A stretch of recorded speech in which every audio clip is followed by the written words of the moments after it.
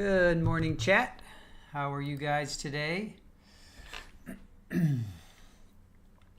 Welcome to Trial TV Live. I am the Squeegee of Justice. Appreciate you joining me today on day 3 through 4 of New Hampshire versus Guerrero.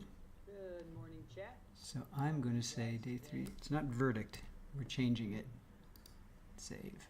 Welcome to Trial TV Live. I am the Squeegee of Justice. Appreciate you joining me today on day 3 through 4 of New Hampshire versus Guerrero. All right, let me, got something going on here. Hold on just a sec. Let me get my act together here. There we go. Don't want that one. Too many windows open. Too many windows open. All right, who's with us today? Dreama Landry, Jeff Taylor. Can't wait for this to start. Such an interesting case. Well, thank you. Appreciate you joining us. Julie, therapist you know. Thank you, guys.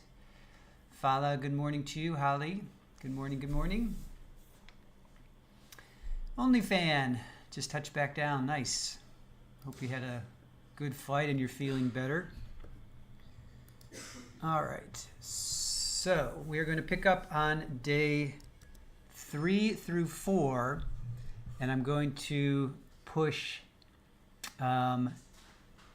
closing statements and the verdict to Monday, because we're going to have Nick Starro on to talk with us on Monday afternoon. So I didn't want to just do everything today. I want to save some stuff for him, because he did an interesting thing. I think he went from the end. He took the verdict and then he went back, which I think is really, really intriguing. So I want to talk to him about that. All right, Kathy Smith, good morning to you. Olivia, hello, hello. Oh yes, kitties. Good morning. Yes, kitties are here. Kitties are all here. Here's Polly doing Polly things over there, licking herself. And Rafa was back there. He was back there, but he's not anymore. All right, Loves Bunny Hop, good morning to you. Yeah, a couple new people, cool. All right, guys. All right, well, let's get into it. So this is going to be day 3, excuse me, of New Hampshire versus Guerrero, and he is once again accused of stalking Rachel Nunez, who took the stand yesterday. Let me go get my notes.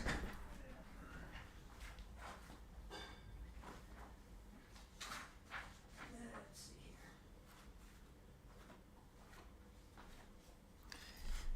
All right. My very scientific notes here. All right, so let's get into it. Day 3 of New Hampshire versus Guerrero. Let me squeegee myself down into the corner here.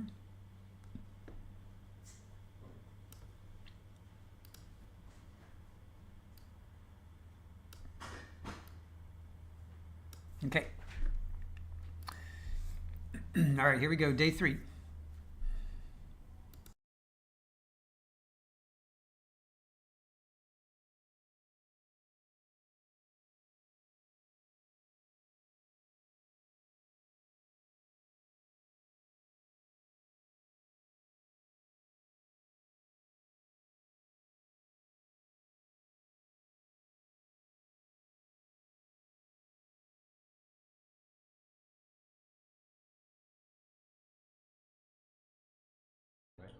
All right. Is that witness in the courtroom ready to go? Okay, good. Let's go ahead and bring in the jury.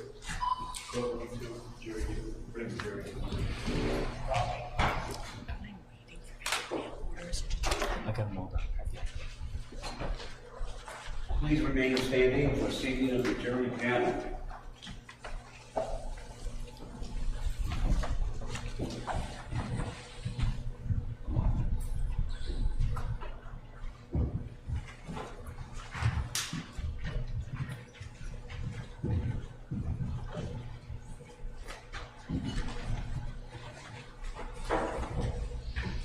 may be seated. All right, folks, good morning. So as you're getting out your notebooks and before the state calls its next witness, just wanted to let you know the schedule this morning. What I'm going to attempt to do is work right up until noon, maybe about a 5-minute break around 11. I have a number of hearings at noon that'll probably take me close to the full hour, so we'll take our lunch from noon to 1. Okay? State, call your next witness, please. Thank you, Your Honor. The state calls Katie Swango.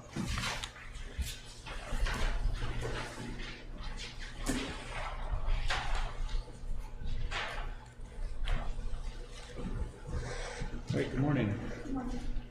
I could ask you to remain standing just for a moment and raise your right hand. Do you swear or affirm that the testimony you give to the jury will be the truth and the whole truth under the penalties of perjury? I do. Please be seated.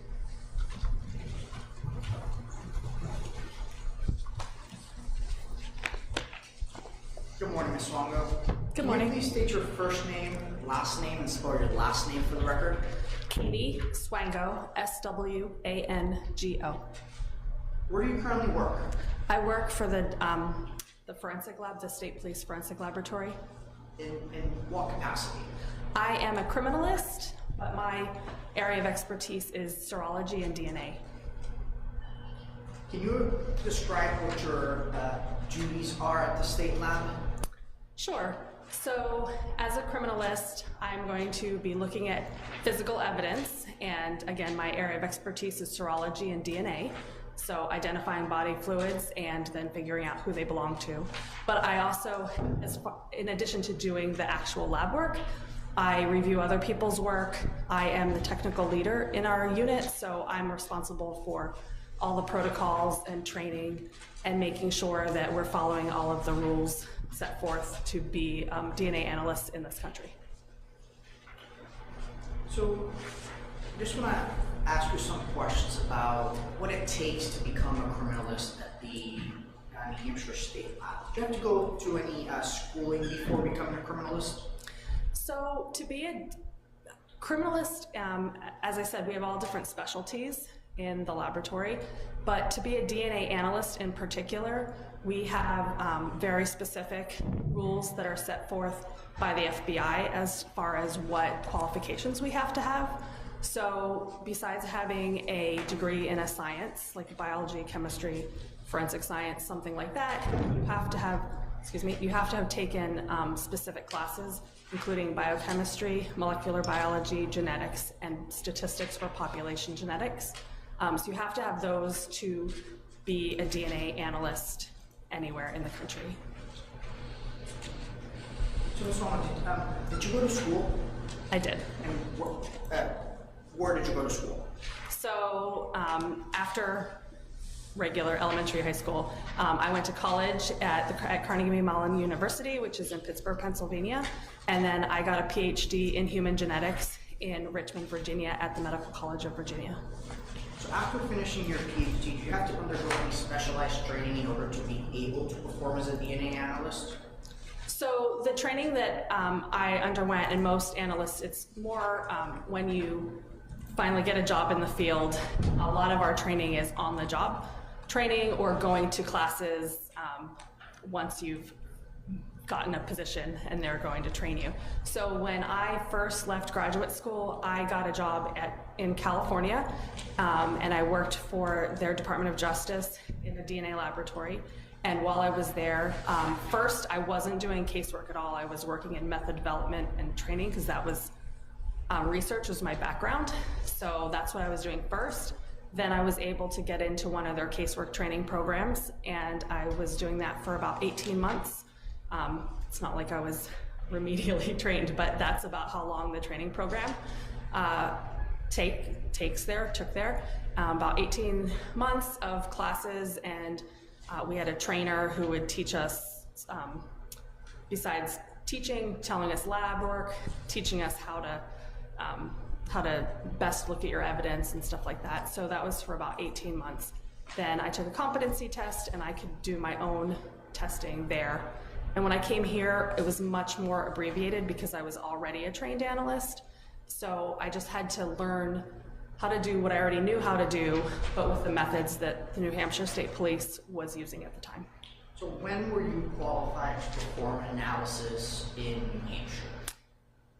That was, I would say, somewhere June, July of 2008.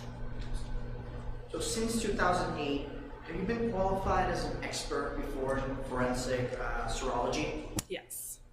Approximately how many times? I've testified probably about 40 times. So, Your Honor, at this time I move to qualify the witness as an expert in forensic serology and DNA analyst. Any objection? No objection. Right, she'll be so qualified, thank you. Thank you, Your Honor. So, Ms. Wong, I just want to start by talking about this particular case. How did you first become involved with this case that we're here for?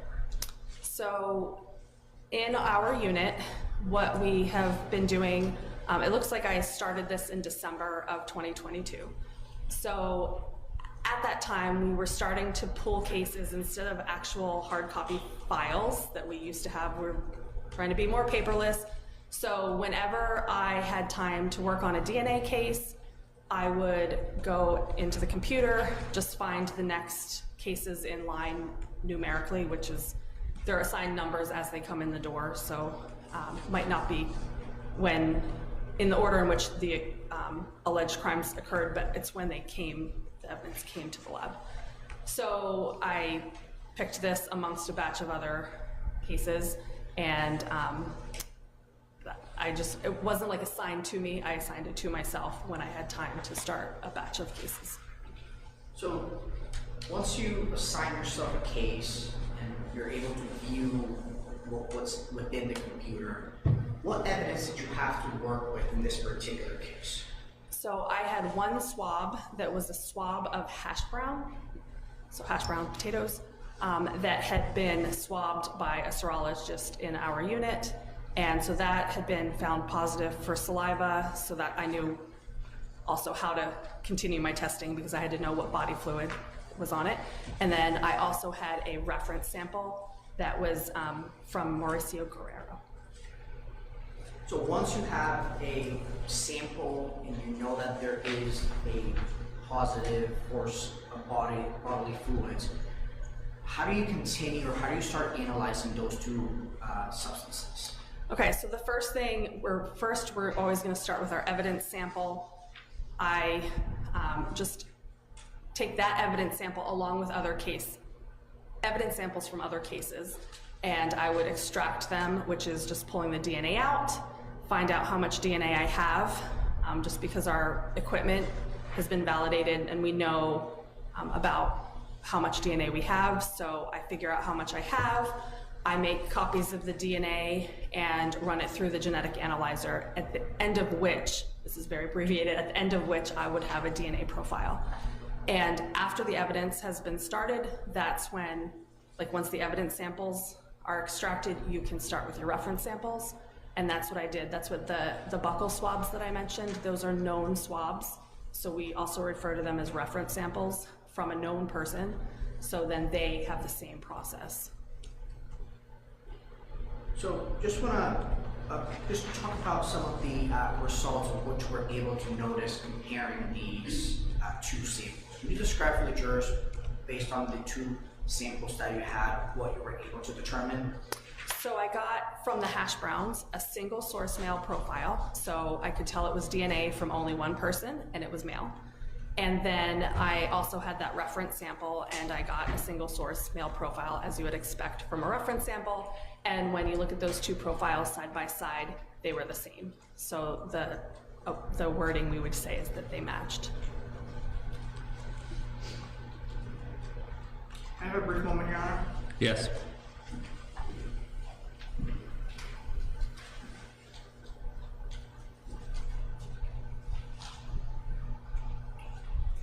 So, Ms. Songwell, I have no further questions for you at this time. I'm Attorney Starbranch, and I have some questions for you. Okay. Attorney Starbranch, cross-examination. Thank you. I have no questions. Thank you. All right, thank you. Ma'am, you may step down. Your testimony is complete. Thank you. Okay, thank you.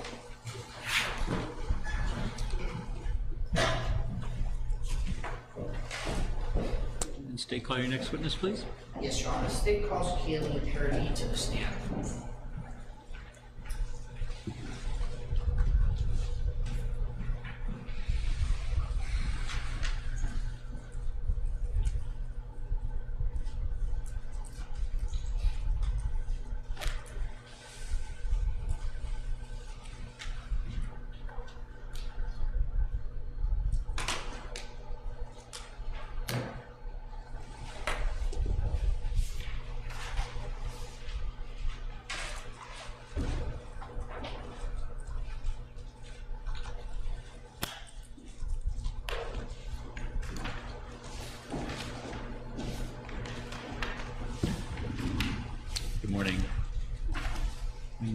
reach the witness stand, you'll see that it opens up in the back. I'm just going to ask you to remain standing for a moment and raise your right hand. Do you swear or affirm that the testimony you give to the jury will be the truth and the whole truth under the penalties of perjury? I do. Please be seated.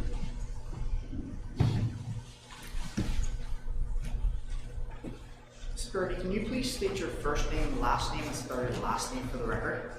My first name is Kaylee, last name is Paradis, Paradis. Where do you currently work? Hold on one second. You might want to just maybe push the microphone forward a little bit. If you stay about 6 or so inches away from it, you won't get that echoing. Is this better? Well, we'll see. All right, go ahead. So, where do you currently work? I work at the New Hampshire Department of Safety State Police Forensic Laboratory. And in what capacity? I am a criminalist 1 in the Pattern Evidence Unit. How long have you been employed at the Hampshire State Lab? It'll be 4 years just after February.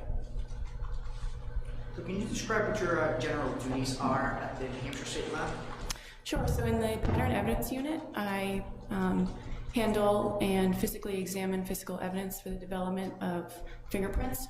I perform comparisons with those developed fingerprints, and I formulate those results in reports, and I testify to those findings in court. So in order to be able to perform those duties, did you have to go or obtain any education prior to doing those duties? Yes, so I have a Bachelor of Science in Forensic Biology from Western New England University, and a Master of Science in Biomedical Forensic Sciences from Boston University.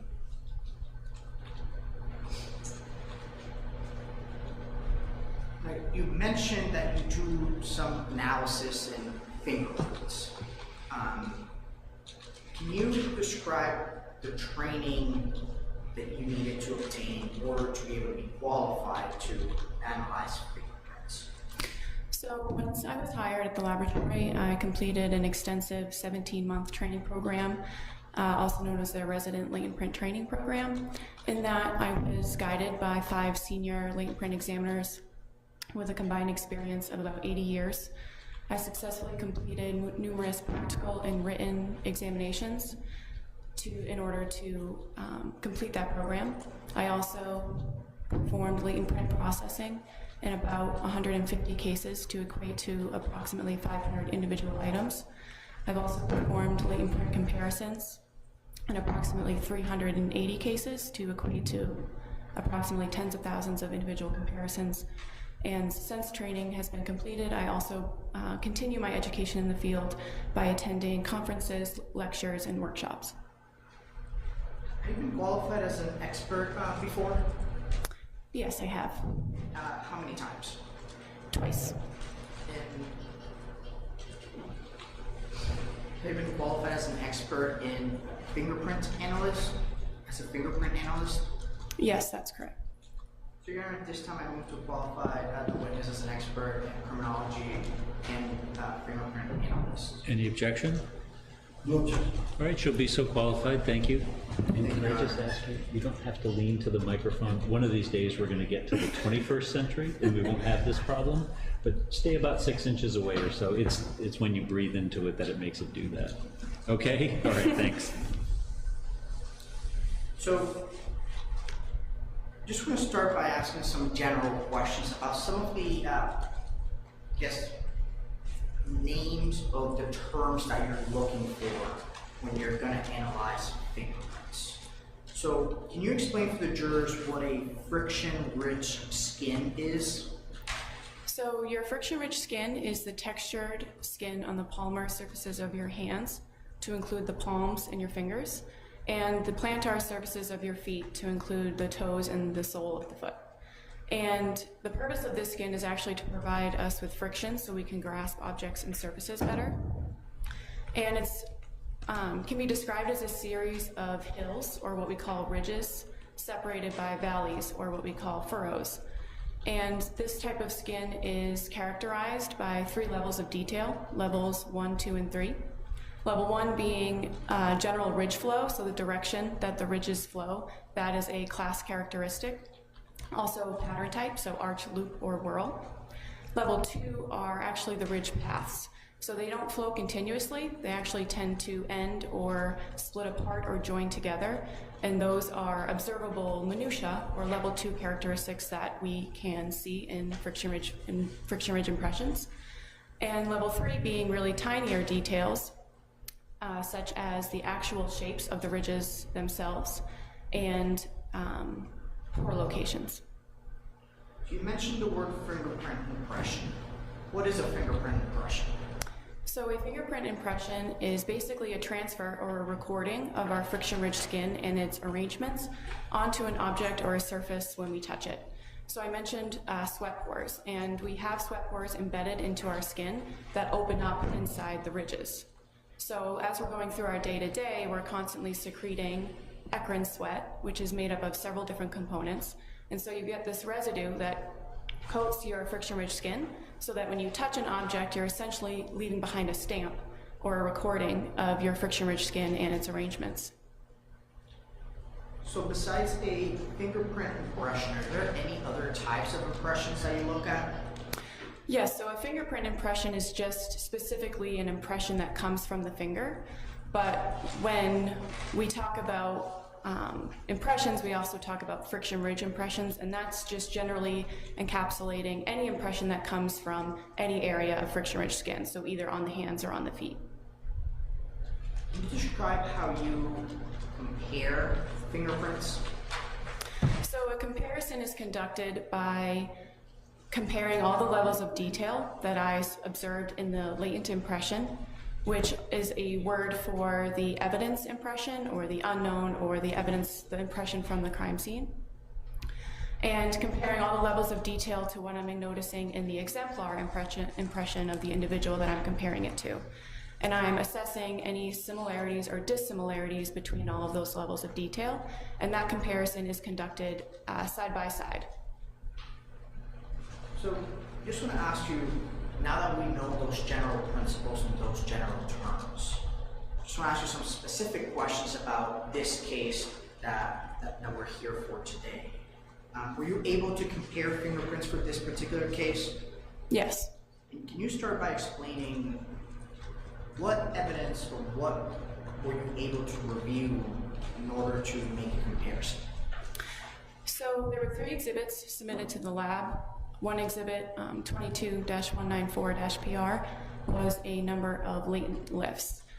A lift is basically a mechanism used to preserve any developed fingerprints, and in this case it was a black gel lift, so it's a piece of rubber gelatinous material and it's adhesive.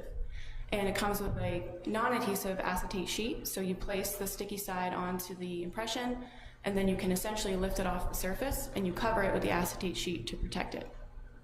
So I observed 6 of those for any suitable friction-rich detail, and I documented 2 impressions from those lifts, L1 and L2. I also examined 2 other exhibits that were a DVD of submitted images, and I also analyzed those for any suitable friction-rich detail and assessed and further designated impressions from one of those exhibits, which was 22-440-PR.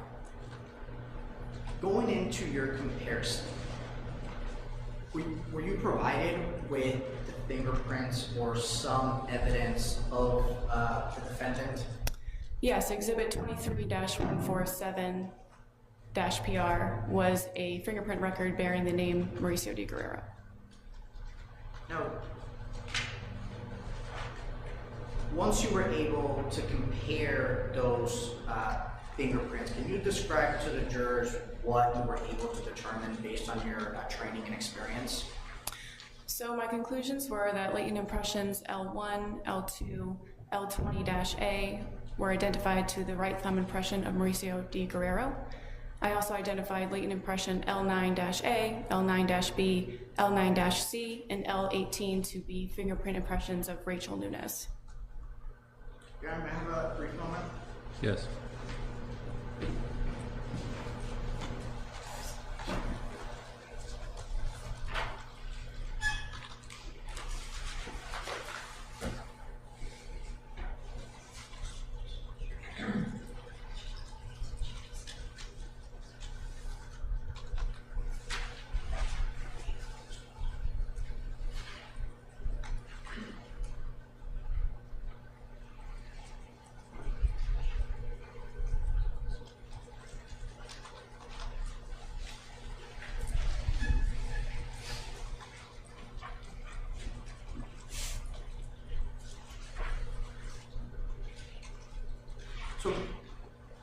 once you're able to provide, or once you're able to document that those results in the comparison, does that conclude your involvement with the case? Can you clarify that, please? So, how do you end your involvement once you're able to review those two comparisons? Well, once I do my comparison, I relay those results to the submitting agency, and then I can write those results up, and that record gets technically and administratively reviewed before that report is sent out to the submitting agency. Thank you, Ms. Ferry. I have no further questions for you at this time. Attorney Starbench might have some questions for you. Cross-examination. No questions, thank you. All right. Thank you, ma'am. You may step down. Your testimony is complete. You're excused. Thank you.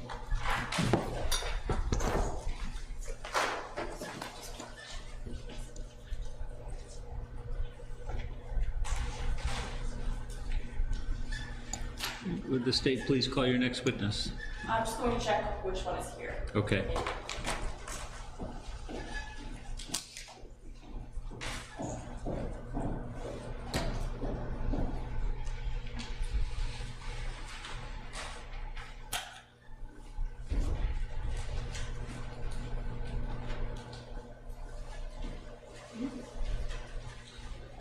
So, Your Honor, the state calls Deputy Mason Krieger to the stand. Morning, sir. Morning, Your Honor.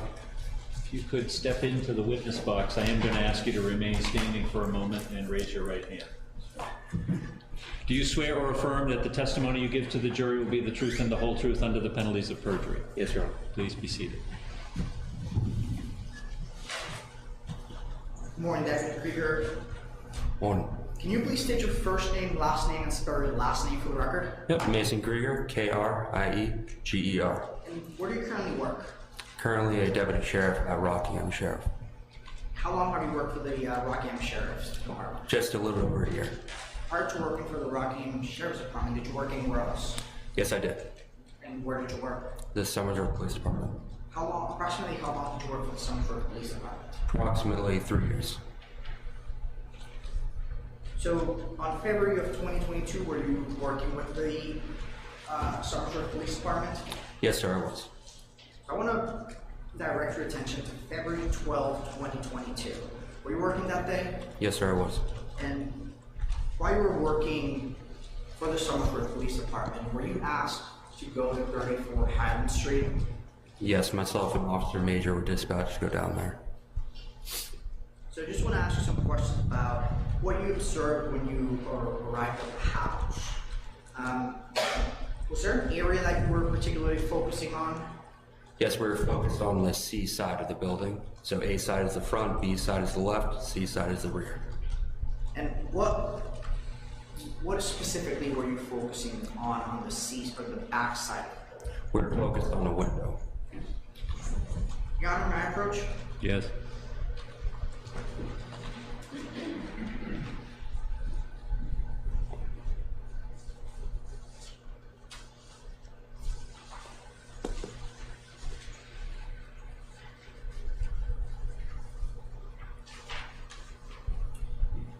Deputy Krieger, I'm going to show you 3 separate images, and these have been already pre-marked for identification as States Exhibits 95, 96, and 97. Do you recognize these images? Yes, sir, I do. And does those images fairly accurately depict the conditions that you saw at 34 Highland Street on February 12, 2022? Yes, sir. Your Honor, I move to strike the ID and enter these as full exhibits. Could you state the numbers again, please? There are 95, 96, and 97. Any objection? No objection. So the ID is stricken on 95, 96, and 97. They'll be full exhibits. Permission to publish that to the jury, Your Honor? Yes.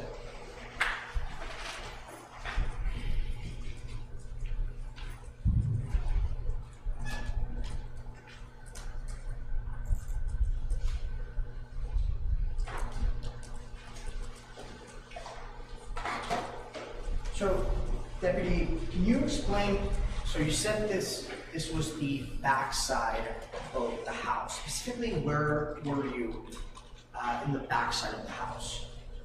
So this is inside a little room that leads to the back. So the window is right there, and outside the window, that's where the backyard would be. And why were you focusing on that particular window? Because the residents called us stating that the window was not secured when it previously was.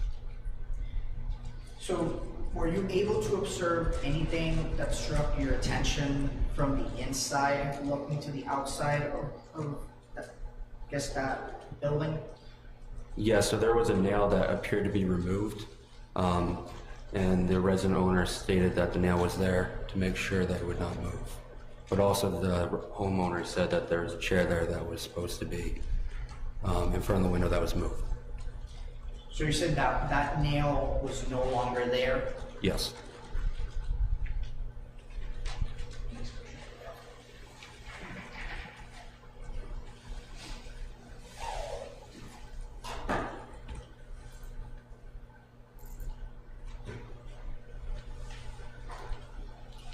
So, Deputy, what exactly are we looking at in this image? So in this picture, this is outside now. I took a photograph of one of the window panes was broken. I took a picture of that. Also, there are wooden paint chips that are colored white, which resemble the outside of the house as well.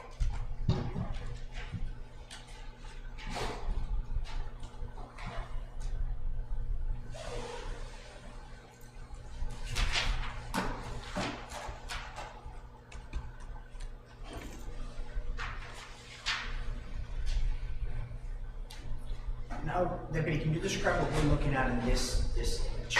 So this is a step back of the window taken from outside. As you can tell, I don't know if you can see in this picture, but one of the window frames is broken, and underneath it is where the wood paint chips would be, but also the piece of glass that was broken.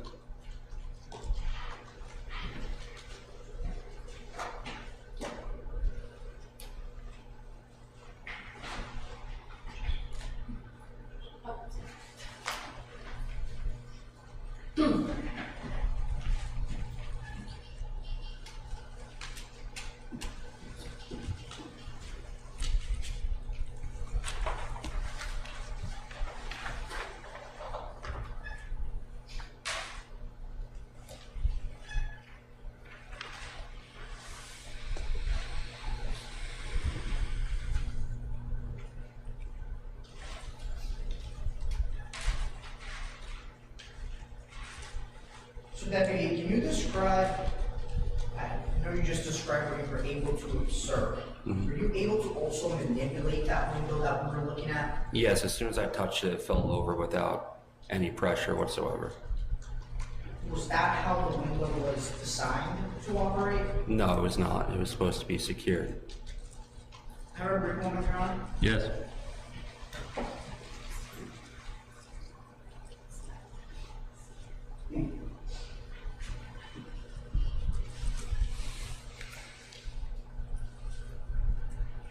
So Deputy, can you describe how this window was meant to operate? It was meant to slide from the right to the left if you're inside. So you briefly mentioned a nail that was missing. Yes. So when you're looking at this window, where would the nail have been? It would have been on the right side And what would that nail, what was the purpose of that nail being there? to prevent the window from sliding from right to left if you're inside, to secure it. So if you're inside of the structure, the nail would be preventing the window from sliding. Yes, sir. Were you able to recover the nail? I do not recall what happened with the nail. So Deputy, I have no further questions for you at this time. Attorney Starbridge might have some questions for you. Thank you. Cross-examination. No questions, thank you. All right, thank you, sir. You may step down. You're excused. Thank you, Your Honor.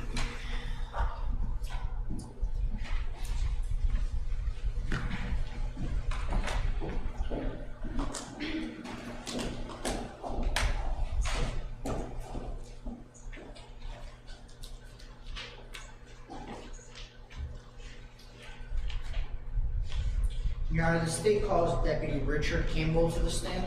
Or, I apologize, Detective Richard Campbell.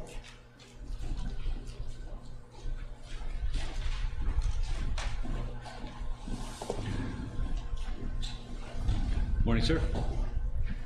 When you step into the witness box, I'm just going to ask you to remain standing for a moment and raise your right hand. Do you swear or affirm that the testimony you give to the jury will be the truth and the whole truth under the penalties of perjury? I do. Please be seated. Detective, can you please state your first name, last name, and spell your last name for the record? Richard Campbell, C-A-M-P-B-E-L-L. Detective, where do you currently work? I work at the Somersworth Police Department, How long have you worked for the Somersworth Police Department? going on 18 years now. And in what capacity do you work at the Somersworth Police Department? I am a detective currently with the Somersworth Police Department. Were you a detective on February of 2022? I was. I want to point your attention to that time frame, specifically February 21st of 2022. Were you working that day? I was. And at some point during your shift, were you asked to go to 34 Hampshire Street in Somersworth? I was. I had met with, at the time, Detective Sergeant Sunderland, Captain Sunderland now, who would brief me on this investigation. He also asked that I respond to 34 Highland Street, as there had been a broken window located at the rear of the residence, the barn portion of the house. He also informed me that as a result of a search of Mr. Guerrero's phone, there was a video located. Hold on. And what's the objection? It's just to explain the basis for what he did. So, so ladies and gentlemen, what he's about to explain is not offered for the truth, but only to explain why he did what he did. Okay? Go ahead. Excuse me. He informed me that there was a video located. It appeared that it was a video of the interior of a window. He also explained to me that there were several photographs that were located on a phone, one being a modem with a serial number, one being a poem that was titled Dear Summer Raindrops, and also a image of a cell phone screen. He asked that I go to the residence to take a look around, secure more photographs, and see if I could locate these items to include a fireplace or a big screen TV. So, Detective, is it fair to say that you went to 34 Highland Street in order to basically document the scene with a different set of eyes? Correct. Okay. So I'm just going to start by asking you about some of the items that you were able to document. So you first mentioned that you were, or not first, but one of the items that you mentioned was a fireplace. Correct. Were you able to document that fireplace? I was able to document that. When I made entry into the residence, there was a box on the porch, a large box. It did say fireplace. It had a UPS sticker on it. And what I noted about this box is there was a sticker on it that says 70 pounds or greater. Your Honor, may I approach? Yes.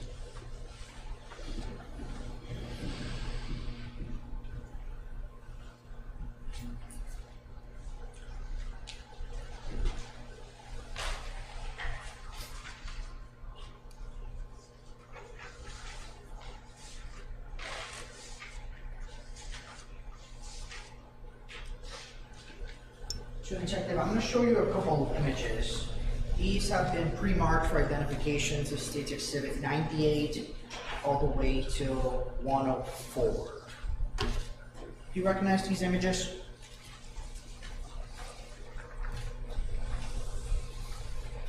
I do.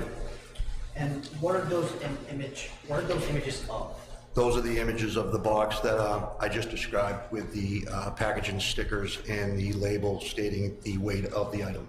So, did these images fairly inaccurately depict the condition of that box that you observed on the porch of 34 Hampshire Street? It does. Can I move to strike the identification and enter these as full exhibits? All right, so the ID is stricken. Can you state the number again? Yes, Your Honor, it's 98 all the way to 104. ID stricken on 98 through 104. Permission to publish to the jury? Yes.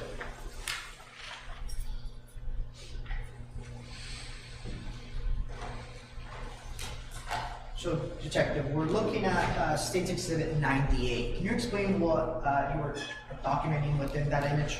What I was documenting in this image was the weight of the item in the box. Why is that? Why was that something of concern for you?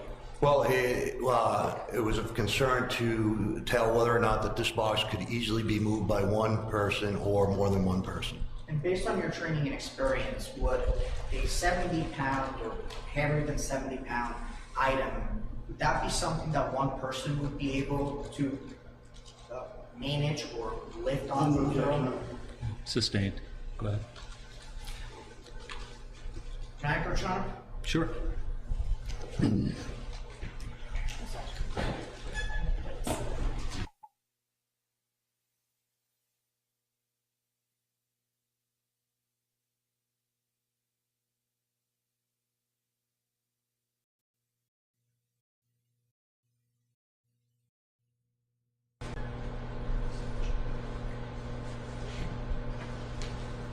So, Detective, we're looking at State's Exhibit 99. So was this also part of the same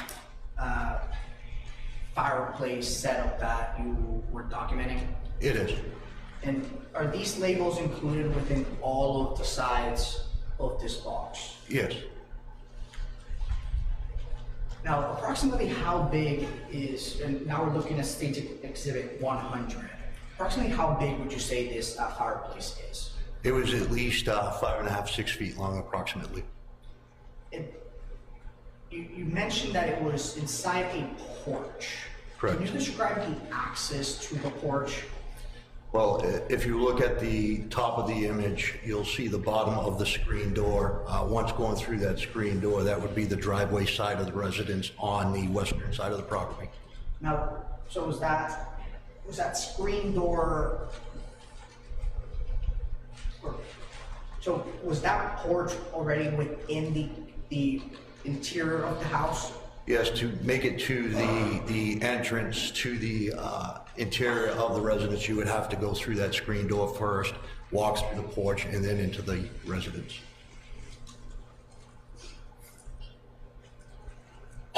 And we're now looking at State's Exhibit 101. What were you documenting in this image? I was documenting the label as well as the address on the label, which is 34 Highland Street, Somersworth, New Hampshire.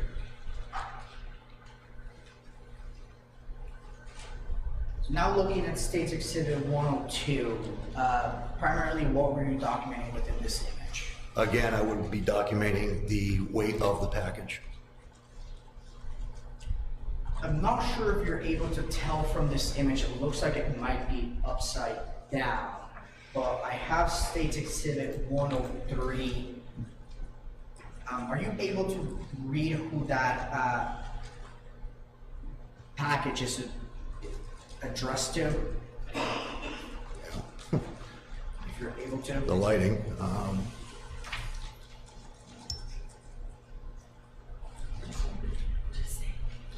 Yes, it would be Isabella Nunez. It's addressed to that name at 34 Highland Street.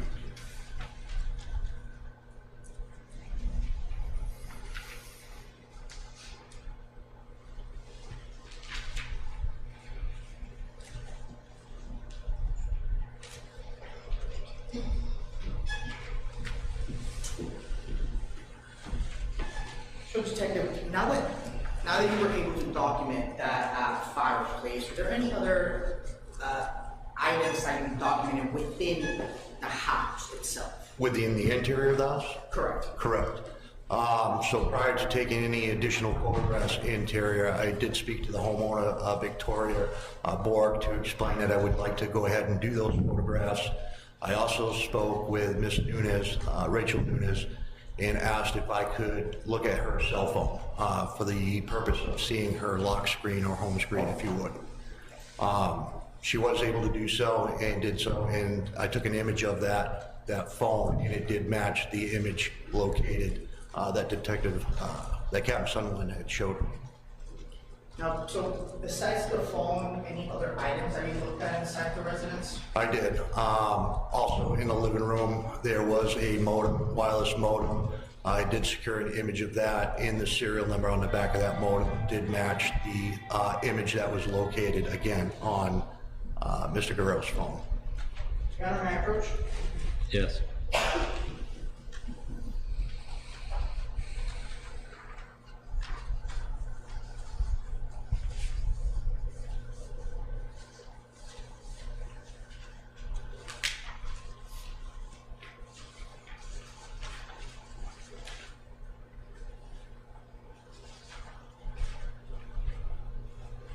Detective, I'm now going to show you 3 separate images, and these have been pre-marked for identification. The state's exhibit 117, 118, and 119. You recognize these images? I do. What are those images of? These are the images of the modem that I just spoke of, the wireless modem. Did those images fairly accurately depict the condition that the modem looked at or looked like when you were on 34 Haddon Street? It did. Yeah. So, Your Honor, I move to strike the ID and enter these as full exhibits. No objection. All right, without objection, 117 through 119 are full exhibits. And permission to publish them to the jury? Yes.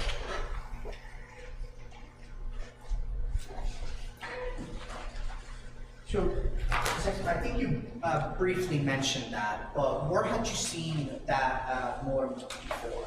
I had seen that modem before, again, in speaking with Captain Sunderland, who had located the image on Mr. Guerrero's phone.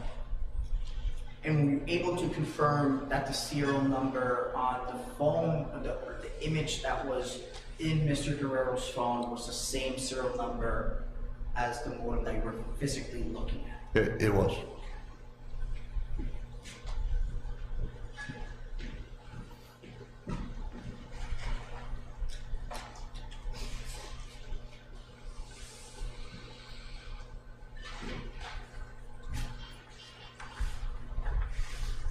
So, Detective, I now want to move from the inside of the house to the inside of the barn. Were you able to go to that area of the house? I was.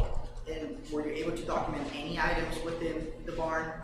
I did. I located 2 totes, and I had asked, again, the homeowner, Ms. Bork, if there would be any items in there of Rachel's or any paperwork that would belong to Rachel. She informed me that the 2 totes that were in this barn potentially house, old school work from Rachel and whatnot. So, in looking through that, in one of the totes, the red tote specifically, I did come across a binder that was titled Who I Am and Who I Was. In looking through this binder, I noticed that it contained various poems with the author of Rachel Nunes. May I approach, Your Honor? Yes.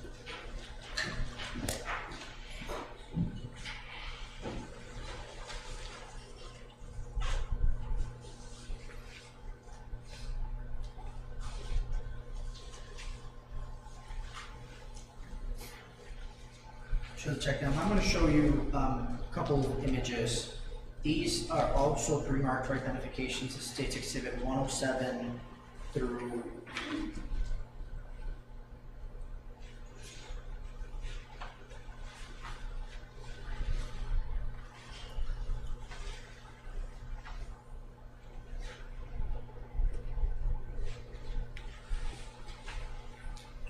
to 123, and so it's 107 to 123, and they're all in order.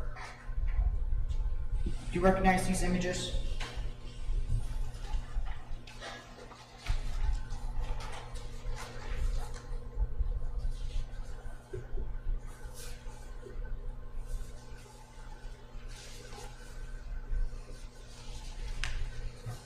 I do. And what are those images of? These are the images of the red tote and blue tote I spoke of, as well as the binder located in the red tote. So do all these images fairly accurately depict how the items looked inside the vault in response to 34 Haddon Street? They do. Your Honor, I move to strike the identification and through these as full exhibits. There being no objection, and can you recite the exhibit numbers again? Yes, Your Honor, it's 107 through 123. All right, so the ID is stricken on those except 117, 18, and 19 were already admitted.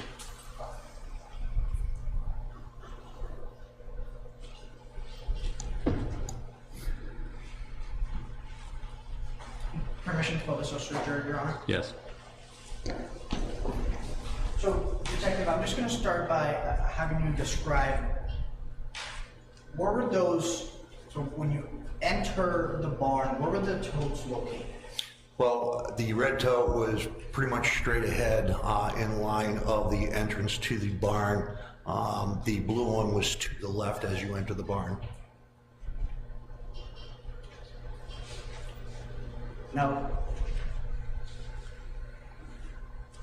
why were the red and blue totes items that you were documenting when you were inside the barn? They just struck my attention because as you can see that the blue top is slightly moved and it did look like there was paperwork. And as stated earlier, there was a poem that was located, an image of a poem located on the cell phone of Mr. Guerrero. And I, felt that maybe that would be an area where I may locate that if it was paperwork belonging to Rachel Nunes.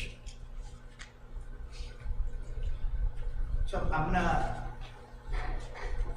just gonna ask you, were the totes separated by categories? They were not. They were just, in my opinion, they were just, schoolwork that was saved over the years.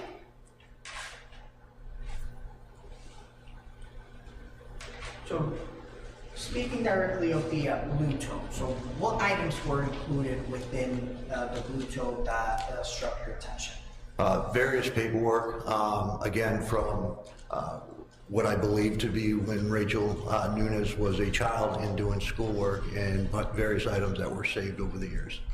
So you briefly mentioned poems and some artwork. Besides those two categories, were there any other items that were included within those, either the blue or the red tote? Well, in the red tote, as I had mentioned, I came across a binder that was titled Who I Am and Who I Was. And again, there was various poems inside that binder. So let's talk about the red tote itself. So what items were you documenting within this particular image? Well, I was documenting the items in that red tote prior to moving them. So you briefly mentioned a binder. Correct. Is this the binder that you were referencing? It is. And what was included within that binder? Those were the poems. So as I noticed that they were poems, I started thumbing through them. When I was nearing the end of this binder, I did come across the poem that was titled "Summertime Rain, Summer Raindrops," Dear Summer Raindrops, with the author of Rachel Nunes. So is this the poem that you were referencing? It is. And where else had you seen this poem? Again, I had seen that poem on an image that was located on Mr. Guerrero's cell phone.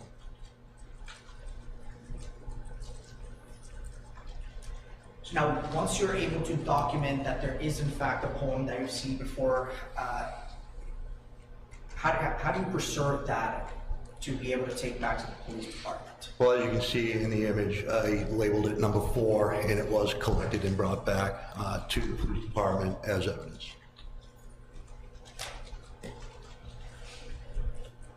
Now, Detective, what are we looking at in this image? These would be pictures of Rachel Nunes and work that belonged to her. And where were these images located? Again, in the red tote.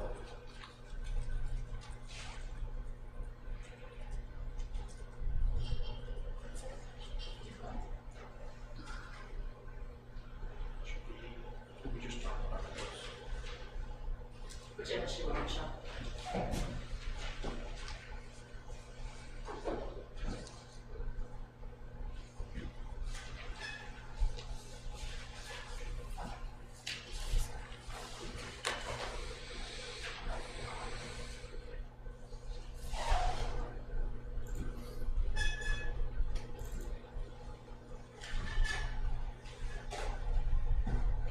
So, Detective, you finally mentioned that there was what appeared to be some sort of binder as well.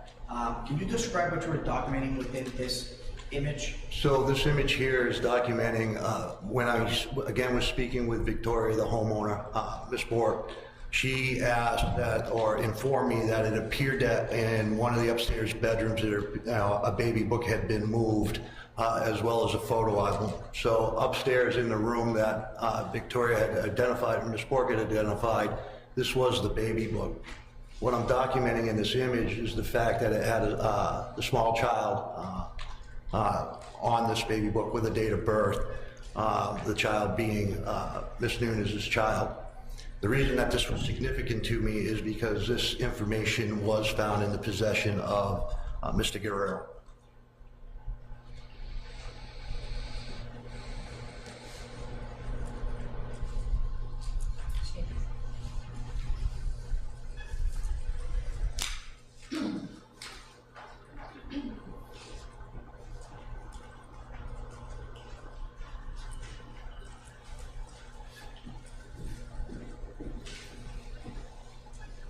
No, Detective, did you make it till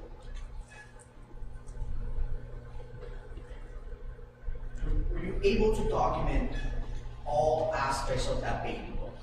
I just documented the baby book in itself, and then when opening the page, the child's name and date of birth.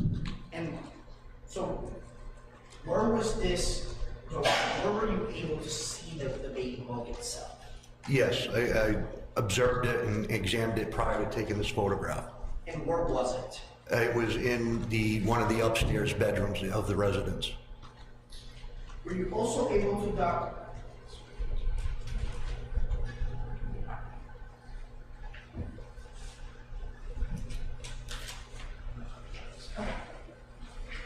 So, while you were upstairs, were you able to document any other items that were of concern to you? Yes, so Ms. Bork, like I said, she had informed me that it appeared a photo album had been moved from underneath her bureau. And so therefore I did notice, and after she had pointed out the photo album, I would take photographs of that album that she indicated had been moved. And what images were contained within that photo? There would be images of Rachel Nunes.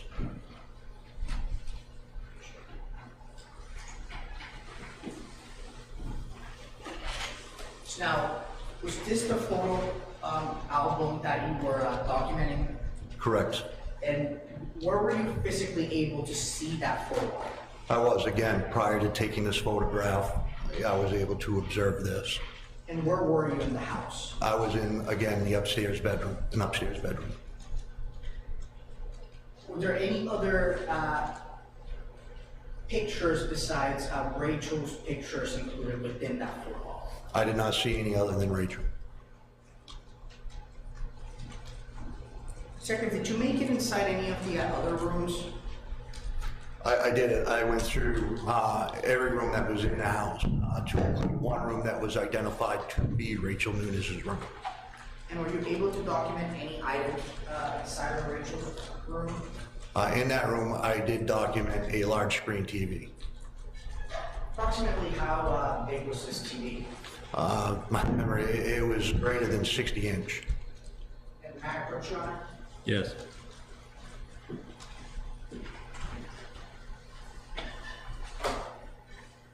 So, Detective, I'm showing you two separate images. These are pre-marked for identifications of States Exhibit 105 and 106.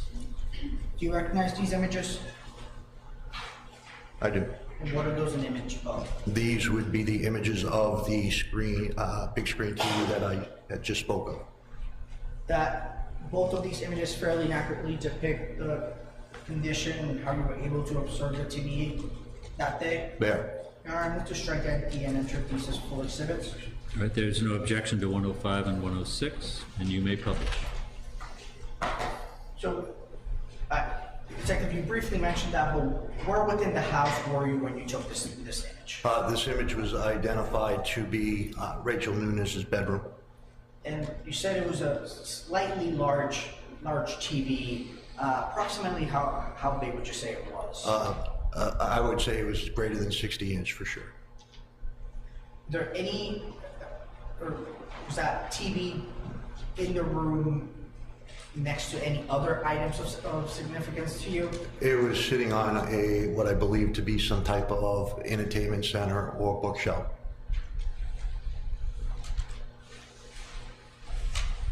And so in this image, was that the entertainment entertainment center that you just described? Correct.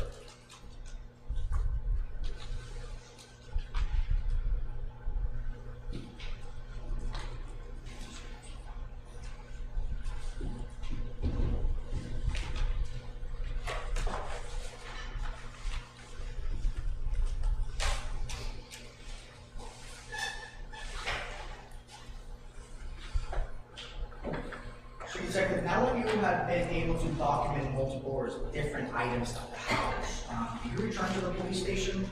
I did. And let's talk about what you did back at the police station.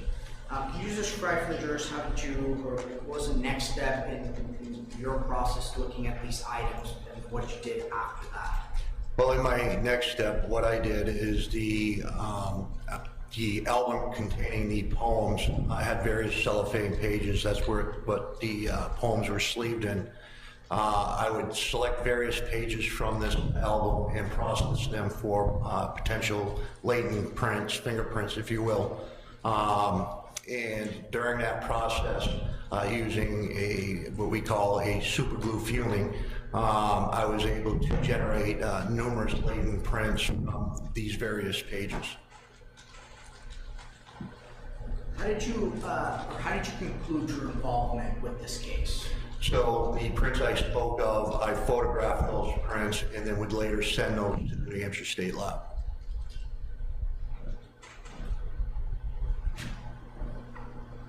Can I have a brief moment?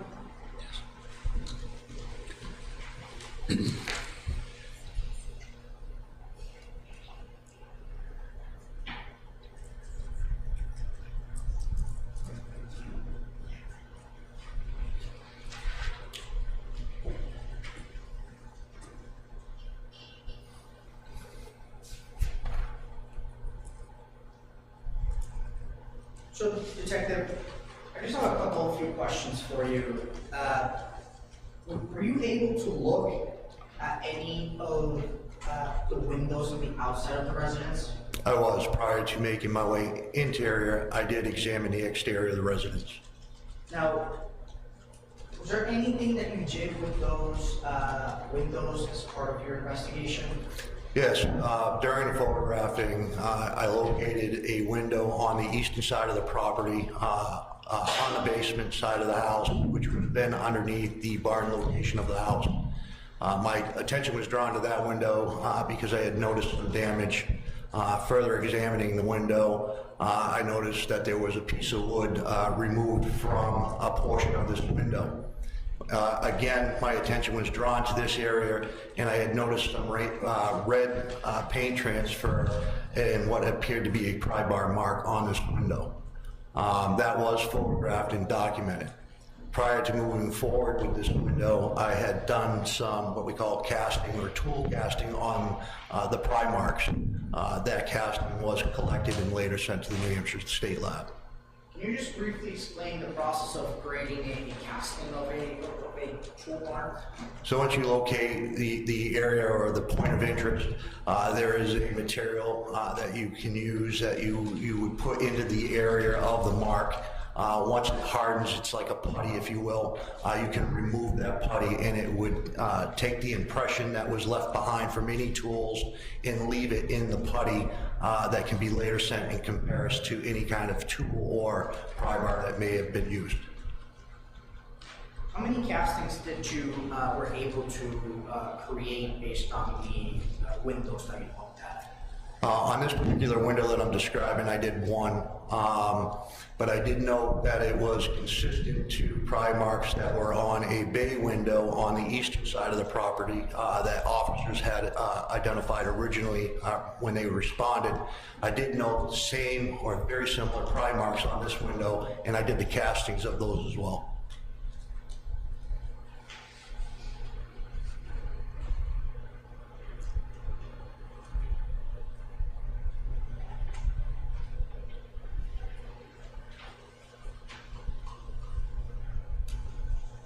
So, Detective,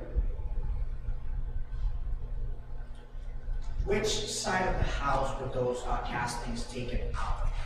If you're looking at the property standing on Highland Street, the small window that was in the basement portion would be to the left of the resident on the eastern side of the residence. The two additional castings that I took were on the right side of the residence, which would have been the eastern side of the residence, and there were two castings done on that bay window. Got a map approach. Yes.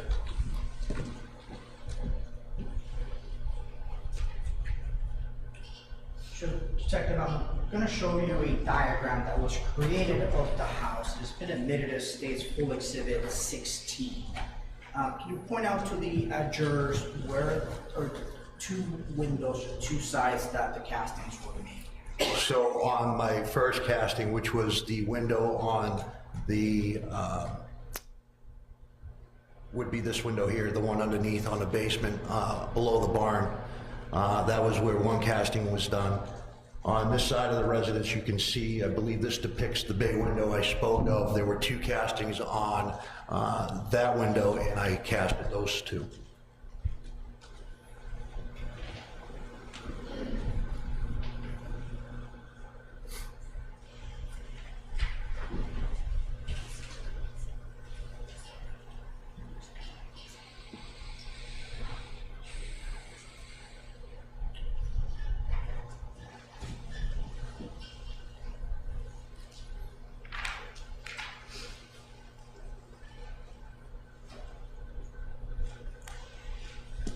So, Detective, besides creating a casting and being able to document that to be sent to the Hampshire State Lab, as you already mentioned, did you do anything else with the trim of the house? Yes, so on the rear of the residence, there was, on the rear of the barn, there was another window that was found to have damage to it. This was the window that I earlier spoke of in having a conversation with Captain Sunderland that was later observed by Ms. Bork to have been damaged. I went to that area, documented that window with photographs. In that area, I also noted, the damaged glass. I also noted this window had previously been boarded up, which Ms. Bork had indicated that her brother had boarded this window up. She told me she had the window that was there inside the residence, but in further examination around the window, I did notice more red paint transfer on the wood trim. There were some additional broken pieces that were still attached to the barn. I noticed that these pieces of wood still had indentations, which was consistent to being, having a prior buyer used to damage this window. Those trim pieces were collected as evidence and later sent to a lab. So, Detective, how do you normally label the property numbers that are being sent to the state lab? So prior to collecting them, as you saw on the poem book, I would put a number next to it, photograph that. When it brought back to the police department in our system, we would issue that a property number that would be specific to that case.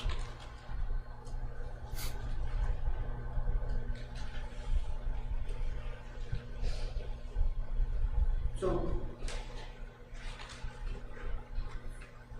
what was the total items after you were able to gather all of the silicone or the castings and the tool marks and that which you just testified about, the piece of wood? What was the total number of items that you were able to send to the Hampshire State Lab for testing? I believe the castings were sent, the wood was sent to the state lab, as well as the disc of images from the latent prints off the cellophane that I was able to generate.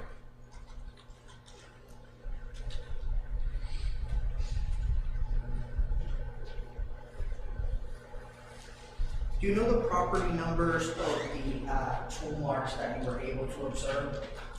Without looking at the report, I wouldn't be able to tell you that. General, may I approach? Yes.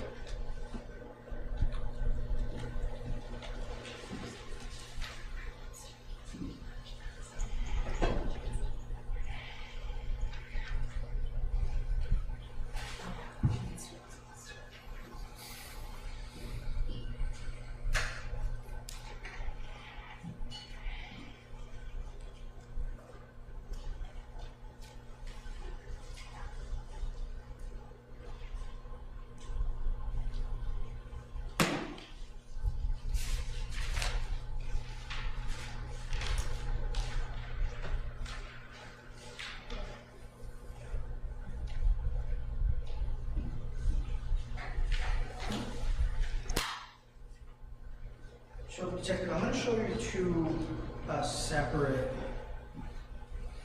reports from the New Hampshire State Lab. The first one that I'm going to send you, or I'm going to show you, is some fingerprints that were analyzed.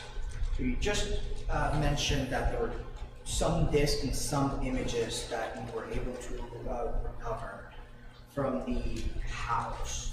So can you identify the property numbers of the discs that you were able to send to the New Hampshire State Lab? Yes, one of the property numbers would be 22-237-PR. Another disc would have been labeled 22-440-PR.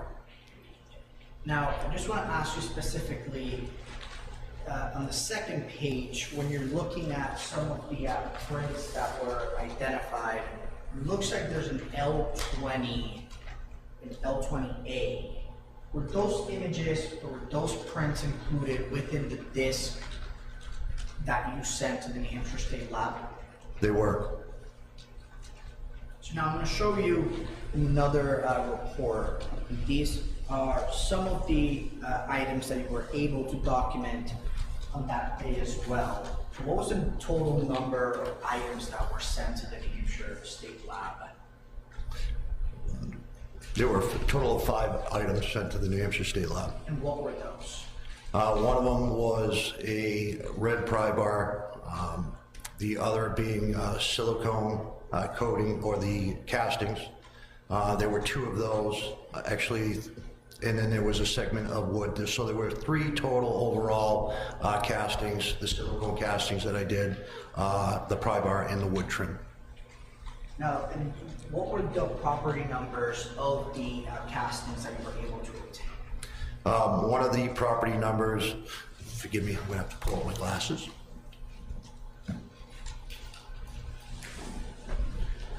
One of the property numbers was 22-358-PR. One of the castings was 22-351-PR, and the other one was 22-352-PR. So were all those property numbers that you just listed the same items that you were able to gather, document, and then subsequently send to the New Hampshire State Lab? Correct.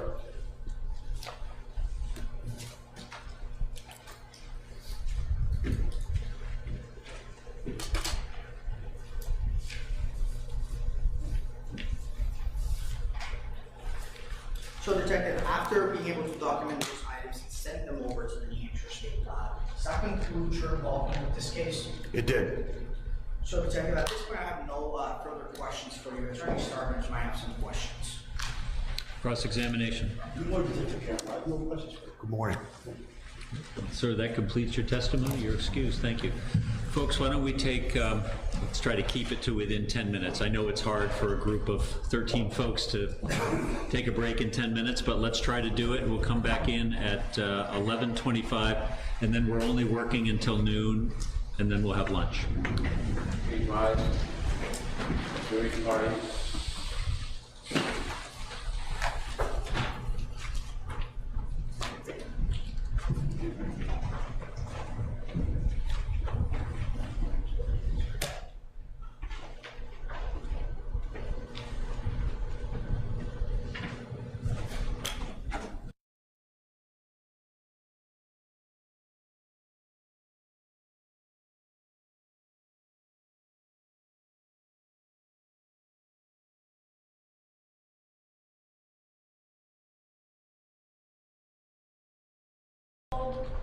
Oh, okay. Expert, and then the officer that did the final interview with the defendant. Oh, all right, all right. I thought yesterday you had said there was 5 witnesses Yes, to go, and I forgot one, so it was- that was 5. So, all right. Okay, good. So we'll get started again at 11:25. And then we'll probably go into the afternoon. It sounds like. I don't think very much. Okay.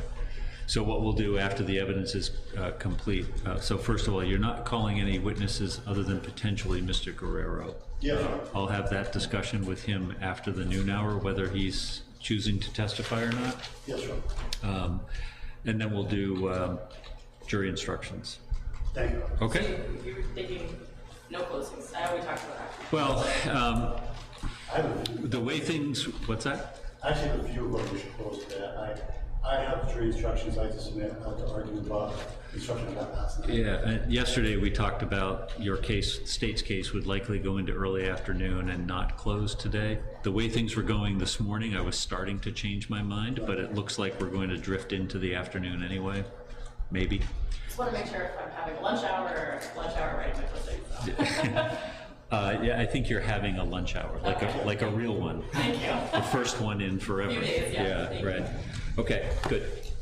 We'll come back in less than 10 minutes now.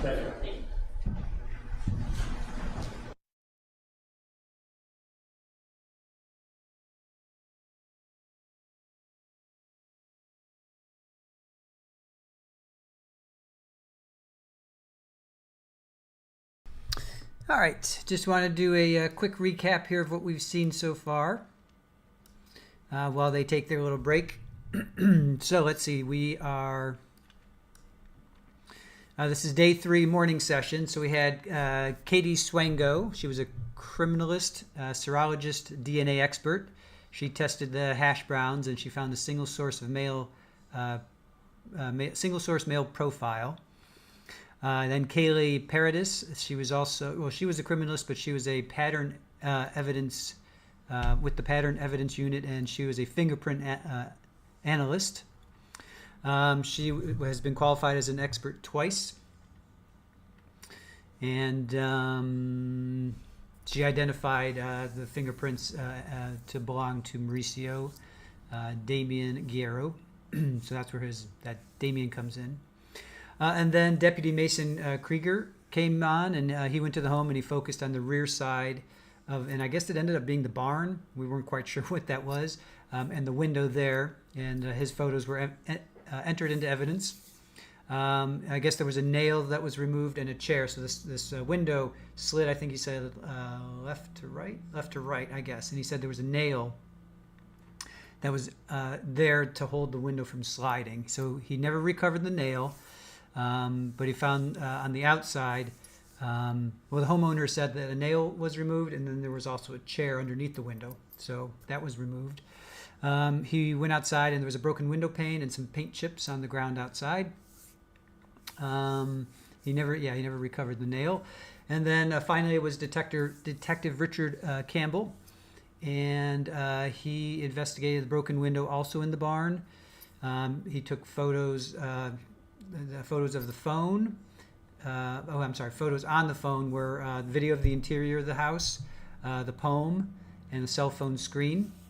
Then they talked a lot about this fireplace in a box with a UPS sticker and another sticker that had 70 pounds or greater. And I think they were trying to enter in, it would take 2 people to move this box. I'm not quite sure where they were going with that. I didn't quite pick up on that.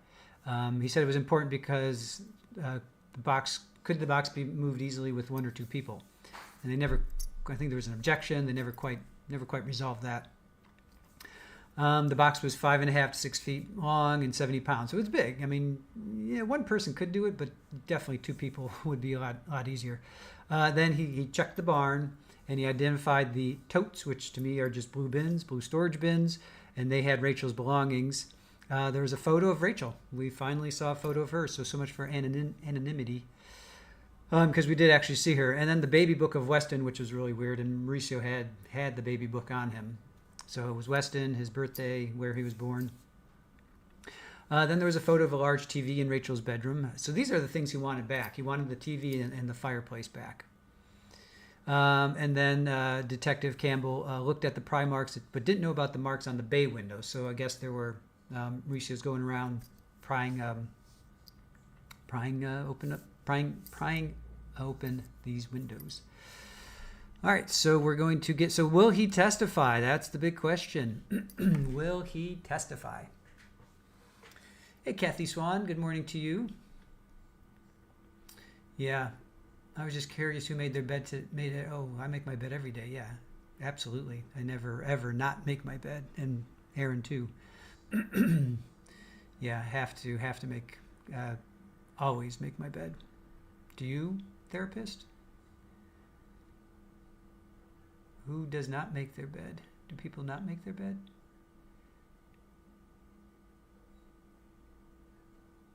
Oh, hey, little miss, how are you?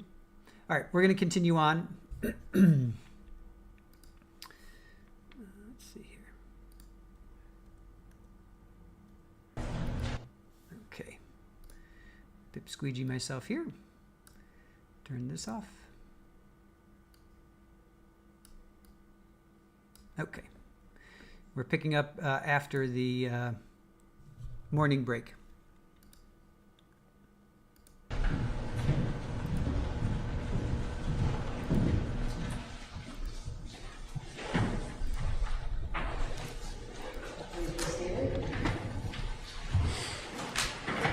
Attorney Garrard, your next witness, please. State calls Jill Thoreau.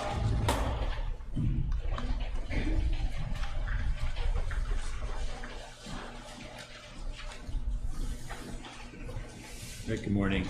If you could come up to the witness stand, you'll see it opens in the back. I'd ask you to remain standing just for a moment and raise your right hand, please. Do you swear or affirm that the testimony you give to the jury will be the truth and the whole truth under the penalties of perjury? Yes, I do. Please be seated.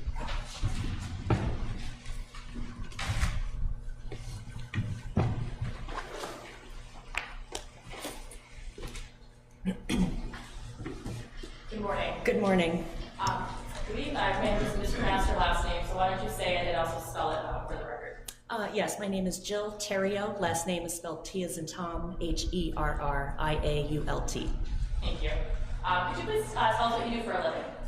Currently, I am employed at the New Hampshire State Police Forensic Lab in the Pattern Evidence Unit as a firearm and tool mark examiner. What does a firearm and tool mark examiner do? A firearm and tool mark examiner is a forensic scientist typically employed in a crime lab or in a forensic lab that examines, for the most part, bullets and cartridge cases, determining whether or not they were fired from a particular firearm. But in addition to that, the tool mark aspect of it is examining marks that have been left behind by a tool and determining whether or not those marks were made by a particular tool. Do you have to go to any sort of special school in order to, or have any sort of special background, educational background to do what you do? Yes, you do. And what is that? Well, from my experience, I have a Bachelor of Science degree in Animal Science from Rutgers University. But the training I received to be able to do this type of work was from when I began working in the field. Back in 2004, I began an in-house training program at the Miami-Dade Police Department Crime Lab. And that was under the supervision of a senior firearms and tool mark examiner, where I learned about, for the most part, how firearms operate, because that's the main part of what I do. Learning how firearms operate and learning how to compare bullets and cartridge cases collected from a scene to a particular gun. But that also includes how to examine tool marks, such as pry marks or other marks that have been left behind by a particular type of tool, learning how those marks are imparted onto an item, and learning how to make tests with a particular type of tool, no matter what kind of tool that is, and learning how to use a microscope and comparisons to learn how to determine whether or not that tool is the tool that made that particular mark. So again, that was in 2004 when I began working for the Miami-Dade Police Department Crime Lab. And in addition to my in-house training, I was also accepted by the ATF, which is the Bureau of Alcohol, Tobacco, Firearms, and Explosives, to participate in their National Firearm and Tool Mark Examiner Academy. And so this one-year program was held in conjunction with my in-house training. And I was one of 12 students, and the instructors for this particular program were firearm and tool mark examiners from different crime labs all around the country. Again, learning how tools make marks, how they become unique, or how they become individualized, and how to examine different types of marks to determine whether or not those marks came from a particular tool. In the almost 20 years that you've been doing this, have you been continuing that education? Yes, I have. Your Honor, asked the witness be certified as an expert in tool mark analysis? No. There being no objection, he's so qualified. So I think you said you work for the New Hampshire State Lab now. Yes, I do. How did you become involved in this case? This case, the pieces of evidence were submitted to the New Hampshire State Police Forensic Lab down in Concord. And I am one of two tool mark examiners at the lab, so it came to me to be the one that would be examining the items in this case. And for what purpose were these items sent? There were a number of question marks and a tool submitted, and it was asked of me to determine whether or not this particular tool was the one that made the marks on the items submitted. What was the tool? The tool was a wrecking bar, which is, it looks kind of like a pry bar. There's one end that has sort of a claw shape like the end of a hammer on one end, and on the other end looks like a very large flathead screwdriver used for pulling nails or prying things open or taking things apart. And would that be this state's 44? Yes, that would be it. And you said they were sent along with casts? Yes, there were 3 silicone casts that were taken from a scene, as well as 1 piece of wood. And so tell me how you went about examining these items. Well, first what I want to do is examine the unknown pieces. So like I mentioned, there were 3 silicone casts, and silicone is a material that can be used to cast a mark that's left behind on something. Maybe that item can't be transported to the lab because of its size. A crime scene person can use the silicone material to capture the mark that's on whatever item it is, whether it's a windowsill or a door jamb, that type of thing. And that silicone will take an impression of that mark that's left behind. So instead of having the actual item, this cast has a representation of it. So there were 3 casts that had suspect tool marks on it. And then there was also a segment of wood. And so when I'm examining these items, I want to take note of the marks that are there, whether or not they're of value for comparison, meaning is there enough detail in there to discern what it is or what could have made it. And the marks that are there, I want to look at the size, like how deep they are. Is there any trace material that might have been left behind from the tool that made that mark, if it is a tool mark? Again, how large they are, and then once I've captured all of that information, I would then move to examining the tool itself if there was one submitted. So in this case, it would be looking at that red wrecking bar and determining the part that you work with that does the work with that tool. So the claw end that has 2 prongs, just like the back of a claw hammer, or that other prying end, seeing what the class characteristics of that are, and that means like the design features that the tool was made with. So how wide those working surfaces are, how big they are, how far apart the 2 prongs are. And then once I've gathered all of that information, I will then make test marks with that tool. And that encompasses me trying to replicate marks made by either end of that tool in a variety of materials that I have at my disposal at the forensic lab. And then once I've done that, I can also cast in the similar way that the tool marks from the scene were cast. I have access to that same or similar silicone material. So once I've made test marks, I can then compare the test marks that I just made with that tool with the items that were submitted. So you went through that process with this evidence? Yes, I did. And can you tell me about your findings?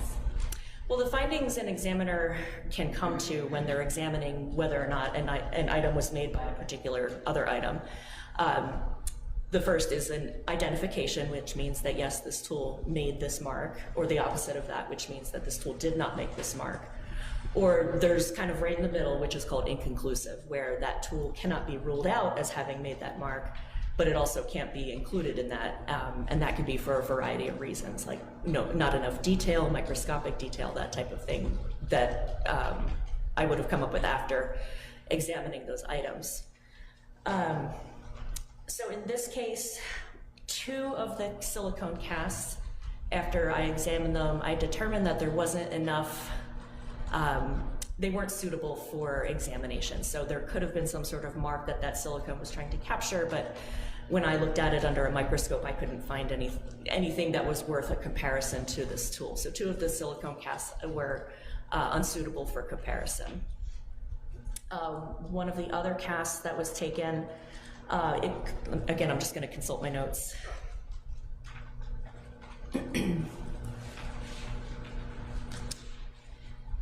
On one of the casts, it couldn't be determined whether or not either end of the pry bar had made that. There was just not enough detail. I couldn't see the exact shape of the mark that was captured by the cast, so I couldn't rule out either end of the pry bar, having made that particular mark on that cast.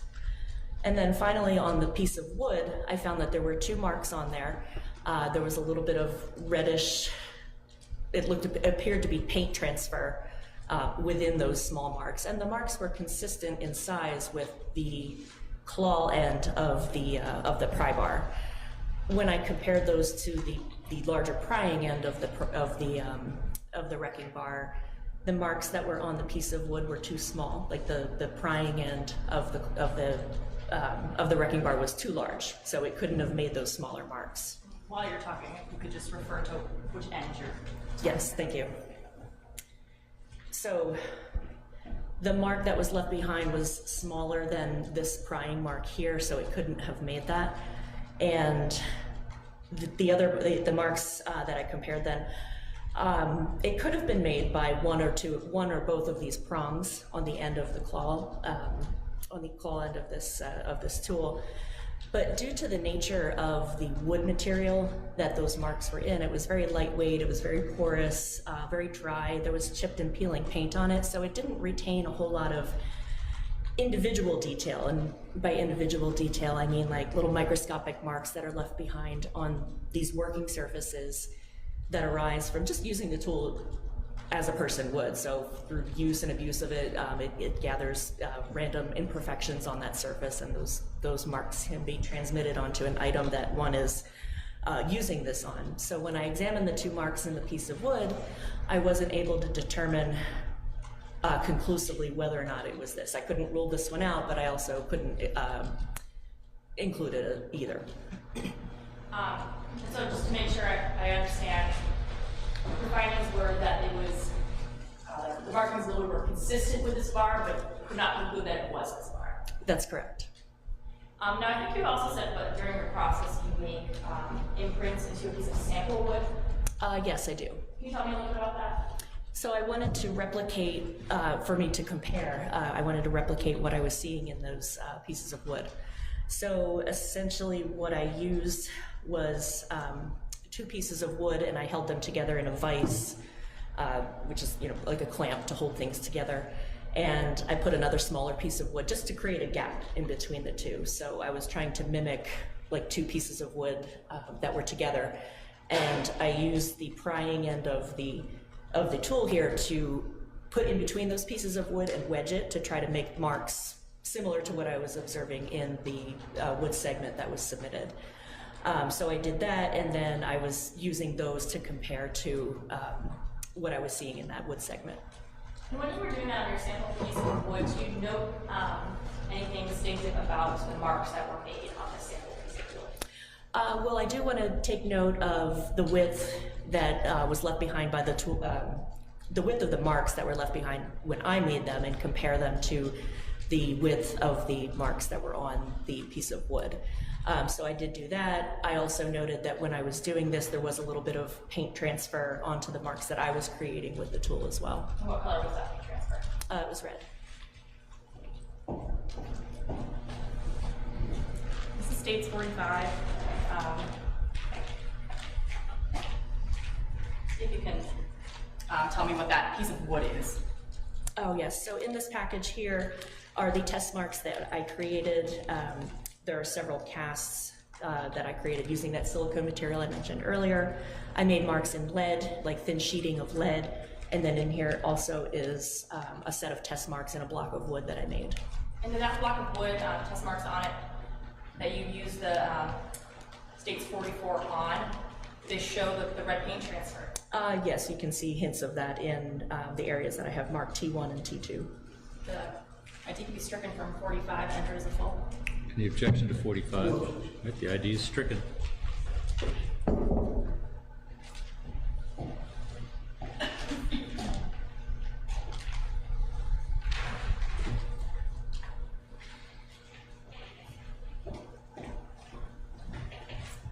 I don't have any other questions for you, Councilor May. Cross-examination? I actually don't have any questions. Thank you. Right, that does complete your testimony. You're excused. Thank you. Thank you very much. Right, just a moment. So folks, I think what we're going to do, given the time, I do have a fairly lengthy list of cases that I have to hear at noon. So I'm going to send you to lunch now with the goal that we return at 1 o'clock. Just to give you a sense of the schedule for the afternoon, don't hold me to this, all right? Because I can never be held too tightly to what's going to happen. I can tell you exactly what did happen, but not what might happen. It does appear that the evidence will finish probably fairly early this afternoon. Based on my experience predicting forward, there probably is not enough time, however, today to do the closing arguments and my final instructions. So what I'm planning on is finishing the evidence this afternoon and then doing the closing arguments and final instructions on Monday morning. That looks like the schedule we're on. Now, the evidence this afternoon could finish fairly early, or it might go a little bit later than I anticipate. Please understand, though, I'm not wasting your time this afternoon if I let you go home early. There's a lot of administrative matters I have to handle when a case reaches that point. So we'll be spending our time productively while you get to go home and start your weekend, okay? So we'll see you back in the courtroom right around 1 o'clock. Thank you.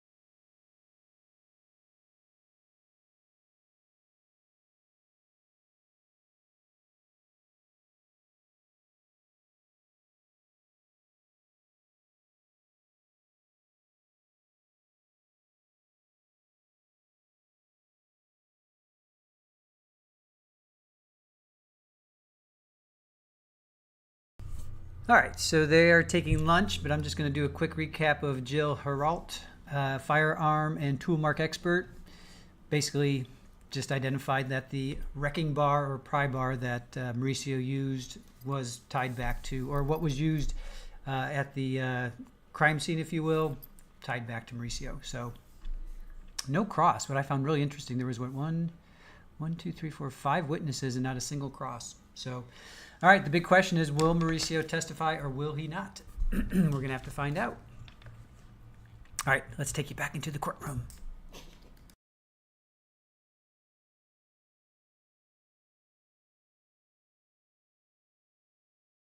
Recommended CPP on bar. That needs to be. If you just sign it, I can fill it in. Yep. You can bring it. Go to jury. You bring the jury, please.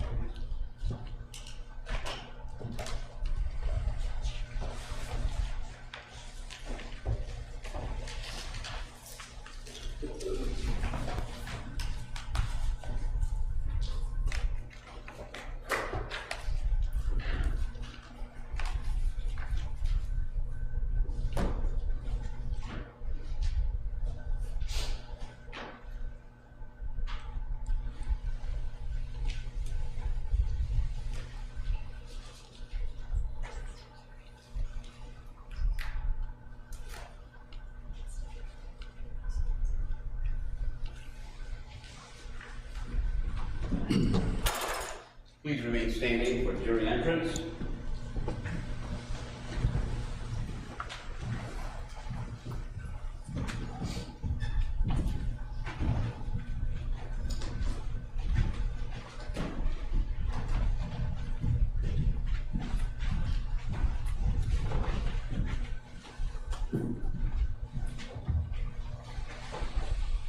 Please be seated.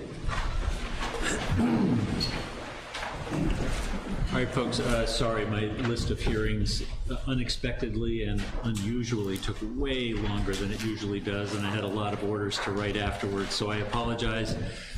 State, call your final witness, please, or next one. Please call us Matt Burrell. Come on up, sir.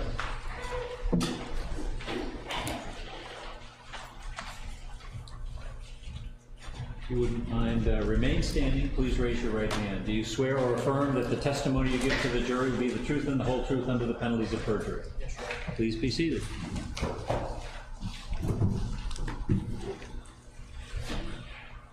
afternoon. Could you please state your full name and spell your last name for the record? Matthew Burrill, B-A-R-I-L. And sir, what do you do for a living? A police officer, For? City of Rochester. How long have you been with the City of Rochester? 6 months. And prior to that? I was with the Somersworth Police Department. Were you working for the City of Somersworth as a police officer in February 2022? Yes. Direct your attention to February 9th of 2022. Were you working shift that day? Yes. What shift were you working? I came in on day shift. When you came in on day shift, did you become aware that there had been an arrest from the night before? Yes. What, if anything, did you know about that? I knew there was somebody arrested that was in somebody's house. He was already at the station when I got there. So when you got there, the suspect was still at the station. Yes. You knew that suspect's name? Mauricio Guerrero. You could just speak up a little. Mauricio Guerrero, sorry. Can I ask you to do me a favor? I don't want you to get too close to the microphone, but just a little bit closer and try to elevate your voice a little bit. Yeah, that's probably pretty good. Perfect. Were you requested to do anything in order to assist this suspect? He had shoes that he had left at the residence that he was at, where he was located. They were put into his vehicle. The vehicle was towed to Eddie B's towing. I was asked to retrieve those shoes to bring back for evidence. Was that as sort of like a favor? Yes, they were officers that were on scene. They were handling what they were dealing with, and I was an extra body. Oh. And so did you ultimately go to his truck at Eddie B's towing? I did. And what, if anything, did you note when you went to get his shoes? I noticed some women's undergarments, some clothing. Found the shoes. There were also pictures of a female, like family photos that were in the truck, as well as some construction tools, flat bar. Flat bar? Yes. Anything unique about the flat bar? The color, And what was that? don't remember exactly. I believe it was red. Oh. And at the time, did that seem significant to you at all, those items? At the time, no. The tools, no. The pictures and the women's undergarments I thought were a little suspicious. Seeing as he came from very far away, I don't see why there would be women's clothing in there if he came up here alone. What did you do with that information? I called the station and spoke to the investigator. Did you ultimately relay that to Captain Sunderland? Yes. And do you know if there was ultimately a search of that truck? Yes. When you returned to the station, was Captain Sunderland speaking to the suspect? Yes. And where was that? He was in the interview room. At some point, did you become involved in that interview? I did. Can you explain that? Captain Sunderland was speaking with him about the incident. We found the stuff in the vehicle, so when I came back, I went in and asked him about what he was actually doing here and asked him about the things in the vehicle as well.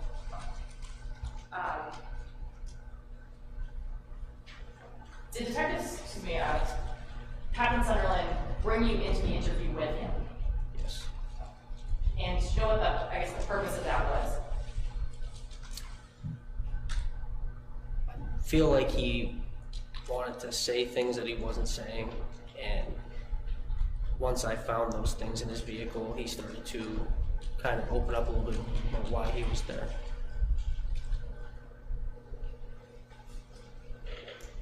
We talked about a later search of the car. You were not involved in that search, is that right? Correct. But after the search of the vehicle, did the captain task you with following up with the defendant a little bit further? Sorry, can you repeat that? Sure. Long question. So there was a later search of his vehicle, and then based on, or did Captain Sunderland later ask you to perform another interview with the defendant yourself? Yes, I spoke with him later in a separate interview. And what was the purpose of that re-interview? To really, again, he wanted to say things, but he kind of kept things hidden or not very forthcoming. He knew that he had done something that he wanted to tell us. He just didn't tell us right off the bat. And once we had more evidence of what happened, he kind of explained to us what the situation was. Were you trying to confront him with anything specifically? I asked him about the keys that were located. He had a key on his key ring that was to the victim's house. And had he previously acknowledged that he had a key to the victim's house? Objection. Yes. Rewatch. Sure.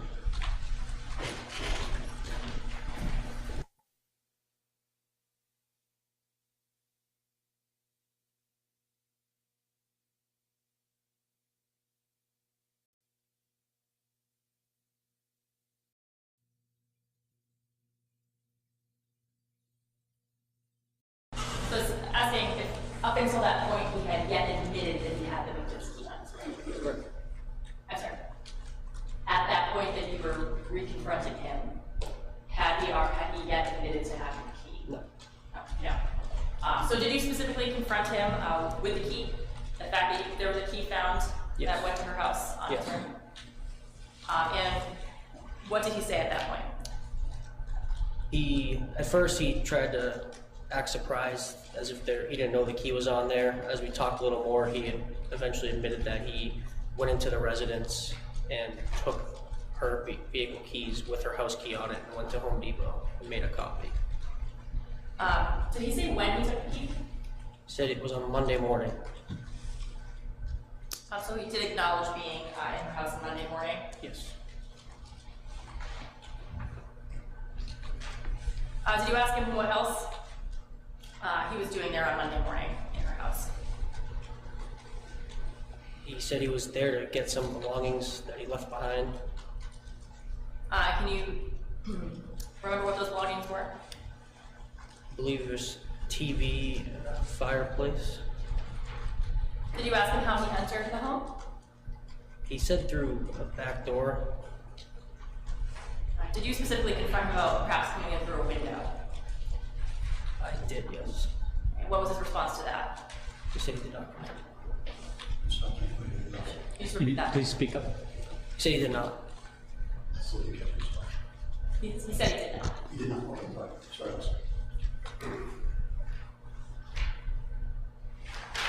Did you also confront him about the night that he was arrested, how he entered the door on that, entered the home on that occasion? Yes. And how was that? He stated that he had left a back door unlocked that leads into like a breezeway, and that's where he left his shoes before entering the house. What else did he tell you about his shoes? He said that he took them off outside before he got into the residence. They were located inside the residence, and if I recall correctly, there was still snow on the ground. There was still snow on the ground? Yes. And did you confront him with that plausibility? Yes. And what did he respond to that? He said he took them off before he came in. And going back to the items that he had left behind that he was trying to retrieve, do you remember if he specifically talked about like a belt or a hat? He did. Okay, what did he say about those? I don't remember exactly which one of those items he said were very sentimental to him, but he did say one of those pieces were sentimental and he just wanted to get them back. Did you ever ask him if he had tried to reach out to Rachel to get that back? I did not. I'm sorry? He did not. He did not specifically reach out to Rachel. I did not specifically ask him if he did. Okay.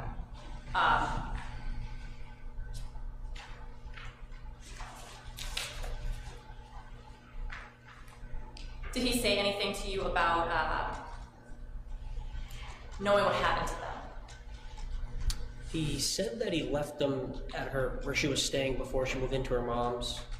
I think she was staying in Dover. They had met up and he had left them there after hanging out with her. Do you remember what he said about, do you remember what he said that, sorry, do you remember if he said anything about what she told him happened to them? I don't recall. Seeing a copy of the transcript help you remember? Yes. This is page 12. So I just want you to read this to yourself and I'm going to ask the question again. So that you can read your question and just flip to the page. Her answer, okay? Good. And I'll ask you.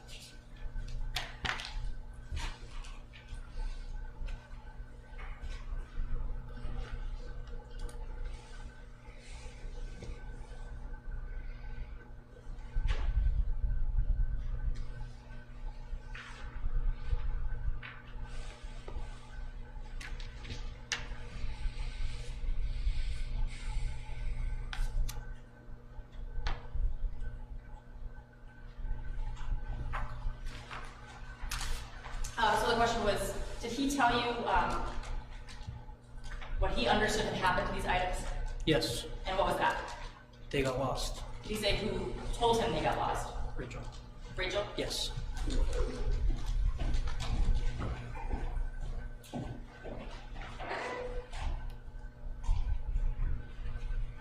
So just to clarify, he told you that he believed items were in the house, but he also said that he had been informed those items were in fact lost.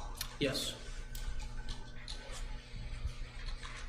Do you have a little talk with him about, you know, what he had been doing and why he had been doing the things that he was doing? Yes. And did you also ask about whether or not he ever really had a relationship with her? Yes. And what did he say? He said he believed that they had something.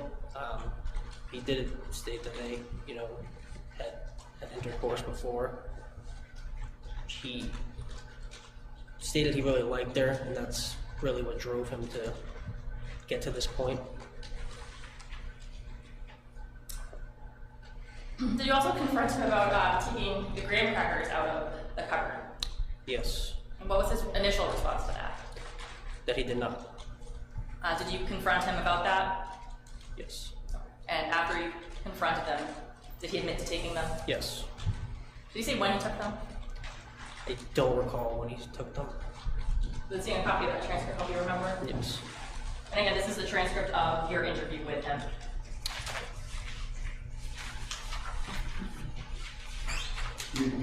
Yep, 33.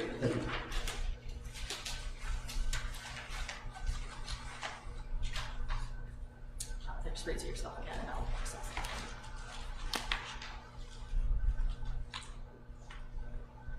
it.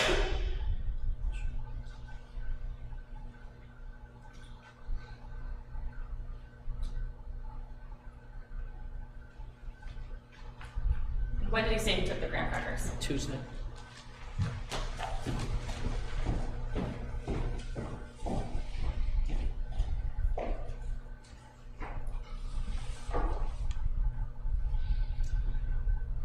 When you were having a discussion about the keys, he said that he went to Home Depot to copy them. Did he say whether they were ever returned to the house? Yes. And when was that? He said he returned them to the house shortly after he had taken them. And did he say how long he was in the attic for after he returned the keys that day? I believe he said a few hours.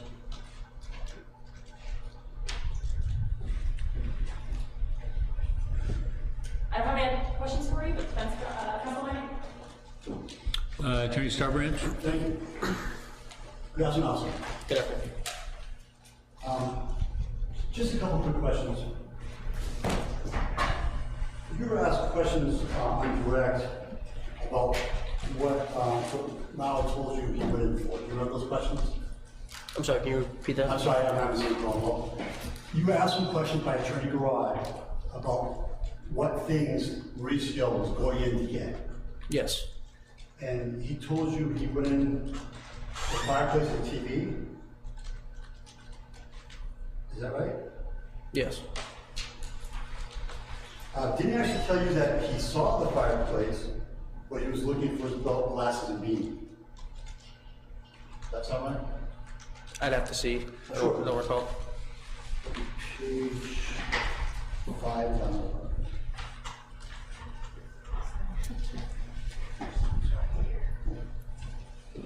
I'll show you the transcript real quick. You can look at the whole page or right from the page you want to. Okay. Probably should be on page 1.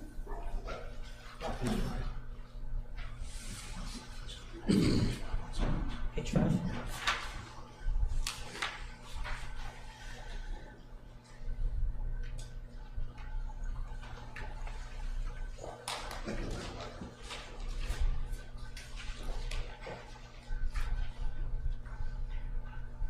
That refresh your memory? Yes. Can you tell the jury how he described what he was looking for? He saw the fireplace. He was looking for his glasses, his belt, and his beanie. It's fair to say he doesn't mention the TV at all, right? Okay. I'm not trying to be sure, but I know it's been a long time since this happened.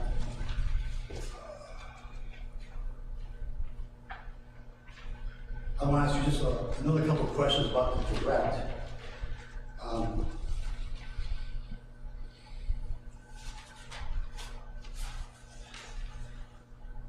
You indicated that when he asked Rachel about his glasses, his beanie, I'll strike that.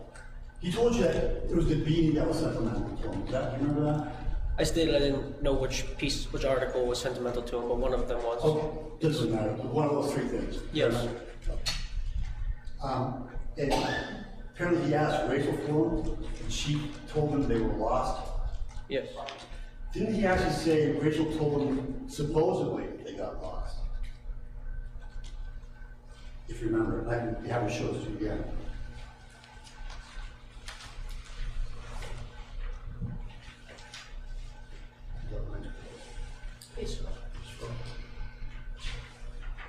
What type of shows? It's top 13. Page 12.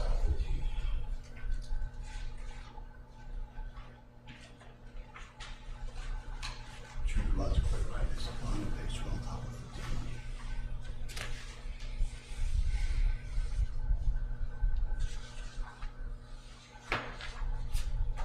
Does that refresh your memory? Yep.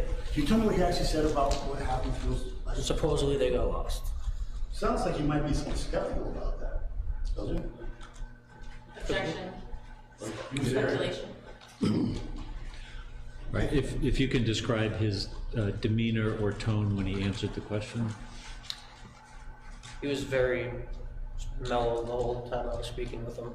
He didn't have much concern. But he didn't actually say he was told they were lost. He said she told him supposedly they got lost, which is a little different, right? Some question about whether they're really lost or not. Is that fair? Could be. It could go either way. Good. Okay.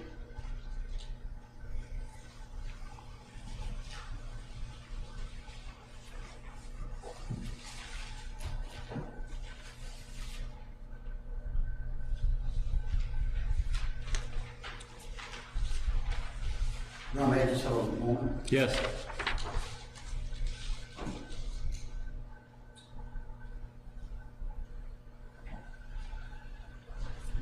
Is it fair to say that Mauricio expressed some remorse for what was happening, what he had done? Is that fair to say? I'm sorry, could you repeat that? Did Mauricio express some remorse to you about what had happened? He expressed some concern of why he acted in that way. Yes, you described it as being a bad idea, right? Yes.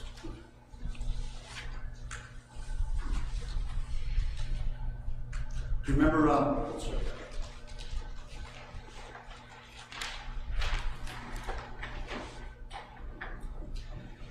did they indicate to you that they had actually stopped talking, but then she had reached out and called him? Yes. And you remember sort of later on in the interview when you asked him again, what were you doing? And he repeated, I went in to get my stuff. said it a couple times, is that fair? I don't believe it. What, he actually Yes, said I it spoke with him a few times and he stated. a couple times? Yes.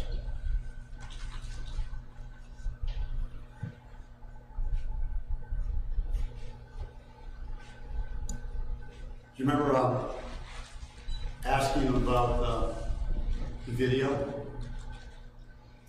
The video he took when he was in the house with Rachel? Briefly, I have to look at them. Do you remember his answer to you was that he didn't know what he was thinking? Yes. He indicated to you that he actually had an urge? Yes.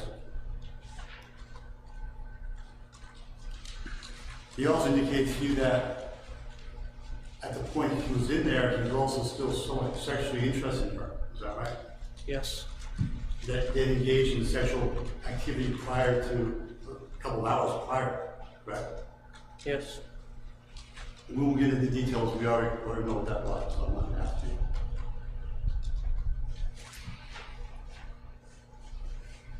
Officer, I have no further questions for you. Thank you. Any redirect?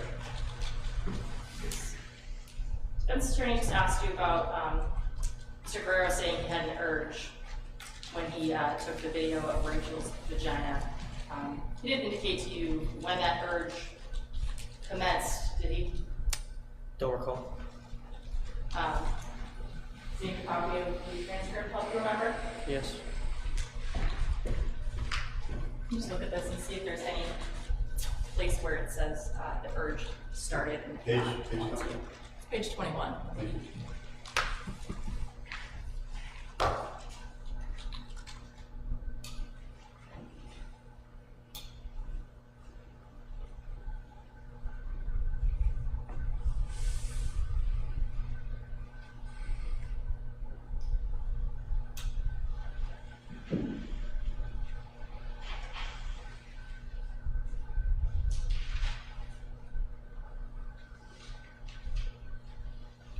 Was there anything about when his urge started? When he saw her sleeping.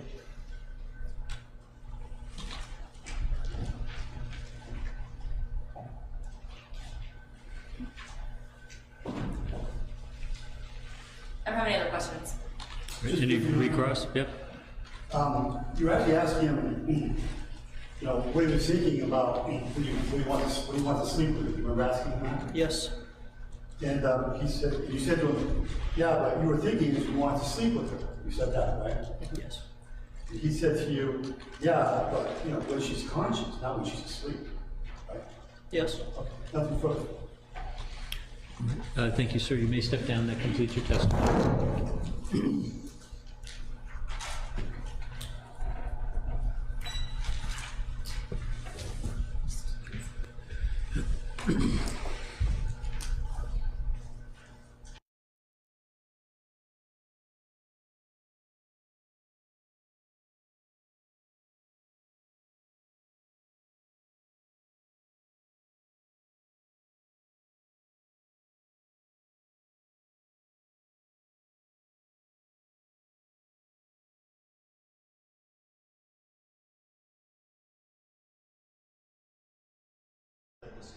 That means it does not intend to present any further evidence in its case in chief.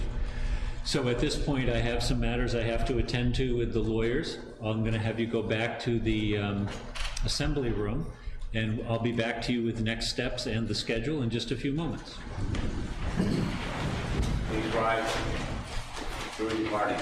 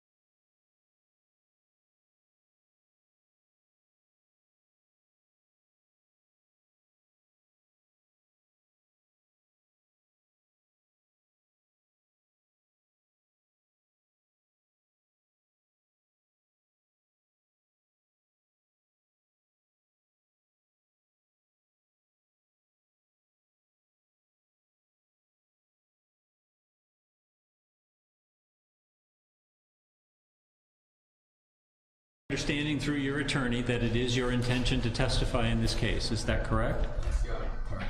I want to make sure that you understand that you do have, under our Constitution, the absolute right to remain silent, which means the absolute right not to testify. If you chose not to testify, I would inform the jury, instruct them, that they cannot hold that against you in any way. They cannot infer from your silence that you have something to hide. They cannot draw any negative inference from it. Do you understand that you have that right? Yes, Your Honor. And in choosing to testify, do you understand that the jury will not be told that they cannot consider your testimony? In fact, they can consider your testimony as they would any other witness in the case. Do you understand that? Yes, Your Honor. All right. And do you make this decision to testify freely and voluntarily? Yes, Your Honor. And is it also based on the advice of counsel? All right, thank you, sir. You can go ahead and have a seat. So Attorney Starbranch, I'd like to do motions to dismiss if you are prepared to do that at this point. I am. All right, I'll hear you on your motion. I move to dismiss the charge that relate to the month of January 2022. There's no evidence that he entered the premises that were involved in the indictment of any kind. There was evidence that he was in town at some point during that month, but there was no indication that there's no evidence of any kind that he went in. There's no complaint from anyone that reported a suspected burglary or break-in. There was no indication from anyone who was in the Highland house in Somersworth during that period of time. Since there's absolutely no evidence of entry whatsoever, I think that indictment has to be dismissed. Right. So let's take that issue first. Who's addressing it for the state? Attorney Garrod. So this would be indictment ending in 940C. So to that charge, Your Honor, there is sufficient evidence to go to the jury that the defendant did enter that premise unlawfully. He did take a photograph of an item which was located in the interior of that back barn, which qualifies by definition as an occupied structure. It was attached to the house, has entryways into the house. It's arguably a separately secured, I forget exactly the language is, but a piece of that occupied structure, if nothing else. And there was a photograph which was introduced in evidence that was dated January 20th at around 3 a.m. Of a poem. And that poem was located, we know from testimony from Ms. Burke, in a tub in the back barn area. And Detective Campbell also testified that he was able to locate that poem as well. So in order to have access to that poem, he would have had to enter the residence. And I would also add that there's a video of him attempting to unlock that back barn window roughly or shortly before that photograph was taken.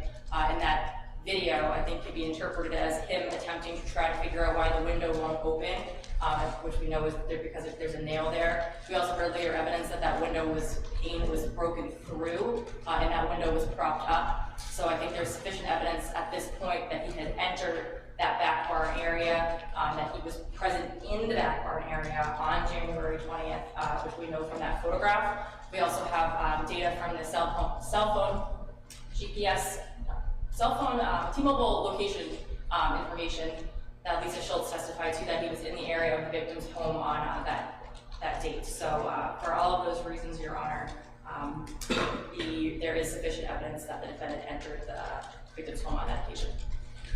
What is the evidence then that he either entered or remained with the intent to commit a crime? Sure. So the intent to commit the violation of privacy, Your Honor, I'm looking at the variation of the statute, which talks about the misdemeanor if they enter any residential curtilage or private place without lawful authority and looks into the residential structure therein or any other private place with no legitimate purpose. My interpretation of the statute comes from an order from Your Honor from 2016, whereas a burglary can include the intent to look upon a private place, look into a private place. I have a copy of that order. Oh, I remember it. Because I had a very heated discussion with Attorney Sullivan at the time. And I still struggle with the concept of, if that's the case, whenever anybody enters a residence without authority, they are always committing a burglary, because you are always looking in a private place no matter what. There has to be some distinguishing characteristic.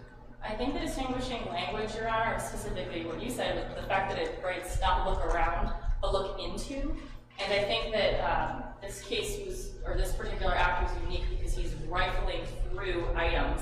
So I think that looking into sort of matches the factual pattern here, where he's not just walking into a structure and looking around, but he's actively digging into a large back bin to find items. Well, there's no evidence he was in a building at all. I mean, there's evidence that he may have attempted to get into the building, but there's no evidence he succeeded. But if isn't he taking a photograph of the poem on? Yes, that's true. But doesn't he have to be inside to do that? When he took that, he may have taken it on that day, but he was in town that day, and the testimony I understand was that day that he saw in the window, and she waved at him, but he didn't actually make contact with her. Well, they were let me clarify then. So, Attorney Garrod, you're saying that the photograph of that poem was taken on the 20th. How do you know that? Detective Sunderland testified to it, and he wrote on the photograph itself the date and time that photograph was taken. Who wrote that? I had Detective Sunderland go through the photographs and match up the metadata from the phone, and he wrote on each, he looked at the metadata and wrote so he could be accurate, precise date and time. This is also a point in time, though, where they were actually giving gifts, and they were trading poetry going back and forth, as I understand. So, how he took the photograph, the way he took the photograph, we don't know. That's the thing. There may be Captain Sutherland's view that the picture was taken on that day, and that may be, maybe not. But I don't think that's conclusive proof, because we don't know, frankly, when that was in that tub or when it was removed. We just don't know. They don't know. There's no testimony about that.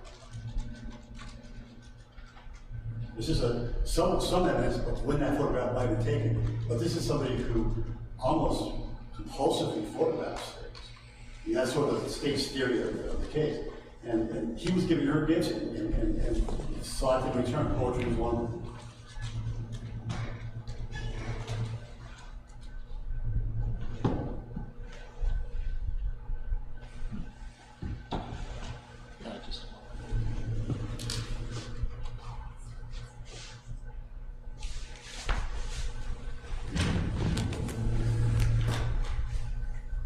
And just to sort of follow up on the course, I don't know what the court was.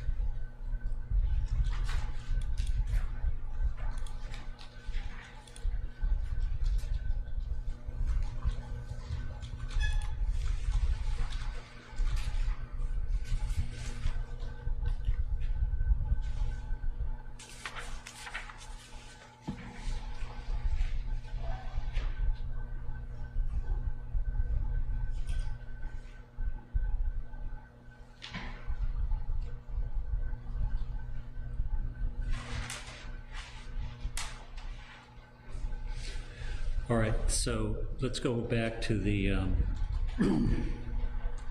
what offense he had the intent to commit. And you're making the argument for violation of privacy. What is the statutory variant that you think applies? It is 644-9-4.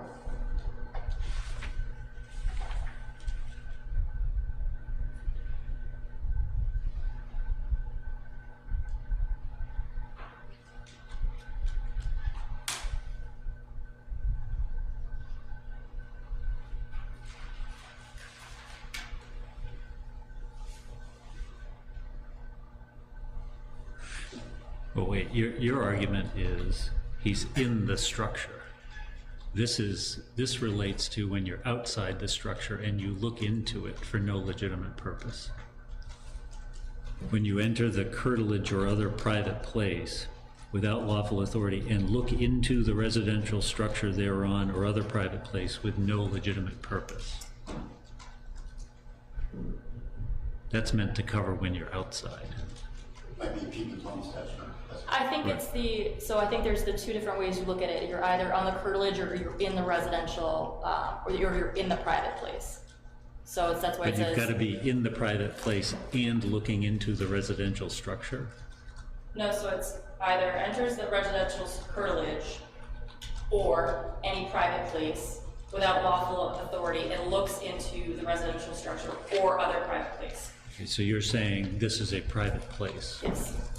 Well, when we go to the definition of private place, that says a place where one may reasonably expect to be safe from surveillance, including public restrooms, locker rooms, the interior of one's dwelling place, or any place where a person's private body parts, including genitalia, buttocks, female breasts, may be exposed. The barn qualifies as that? I would say that the tub is not, I think the list is not exhaustive and the tub could qualify as that. Well, no, the areas have to be places where you would expect person's private body parts to be exposed. Or That's what qualifies it as private, which is why the list includes your dwelling, a locker room, public restrooms, and the interior of your dwelling place. This is the interior of the dwelling place, the barn. The barn. It's not so the barn, I think the way she described it, it's not like a detached barn where you keep But cars. the interior of the dwelling place has to be an area where your body parts could reasonably be expected to be exposed. So I think that's saying it's and or. So there's, Where does it say and or? hold on. Just one second. I lost the definition.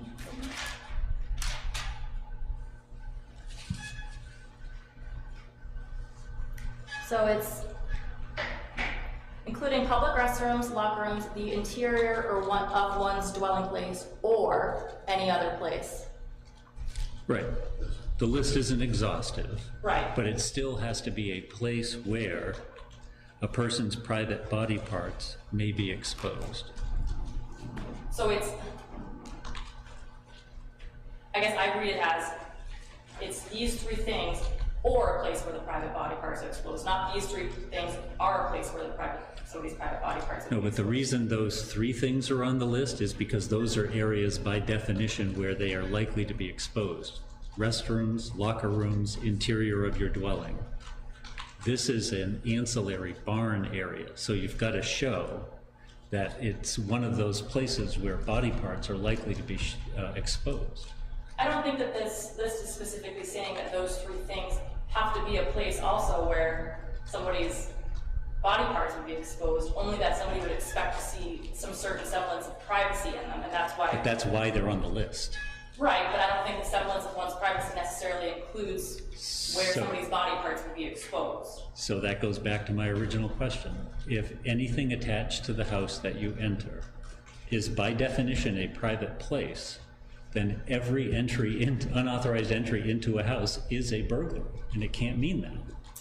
Well, that's where I think the language is distinctive, where it specifically looks into, and I interpret that as like going through. Well, but every time you go in, you're looking, right? I think looking at would have been the language then, if that's what the interpretation was meant to. I thought that was what the interpretation was in your order, was the distinction. Well, that was also a different case, Yes. but, and it was not an easy decision, that's for sure. This one seems to be, he's, assuming you're right that he's in that area,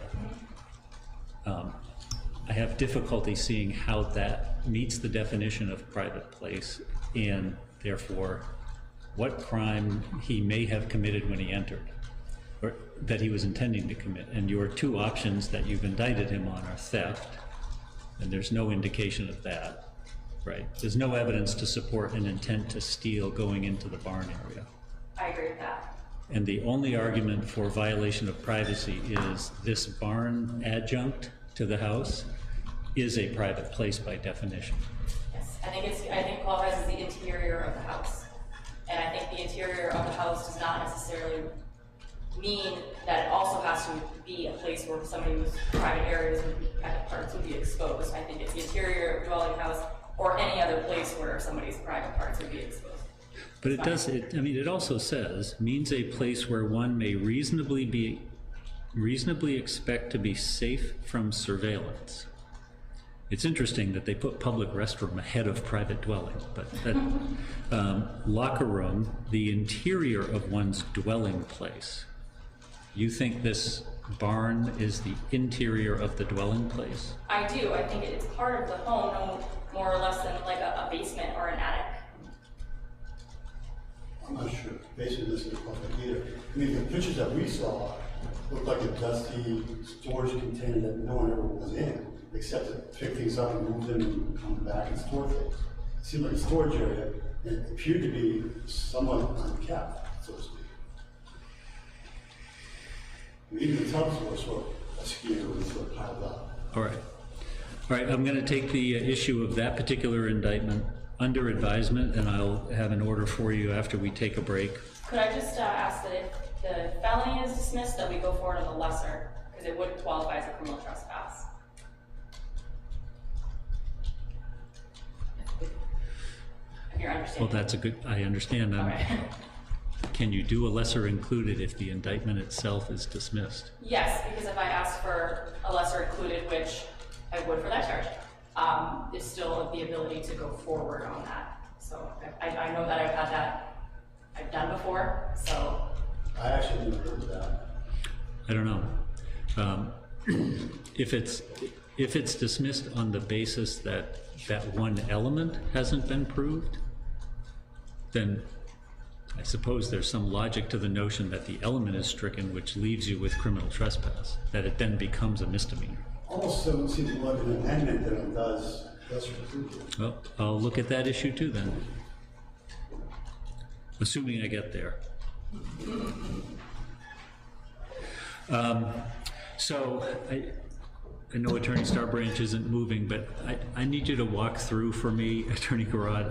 I confess to struggling a little bit throughout the trial, keeping the evidence organized as to the 4 separate entries between February 7 and February 9, and matching some evidence to those entries. I think I got 3 of them, but I couldn't come up with a 4th, so I need to hear from you. Which one are you having trouble with? I don't know, Okay. because you've done it this way. He enters, he entered again, he entered again, he entered again. So I don't know which one it is, whether it's 2nd, 3rd, or 4th. Okay, so the very first one, he is entering the house it was early morning hours, because we know that Victoria's keys weren't stolen until about 8:30. So he's entering.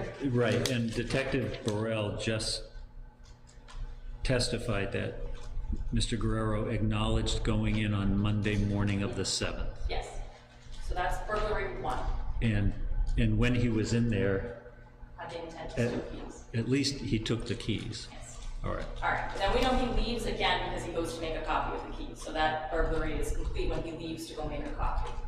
I'd also note that more, we know he's there because obviously he confessed to it, but there's pictures of the modems from that morning too. Right. So then he leaves and he says, I returned later that night to return the keys. He also says that at that time he stole some underwear. So that's entry number 2. Yes. Okay. All right.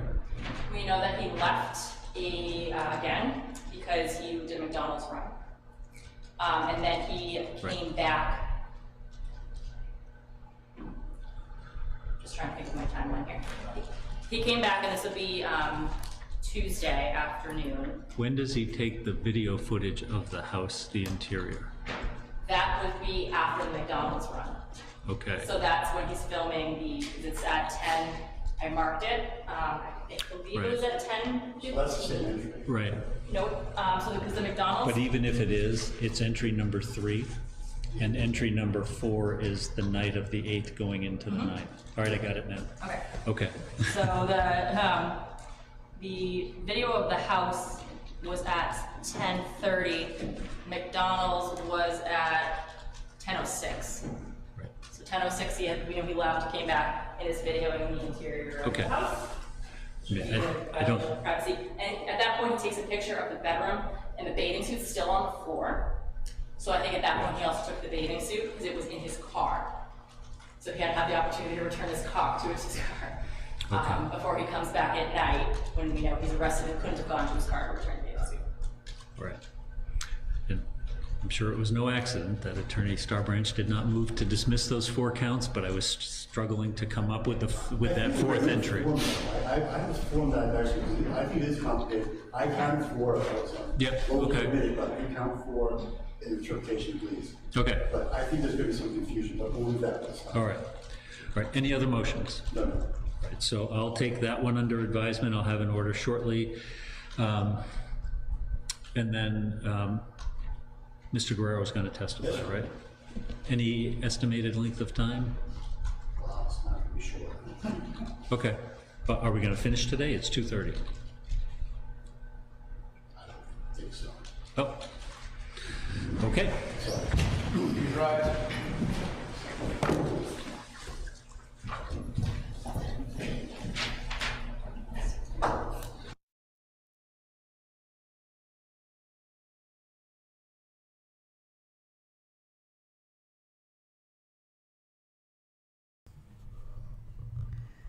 Okay, while they take that break, I'm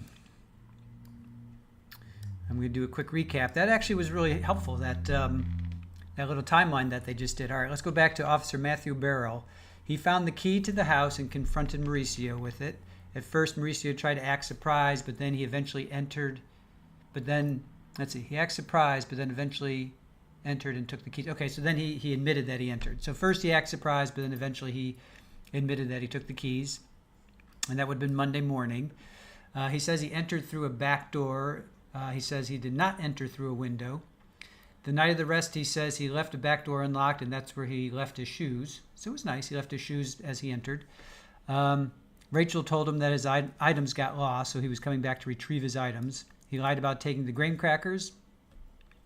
He took keys to Home Depot to make a copy and says he was in the attic for just a few hours. Then during cross, says he was very mellow the whole time of interview. Rachel told Mauricio supposedly the keys got lost. But then on redirect, Mauricio says he had an urge when he took the video. The urge started when he saw her sleeping. Then the state rested.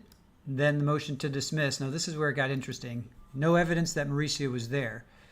The state says, well, there's cell phone data and the bins of Rachel's belongings, the pictures that he took. The judge says, what evidence is there that he entered and remained with the intent to commit a crime? He stopped and looked into rifling through papers and actively digging through items. That's what the state said. There's no evidence he tried to get in, but not that he was actually in the home. I'm sorry, there's evidence he tried to get in, but not that he was actually in the home. Well, the hash browns, I think, prove he was in the home. But then I think they were, okay, so they were talking about the barn, even though the question was the home. What crime was he intending to commit by entering the barn? And they said theft and entry into a private place. So here's what helped me with this timeline. So he entered 4 times. First time was in early morning hours, and he took the keys. That would have been, I guess, Monday morning, which would have been the 8th, I think, because the 8th so that would have been the 7th. So then The second time he entered, he returned the keys and he stole her underwear. Third time was the McDonald's run at 10:06, and then he takes the video of the interior at 10:30. And then the fourth time was the night of the 8th into the morning of the 9th. Night of the 8th into the morning of the 9th. Yeah.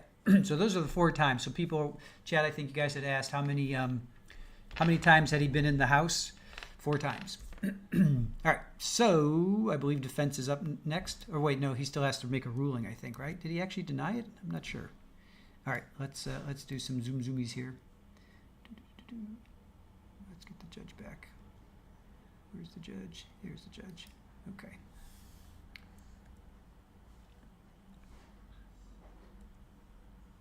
All right, so first on the issue of the defense's motion to dismiss, the motion is granted to this extent on the January 2022 burglary indictment. I do find that the alleged offense of violation of privacy does not apply here. While you might think of a mudroom, a barn attachment in common vernacular as a private place, that's not what the legislature defines as a private place for violation of privacy. It defines it as having a characteristic of a place where you'd reasonably expect to have intimate body parts exposed, which is not here.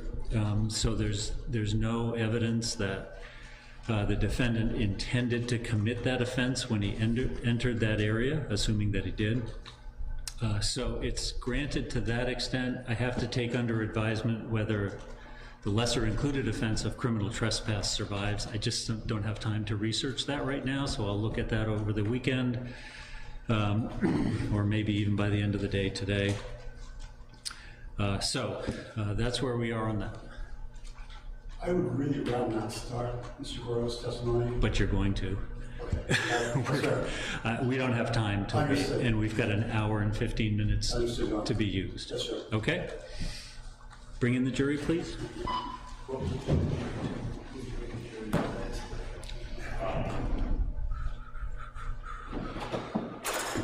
Please remain standing. Jury entering.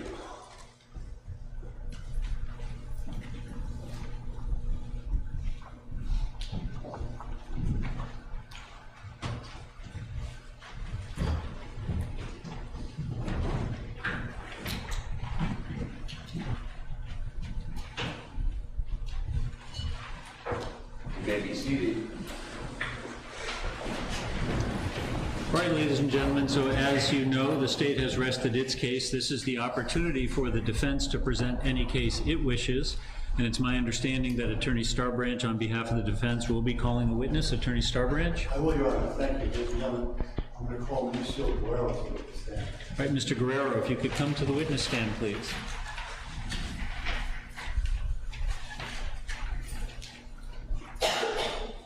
No, I'm taking this for the witness, we do yourself. I'll swear. And sir, if you'd remain standing and raise your right hand. Do you swear or affirm that the testimony you give to the jury will be the truth and the whole truth under the penalties of perjury? Please be seated. Just ask you to keep your voice up, please. Would you tell the jury your name is and you spell your last name? It's spelled Guerrero. Your name is Mauricio Guerrero. Guerrero. Are you a little nervous? Yes. You're going to testify before. You're very soft-spoken. I'll ask you to keep your voice up. We'll work with it. Can you tell the jury where you're from?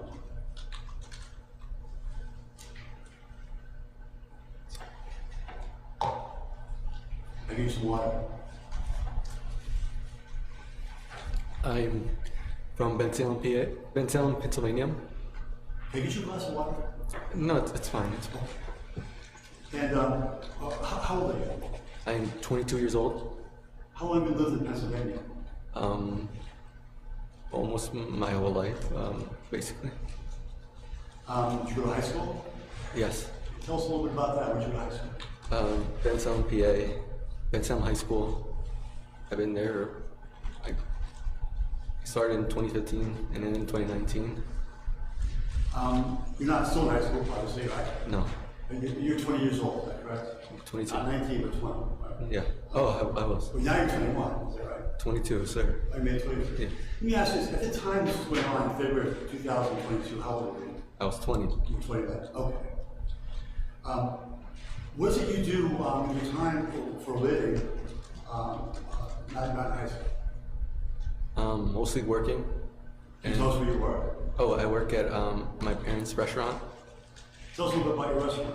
It's a Mexican food place. We serve all type of foods, from tacos, burritos, everything. Do you have any family? Yes. Can you tell us who your family is? My mother, Adriana. My She's sister. here? Yes, she's right over there. Anybody else? My sister, Brenda Guerrero. The reason I'm asking is that you say you work in a restaurant. That's actually a family restaurant, is that fair? Yes. And so, are all members of the family work there, or more or less? More or less, but mostly. Mostly, no.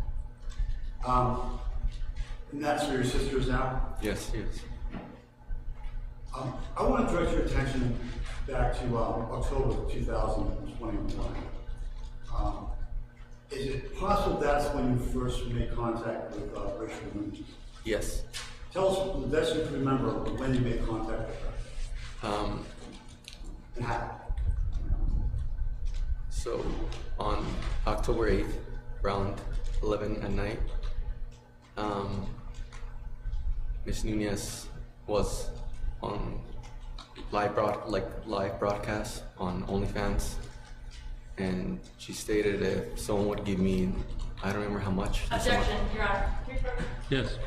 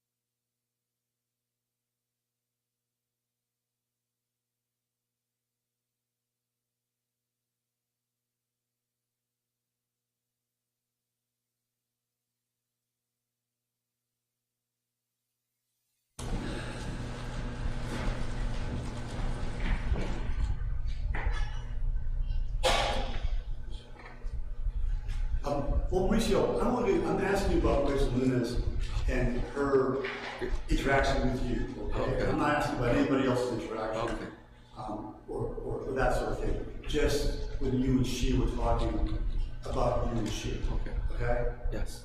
Not anybody else. I understand that OnlyFans is, she probably has other clients, but I'm not asking about them. I'm only asking about you, okay? Right? You have to say yes or no. Yes. Yes. I'm sorry. So tell us, and again, I want to know, when you met her, or actually first had contact with her in October of 2021, it was because you were subscribing to her OnlyFans page, if that's the right word? Yes. Am I expressing this correctly? Tell us what the dynamic was.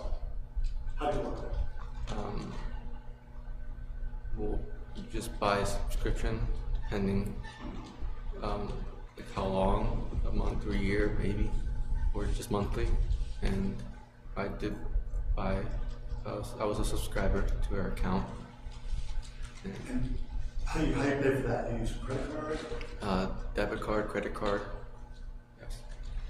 And so when you were doing the OnlyFans when you were purchasing her content, if that's the right word, at some point did the two of you begin to communicate? Yes. Tell us how that began. I Is that gave, your right there? Tell us how you began communicating with her. I first gave her my number, and then she texted me on iMessage. Did I call it now? I'm sorry. We started contacting on October 9th, around 12, I believe, in the morning, 12 in the morning. And was she calling herself Rachel Nunes? At first, no. What was her name in the beginning? What was she using for a name? It was under Isabella Nunez. So at first you thought you were communicating with somebody, Bella Nunes? Yes. Or Isabella? Isabella mostly. So she actually sent you a text message and you began communicating by text, is that right? Yes. And did you begin to, and I want to say, let me ask you this way. At some point did the relationship seem to develop between the two of you in October? Or was it later? Later, not yet. In November? Starting to. And tell us about that. Tell us how it developed in November into a relationship that's more than subscriber and content. Well, we would FaceTime. We would FaceTime, start to FaceTime mostly. Instead of once in a while, it would be every single day, and texting at the same time. And we would talk about things, about what we liked about each other, and what would she like to do, what was her plans, her goals, her future, what were mine. We talked a lot about that. Did you ever talk about sex? Yes, talked about that a lot. So, I understand that a lot of times when we talk about sex, is it fair to say that we'll also talk about personal things as well? Yes. Sorry? Yes. Okay. You speak very softly, and I hear very poorly, so I'm sorry. Sorry, sir. So, at some point in November, did she begin to express to you that she had feelings? If you remember.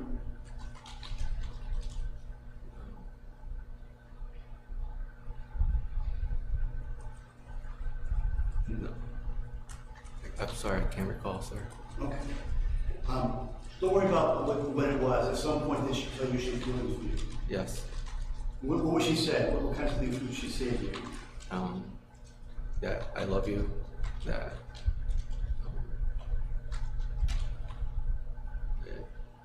mostly I love you. It was mostly those words. Were you receptive to that? Did you like that, or did you push her off? I did like that. Tell us about it. Explain it.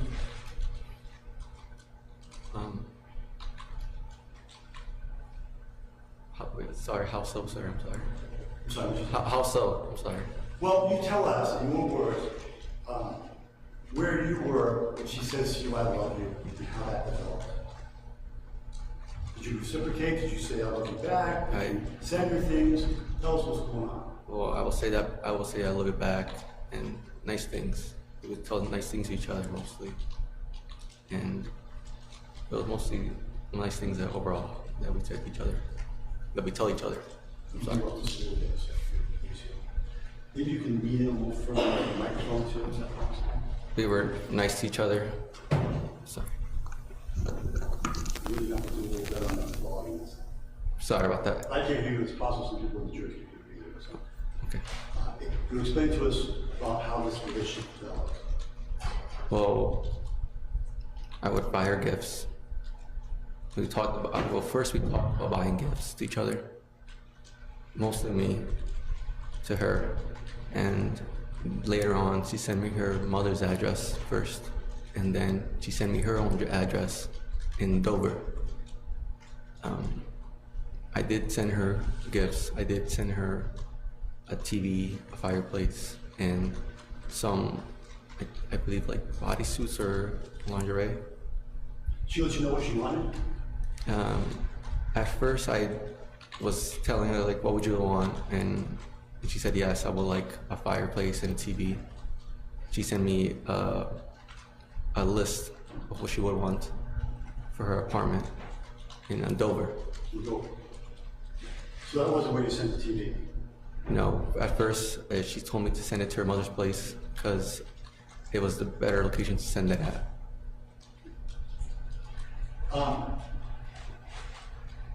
Were you also getting explicit pictures from her? Yes. More than a few? Yeah, more than a few, a couple. When I say explicit pictures, genitalia.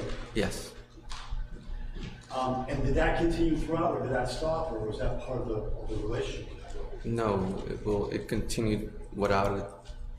I would stop getting, I would just get her that, but we would still send each other. She would send me mostly pictures of genitalia, back and forward.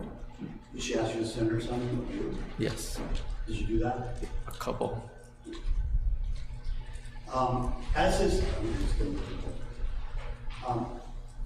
moving more towards December now, it's December of 2021. How would you characterize it? How would you characterize the relationship? Was it a relationship that you want to move forward? Were you good with the way it was? Was she good with the way it was? How did you feel the relationship was developing as you head into December? I felt that it could have become something more than just FaceTiming and talking, texting, on the phone. Did she sort of suggest that herself or what? Yes. She talked about we could meet up. She talked about many things about mostly I'll come up to Dover or to New Hampshire mostly. Now, the discussions you're having, they're on text, on OnlyFans, on FaceTime. Is there any other medium you're using? Are you calling each other on the phone? We would. I'm sorry. We started using somewhat of Instagram a bit, I'd say. A little bit, not too much. We will mostly use those applications the most during that time period. And did you, towards December, begin to feel that it was time for you guys to meet? Or did she suggest it? How did that start to come about? How did you discuss meeting up? Well, she talked about it a lot on FaceTime and text messages as well, so I said it was a good time. And at first, I thought it was risky because of course, it's a long drive. But How long is it?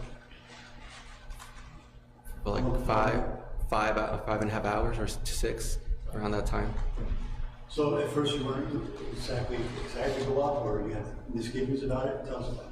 At first, I wanted to, but I didn't. And then back in a couple first days in December, and then I decided to do it. And she was, as far as you knew, on board with that? She wants you to come up? I believed that she wanted me to come up. Now that's interesting, you thought. Why did you think she wanted you to come up? Because we talked about meeting up, about me coming up, and well, also between that we talked about having intercourse with each other. And was that something that you were interested in at that point? Yes. Did she tell you anything about her family life, who she lived with, where she lived in New Hampshire? Well, she said that she lived in Dover with just an apartment with her child. What's your child's name? Weston. Did you at any point have any contact with Weston? Only through FaceTime. FaceTime? Yeah, I would see him a bit. I would hear him sometimes, but I've seen him on FaceTime. And did you speak with him at all, or anything like that, just hi, or something like that? just a hi, just a simple hi. That's it. But yes. Now, how did planning a visit go? What was the mechanics of planning your trip up to Pennsylvania? How did that? I just decided to grab a couple shirts, everything fill up my tank of gas and just drive up. And how'd that go? Well, first of all, tell us roughly when the first time it was that you went on December 6th. Tell me, pretty sure the date? Huh? You're pretty sure about the date, are you? Yes. If you are, that's fine. I'm not being funny. It's around those time period. Around that time period. Okay. 6, 7. I told you arrived on the 7th. Is that right? Yes. Around that. It was around. Now, at the point you drove up the first time, around the 7th, 6th or 7th, whenever it was, in 2021, were you feeling like you really had, were you starting to develop feelings, or was it still sort of a client-provider relationship? Where did you think the relationship was when you went up there that first time? Feelings. I believe we had feelings for each other. Because. And she told you she had feelings for you? Yeah. I can't recall, sorry. She told you she loved you? Yes. But. That would count as a feeling, right? Yeah. Did you believe her? I did. So, when you went up in December, the beginning of December, did you let her know you were coming, or was it a surprise? It was going to be a surprise. Did you think that was going to be a problem necessarily? No. But she didn't know you were coming. She didn't. And there was potentially concern about that. Right? Somewhat. Yes. So you went up and I'm going to guess you didn't just knock on the door, right? How did that tell us? I couldn't, because there was to get up to her apartment, she said that you had to enter a code to a door and you can enter the complex of said apartment. But so how did you manage? How does the lock develop? Well, would you drive up there? Would you park? to drive up there and probably text her, but I was nervous to text her or tell her, because I didn't know how it was gonna go. Did you weren't sure you were actually going to make contact? You were having a second thought potentially? It was. Tell us why that is. Because I believe she would have been disappointed in seeing me or seeing Why is that? I believe she was too good enough for me, that I wasn't good enough for her. And I know. Sorry. So you have insecurity? Is that fair? I do. I somewhat did at the time. I know I'm not an attractive person. I'm not someone really attractive, but she was giving me attention like no one else did at the time. So you ran into her in December 7th? How'd that happen? How'd you actually make physical contact if you did? December 7th, I decided to park in her apartment complex. I was nervous to go up there to probably knock on the door where she was, but I had second thoughts. I was thinking about it. And then she came out of her car. I didn't know she was in there. And she walked inside. What'd you do then? Well, what happened next? What happened next? I remember us talking about that she would wanted a stalker. When you say talk about, was this on FaceTime, on text? Mostly FaceTime. Okay. She talked talking about wanting a stalker. Yes. Was that right around the December period, in the beginning? December and late November. So, there you are in the truck. Are you texting her? Do you want to call her? What are you doing with her? Is there a stalker game going on at this point? Or what's going on? Tell us. I didn't know what to do. I thought that I didn't know what to text her or call her, but I was texting her. I wanted to text her. And then, sorry. I'm sorry.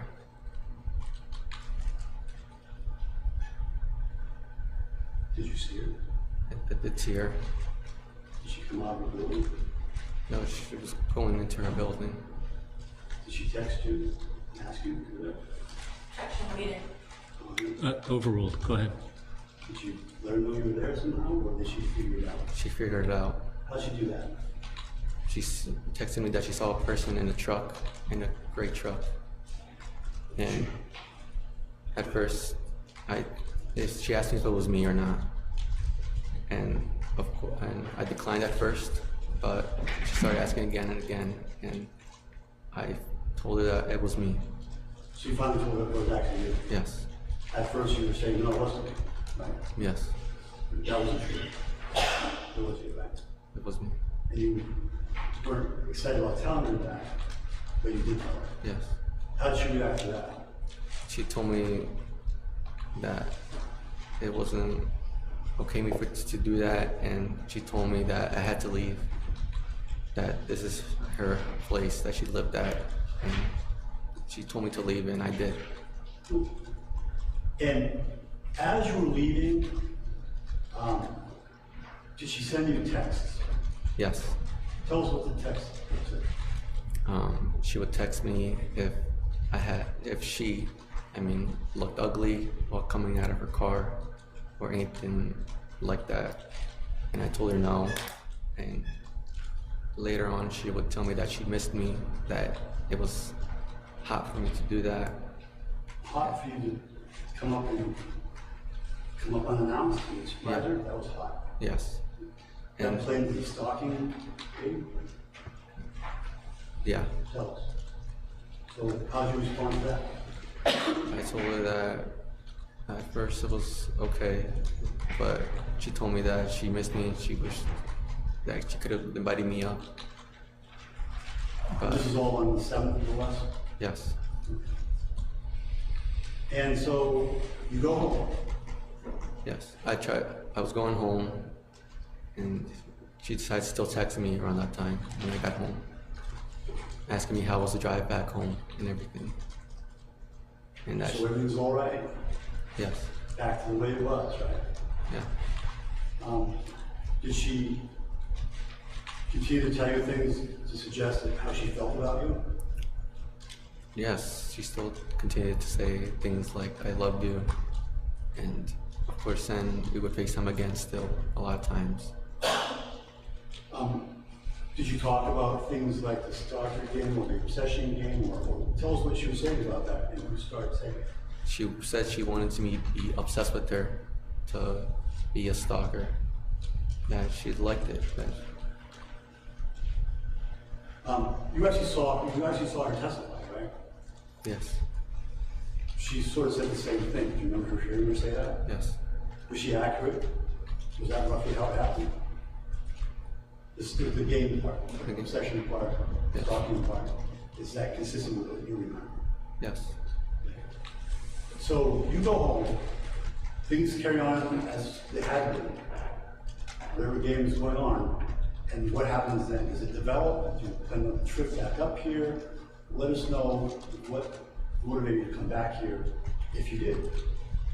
I was waiting to come back here back on December 11th, because Rachel decided that she was going to go out drinking that night, and that she was going to get, I would say, blackout wasted.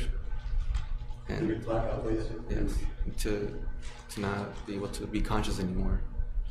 And I was afraid of that, because she told me stories about her being blackout wasted before, years prior, and being raped by 2 men prior. And I told her not to go out. I begged her not to go out, but she did anyways. So I decided to drive up later that night to text her if she was okay or not. And she would not text me back until the morning. And when she did, she told me that she didn't want to talk about it. And I found later on that day by her on FaceTime that she... Objection. Elements and hearsay. Well, it's one of those documents. Why don't you come on up?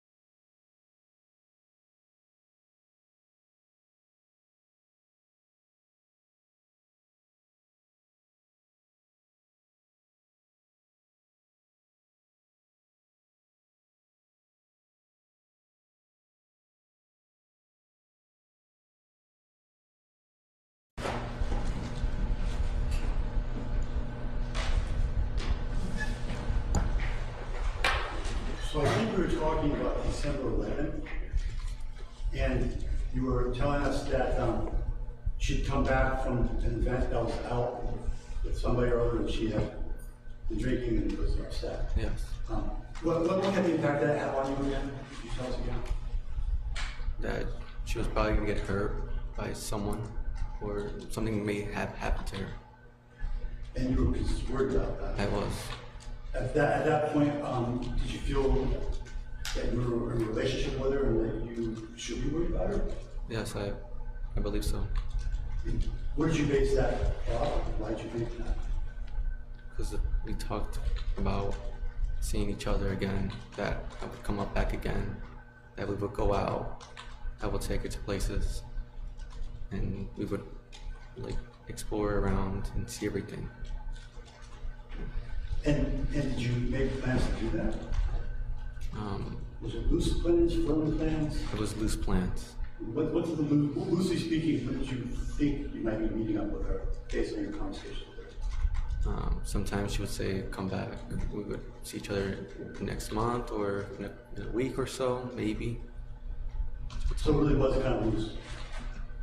So this is on about the 11th, is that right? And when did you actually come up again? I came back again on December 22nd.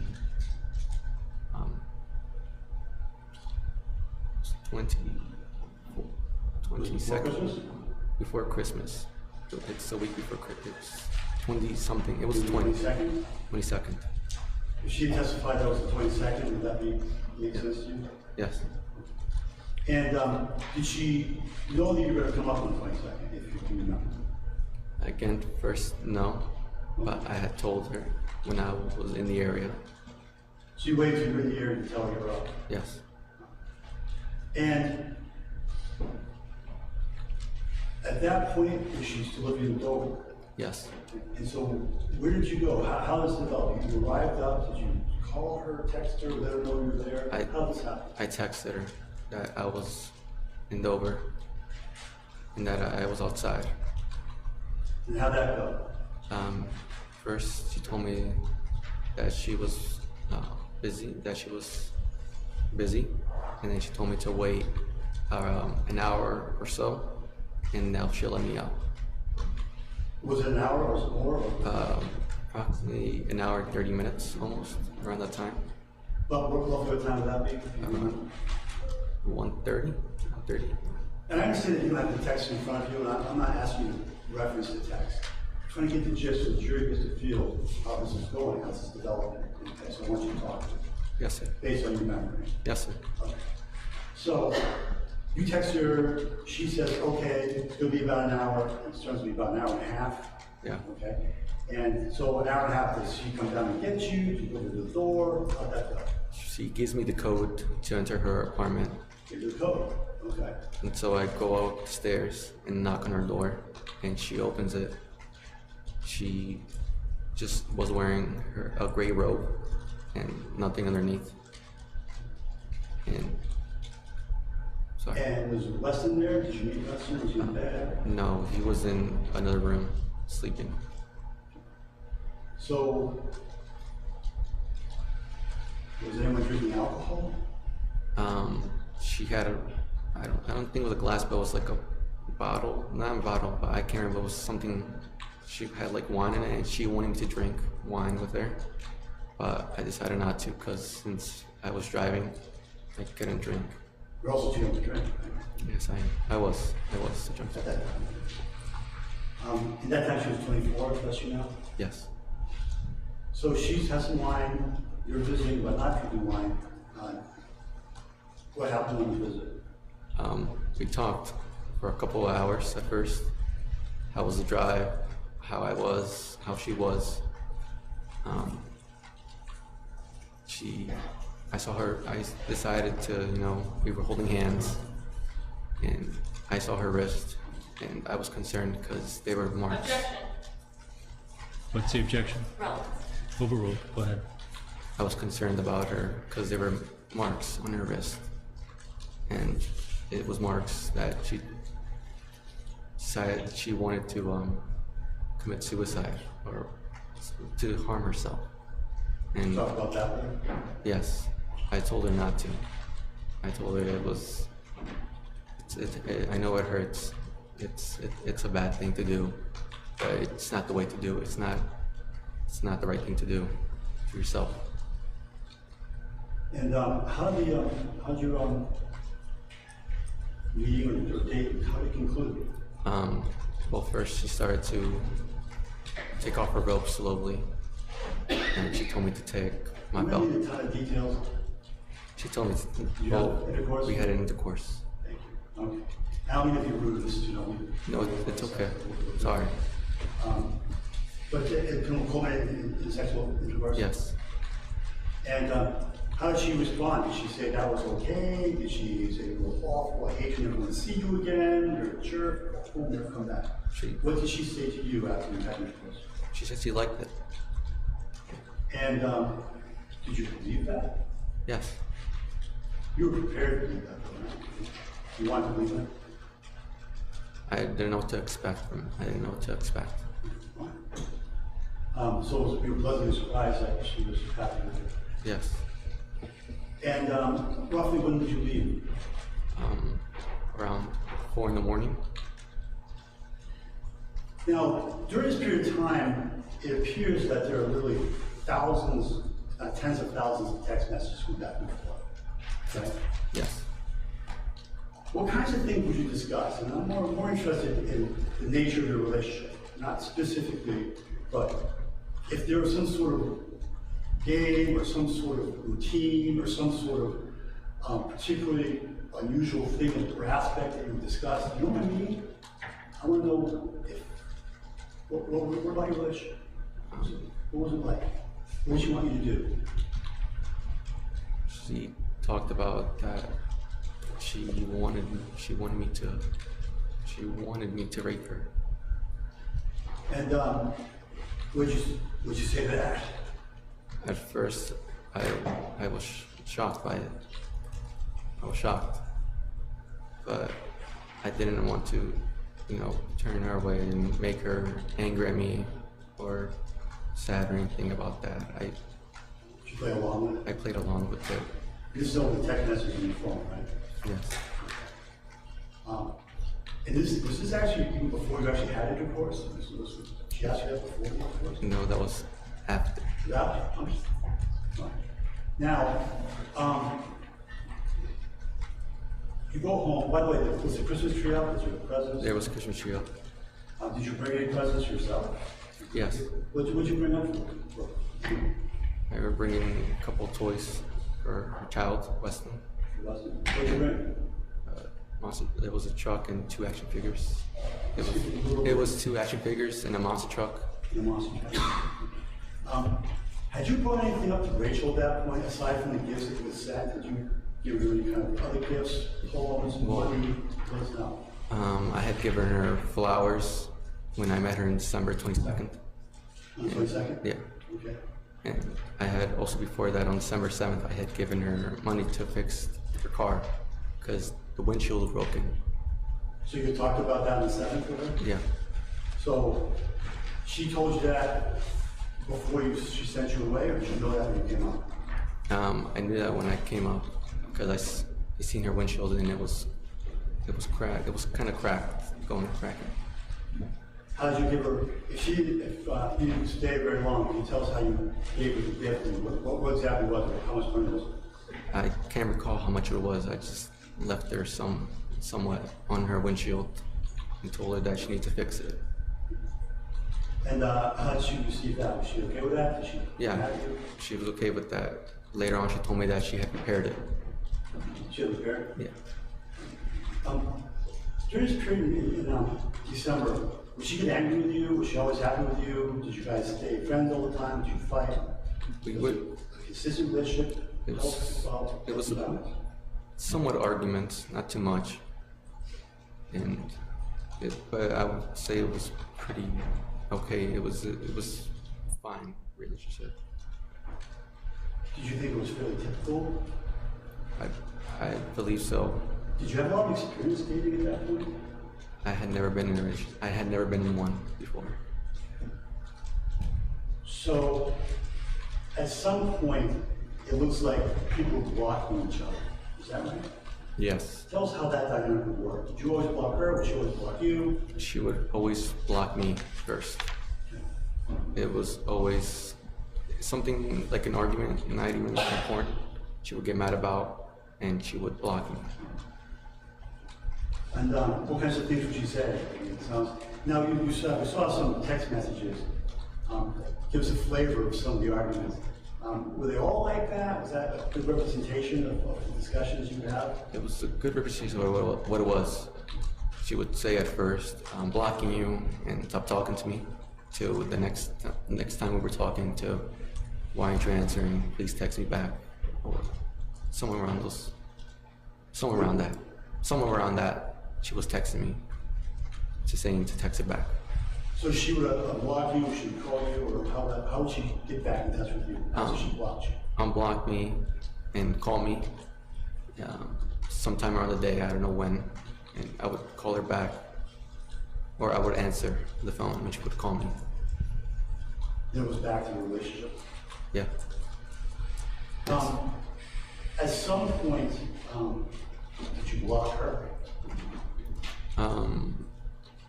Yeah. Or stop talking to her? Tell us if you try to exit the relationship at some point. It was around January. I tried to stop talking to her. I was done with everything that she was telling me. I wanted to stop talking to her. And when I did, we had to stop talking for a week, almost. And she decided to tell her friend to text me if I was okay or not. If I was okay, if I was alive or something. Did she want you to call her? Yes. Did you? I called her back. And did you talk? We did talk. And how did that go? Was this in January? January, it was pretty fine. I wanted to keep something between us still, but I still believed that we were going back into a relationship, that we were still something. So at that point, January, you thought you were still in a relationship? Yes. And do you guys play the same games? Yes. During those times, she would ask me to come up again, multiple times. And when you would come up on those times in January, how were you received? Were you received with welcome, or was she unhappy to see you? Was it some of this and some of that? Tell us. Was it all good when she came up? I believe that she wanted me to come up, and when I did, she would tell me that I can't come outside, I can't go, I'm busy, and also somewhat of anger towards me. She got angry with you to come in? Yes. How would she express that? She would ask me, why are you up here? Why did you come up here? And I always told her, because you told me to, that you want me to come up there to see you, and that you wanted to see me. Was this always on text, or was it on FaceTime, on phone call? Text and on FaceTime. So you would, so in January, did you go in January and try to visit? Yes. And what happened when you got there? Was it more than once, or was it once in January? Do you remember? It was twice on January. The first time I decided to come up, and I had gotten a hotel and stay there, and she had later found out that I was staying in the second hotel. And she said she wanted to come up to see me, but she couldn't because she had to take care of her child. And I was okay with that. Was she still in Dover, or was she in Somersworth at this point? She had moved to Somersworth, to her mother's place. And did you know where that was? Yes. How's that? She had texted me back in, I believe, November or October. Okay. And so did you physically see her, even though you may not have had contact? Did you physically see her in January ever? I saw her just by her mother's place. She saw me outside her house, and I had waved hi to her, and she waved back at me. And then she told me to go back to my hotel, and I did. So you were staying at a hotel that time? Yes, mostly, and also just exploring Portsmouth and surrounding areas. Did you always use a hotel or bed and breakfast or Airbnb? What was it? Mostly hotel and in January. Did you ever stay in your truck? Stay in my truck, not for a couple hours, just to drive around in January. Tell us about the second time you I went up and I decided not to tell her. And I was staying in the hotel again, but I was also around Portsmouth and Dover, and that's it. So that's what I can recall from those memories, from those times. When was the next time that you went to visit? Well, let me ask you this. You seem to have a penchant for videoing and photographing things, is that fair to say? Yes. Is that something you do, or something you have in your life, or tell us why you do it and what you do? I mostly take pictures of anything, or it's just a random thought that I think of. Take pictures of Rachel? Well, your wife, so she sent you pictures. Take pictures of her home? Take pictures of home. Yep. Well, outside of her, which home? Well, let's take it a step at a time. When you would come up to visit, you would use your video at some point and video something and then show it to her, or would you know you were there, that kind of thing? Yes. Okay, tell us about that. Don't be shy. I would text her, I would take a picture where I was in the area or around her place. And at first she would be mad at me, saying why I was here, and then tell me to go back. But when I was trying to, she would ask me to come back again, and why did I leave? And she was saying that she was missing me. It seems like she would get mad at you, send you away, and then tell you to come back. Did that happen? Yes. How often did that happen? Most of the times that I was here in New Hampshire. Well, how many times did you say you were in New Hampshire, aside from last year? You were in a relationship with Rachel, how many times do you think you came up here?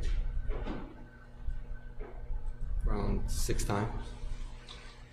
Did you see her, let me ask you this, did you see her in February? Yes. Tell us about that. How was that a planned trip? Did you know you were coming up? Did she know you were coming up? What were the circumstances? We're talking February 7th, roughly, is that right? Yes. She did not know I was coming up. Okay. And at that point, was your relationship in a good place, a bad place? It was in a bad place. But you came up anyways? Yes. Okay, so when you came up February 7th, is that right? Yes. You got here, what did you do in the 7th?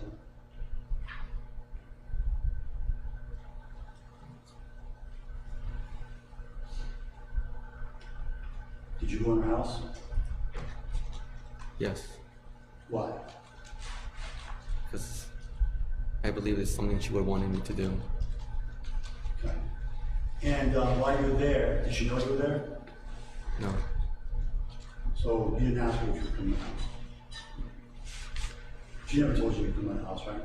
No. Okay. But you said you thought that would be okay. Yes. Why did you think that? Because we would talk about it.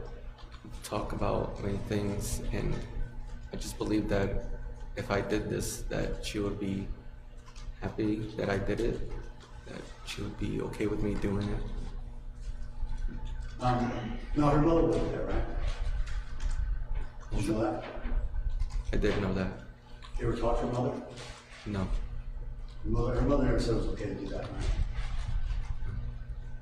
No. So, the first time in February on the 7th, the first time you entered, can you tell us roughly how that went down? I know you listened to testimony about interviews with you and things like that, but I want to hear from you. You get there February 7th on a Monday. Was it in the morning? Early in the morning. And what happened? When did you go in the house?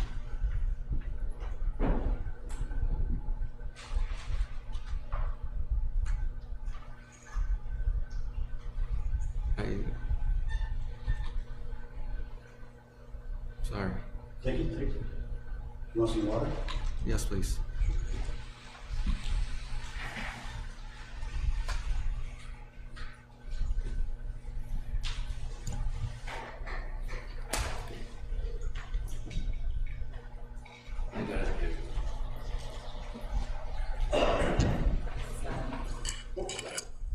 Thanks, sir. Thank you. That's it.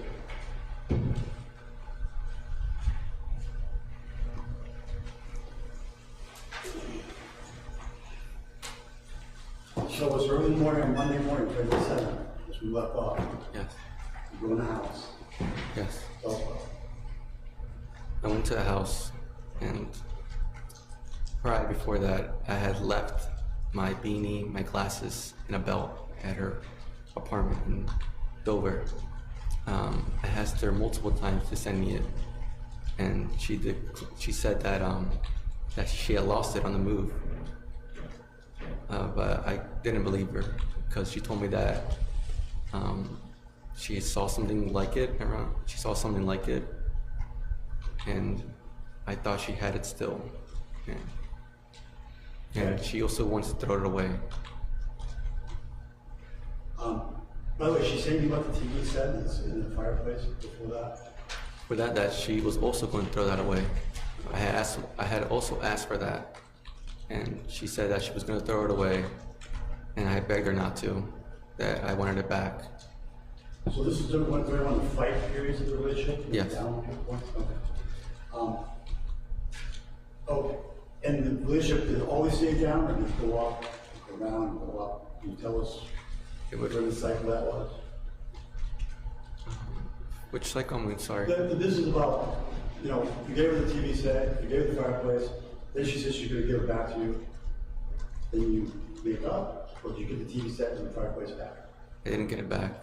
She never sent it back. So, on February 7th, again, you go in on February 7th, early in the morning. Did you take anything to eat? Did you bring something in bed? What did you do? Tell us. This is the time. Sorry.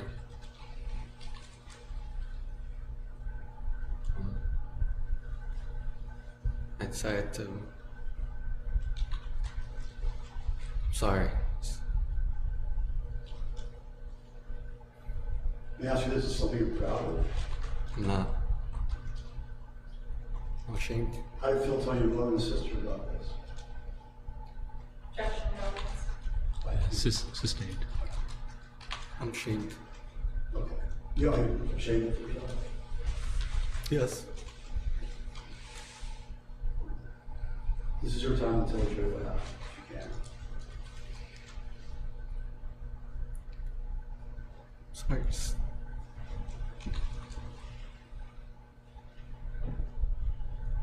I'm just scared. Sorry.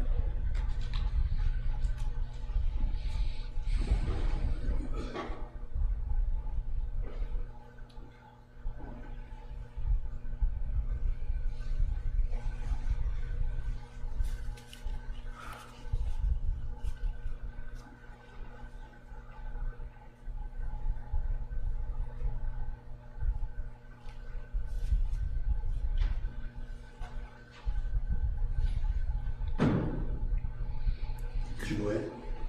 Yes. How?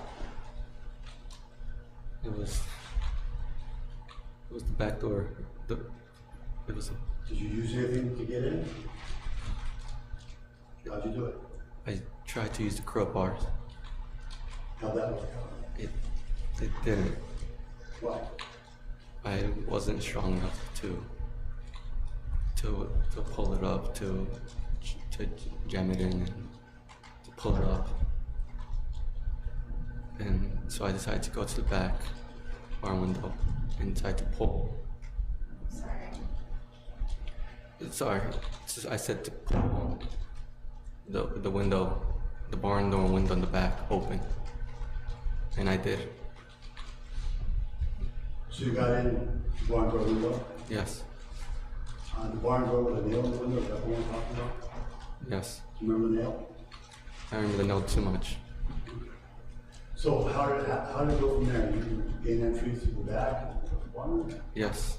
Tell us. Went in the back. I remember it was being cold that night, and I saw my fireplace and TV, mostly the fireplace, and I wanted to leave with it. You want to leave it there? What was that? What did you say? Did you say you wanted to leave it there? I wanted to leave with it Okay. and take it back with me, but I wasn't strong enough to carry it by myself. And so, what happened then? I decided to look for my belongings, my hat, my beanie, I mean, my glasses, and my belt. You videotaping at that point, or taking pictures at that point?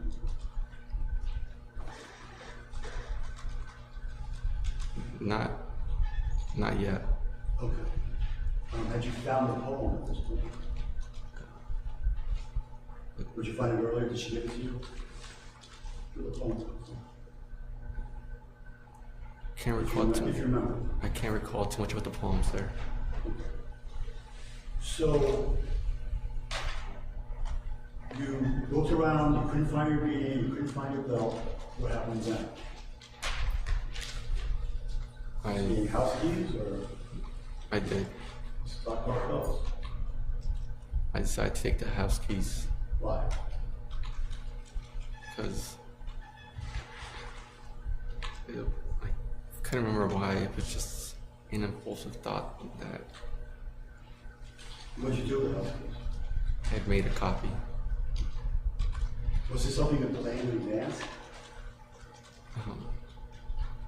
You said it was impulsive? Not too much. I didn't plan it too much along.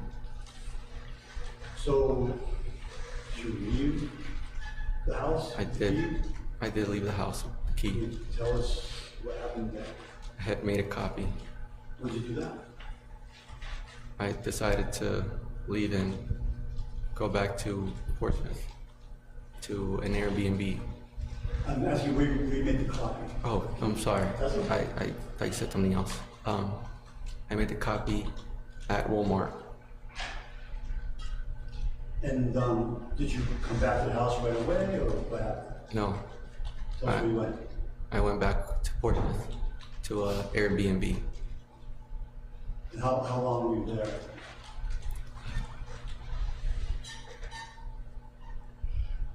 I can't remember when. I can't remember too much about it. I did stay there for hours. Is your memory completely clear what happened? Not too much there. No. I didn't sleep too much during those days. Had you slept at all since you drove up? What was that? Had you slept at all? No. Roughly what time had you left Pennsylvania? I had left Pennsylvania around 11 at night on Sunday prior. You drove all night? Yes. Okay. And did you get any sleep when you got here? No. So then you went into the house, got the key, went to Walmart, get a copy, went to your Airbnb. Did you get any sleep there at that point? No, not yet. Tell us what happened then. You went to Airbnb for a period of time. Yes, I was mostly on my phone. With who? Just scrolling through applications, I remember, sort of, and getting food, and just walking in Portsmouth mostly. Did you walk around Portsmouth? Yes. Did you at some point return to the house? Yes, I decided to return later to return those keys. And where'd you put the keys? Did you leave them out in the opener, or did you leave them under the table? If you remember. Under the table, sir.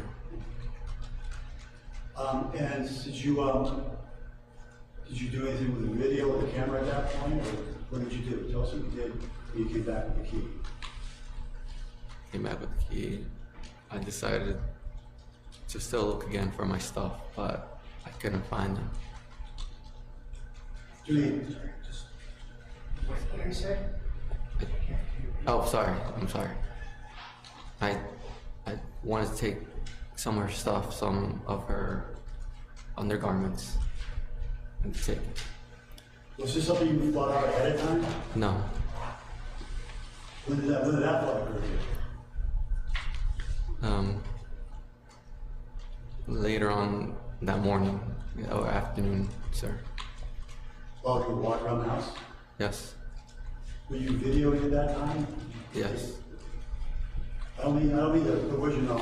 Oh, yes. Yes. So, at some point during, was it the second visit, you picked up some underwear, or is that right? Yes. Not the second visit that day, if you can remember. I can't remember, sir. I'm sorry.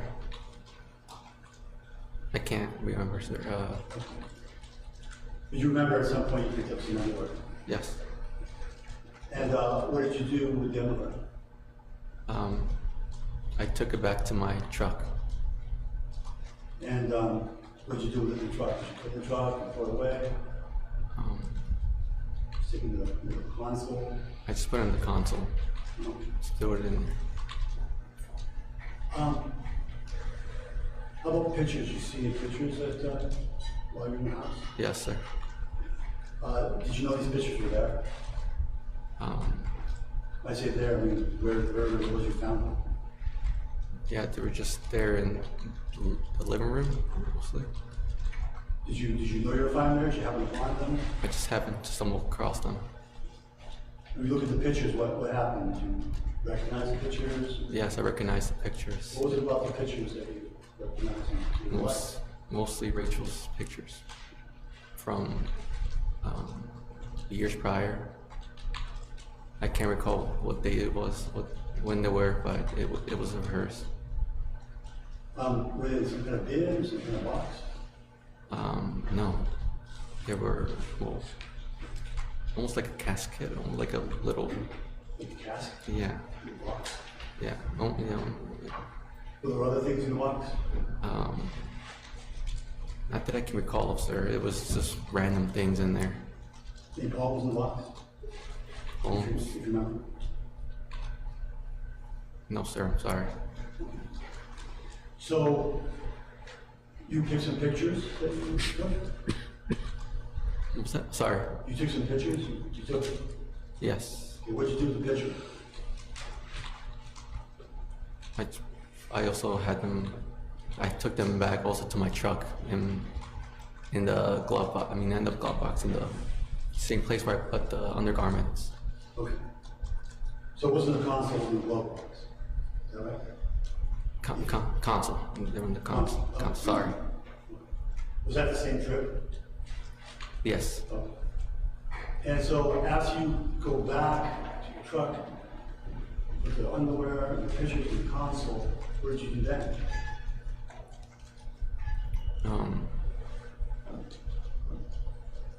I decided to. I was hungry. I started to become really hungry, and I went to McDonald's and got breakfast. Well, what time is this? 10. Had you talked to Rachel yet that day? No, Texted her, FaceTime, anything? not yet. After breakfast, after you go back, did you go back to the house after breakfast? Yes. Did you bring her breakfast with you? Yes. Tell us what happened then. I decided to walk in through it was, sorry,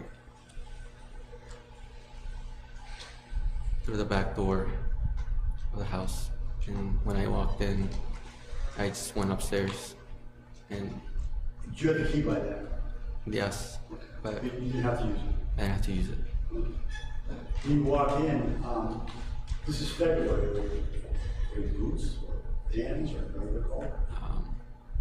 Vans, sir. And so now this is the third time you're in the building, right? Yes. Okay. And you say you went upstairs. Did you leave your Vans there or did you go upstairs? Tell us what happened. If that was the right time. You tell us. I still have my Vans on. You say you went upstairs. Where upstairs did you go? It's the attic. To the attic? And you went to the attic, what happened there? You there? I still want to find my things, and I wonder if they're in the attic or not. And when I couldn't find, I tried to find them in the attic, but it was dark in there. It was dark. It's dark. Even there was some light coming in, it was still dark. I had to use my flashlight. There was some boxes in there, but they couldn't make out what they were inside. But I tried to open them, but found nothing. And then I'm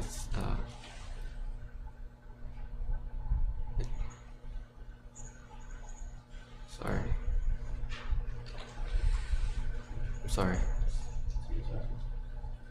Can't really do too much about that. This is still on the 7th? Or is it on the 8th now? This is sorry.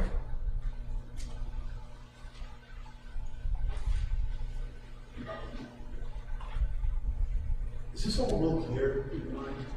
Not too much, sir. I wasn't thinking straight during those times. I wasn't thinking straight. I'm sorry. But as you sit here now, is your memory real clear about exactly what happened when you were? It's not too much still. It's still very confusing to me, sir. It's very confusing for me too. It's very confusing for me right now. Right.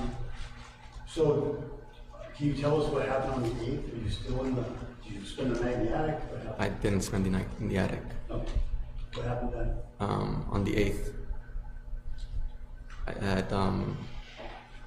I was still in my Airbnb, and Rachel decided to call me, was texting me, and I was telling her not to, that I didn't want to, and we were arguing about it, that I didn't want to text me, and I told her to stop, that I blocked her, and I tried to block her, and I had unblocking her again, and we FaceTime, and she said she missed me and wanted to see me again. You're actually in the house at this time, or your Airbnb? I was the 8th, I'm sorry, it's the 8th.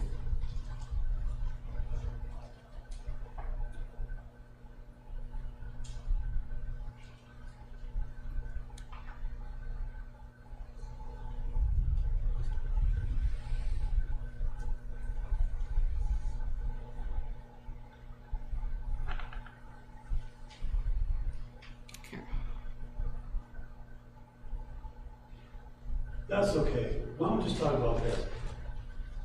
You seem like you're having a fight with Rachel again while you're in the area. Is that right? Yeah. So tell us how that was going. What path did that take? I was starting to become really sad because I didn't know what she would want from me. I didn't know what she would want me to do. Because she would ask me to text her, to call her, and then tell me to stop talking to her, that she hated me. So I didn't know what it was like. I don't know what she would want for me to do or to say to her. At some point, you had the ability to meet up with her. Yes. How'd that? She had told me she would be happy if I was up there. That she would be really happy if I was there. And I told her I was. And we FaceTimed. I showed her that I was up her street. And she sounded excited. She told me to wait and to park somewhere else. And she told me to park almost right in front of her house, up the street, in front of a fire hydrant. And I did, and I waited a couple minutes. Did she like where you parked? Not really, but I didn't know. I didn't know where else to park. What did she say about the parking job? That I couldn't get it. She felt it was too open to. she felt like everyone could see her, what was going on. So you picked her up at some point? I didn't pick, well, What happened? I parked my car and she came to my truck, sorry. And she just came out again in a rope, and I had the blanket in the back for her because it was snowing. It was not snowing, but there was snow outside, but it was really cold. And I had a blanket in the back for her. I told her to use it, but she didn't want to. And then she talked. Did you stay parked in that place, or did you move? I stayed in that place. Yeah. And you remember about what time it was when she came out? Around between 11 to 12. And so you had actually been to the Airbnb prior to going to see her that night? Yes.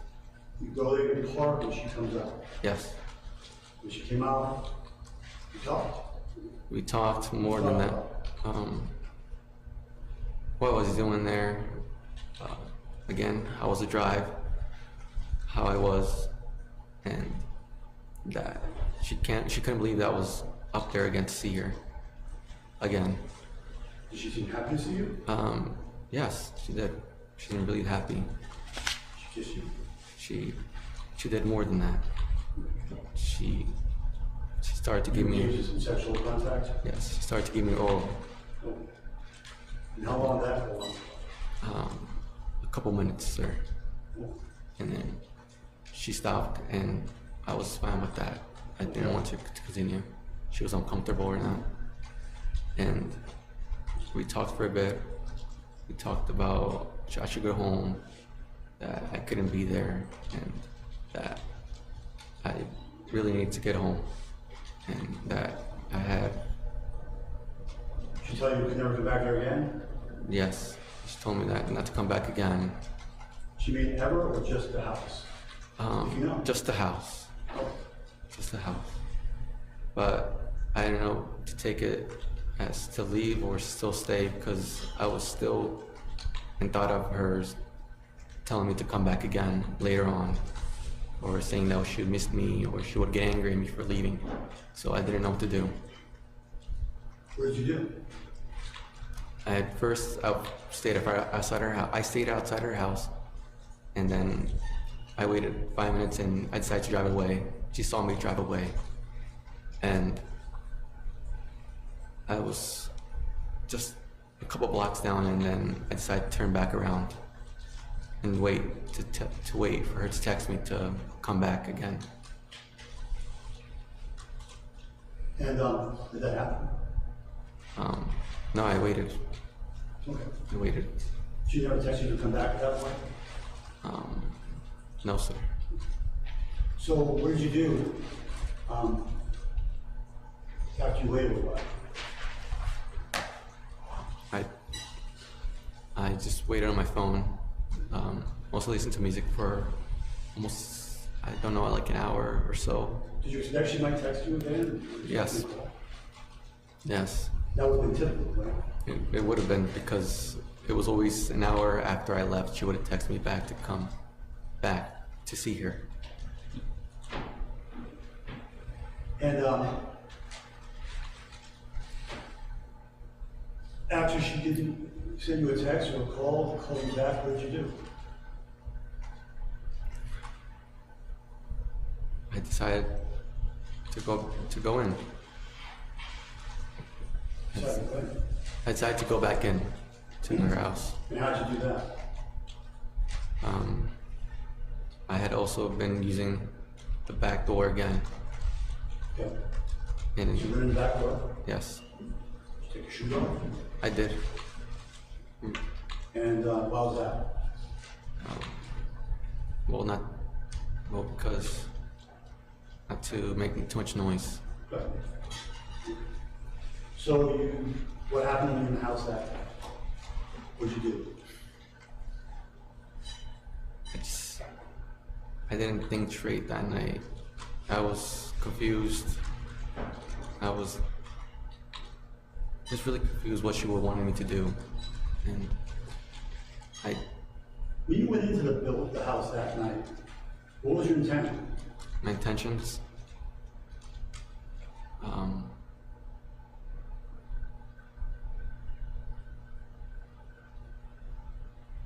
So just to talk to her again and maybe she, to make her happy again that I made it in or something, because it's something like a fantasy that she would want me to do sometimes. Do you think you might have possibly engaged in some kind of sexual act at that point? Was that possible? Was that off the table for you or what? No, not a sexual act. No. I don't know. So, you walked around the house? Yes. Up the stairs or down the stairs? Tell us where you went. I went downstairs. I was downstairs. And Did you go upstairs? I did go upstairs. I did go upstairs. I heard some noise in her room, some phone going on. It was ringing a lot. And when I checked the call, it was a number.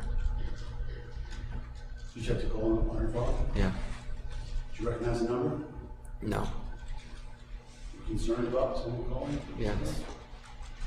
Did you consider her your girlfriend at that point or not quite? It was. Did you wish you were a girlfriend? What do you think is going on? What do you think is going on? If you know. I think she was my girlfriend. I thought she was. That she wanted us to be together. I believe. I knew. It just felt real to me that she wanted us to be together, and that she was okay with me doing these things. Because. Do you go in her room? Yes. What did you do in her room? First it was just her phone ringing. It was in the floor, in front of the bed. My dad to tell her I tried to tap her foot to like, hey, what's going on? And I checked the number and it was some random number. And I decided to call it, see what it was. No answer. You started 6'9". Yes. And what did you do then? I found out it was this person that she knew. Some man named Nate, something Wilson. Nate Wilson. So you need to be an old boyfriend or something? Or if you knew, did you know? I don't know. What did you do then? I didn't. Was Rachel in the room? Yes. Was she asleep? She was. Did you see Wes in the room? I did not. What did you do? I believe it was just a game of ours that she wanted to do, and so I decided to take a picture of her vagina. When you say a game you played, you actually have receipt pictures of her before, like that, right? Yes. From her. Yes, it would pictures that she was sent to me. And you send pictures of yourself to her. Okay? Yes.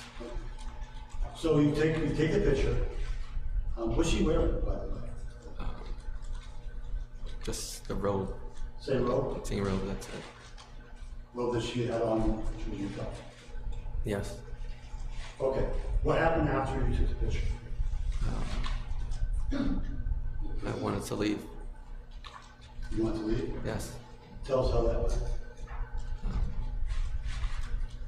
I wanted to leave, and then I heard someone call out, "Wow!" And Someone called out? Yeah. And Do you know who it was? it sounded like Rachel. And when I went to go back, she tried to gasp, and I was scared, and so I went. She did like a loud gasp, and I went up to my room. I went up to my room. Did you say I went up to my room? No, not my room. I'm sorry. That's what you said. Yes, but sorry, just I went up to the attic and I don't know what to do. I wanted to leave. And I heard someone say cops, and so I wanted to leave as soon as possible. Did you get a text from Rachel? Yes. When did you get the text from When did you get the text from Rachel? It was minutes after that. Minutes after? Yeah. Saying, what are you doing? I just saw you. And yeah. Did you answer? No. Did she threaten you if you didn't answer? I knew she would. Did she threaten to call the police if you didn't answer? She sent you a text about that, right? Yeah. Right, Council, we need to recess for the day. So we will resume. Folks, I think you were given the calendar of 10:30 on Monday. Actually would like you to be here at 9:30. All right, so 9:30 on Monday. We will resume with the testimony, and then I expect we'll have closing arguments and you'll have the case. All right? Please leave your notebooks behind, and again, if you are inadvertently exposed to any media, let me know Monday morning. Thank you. Please rise.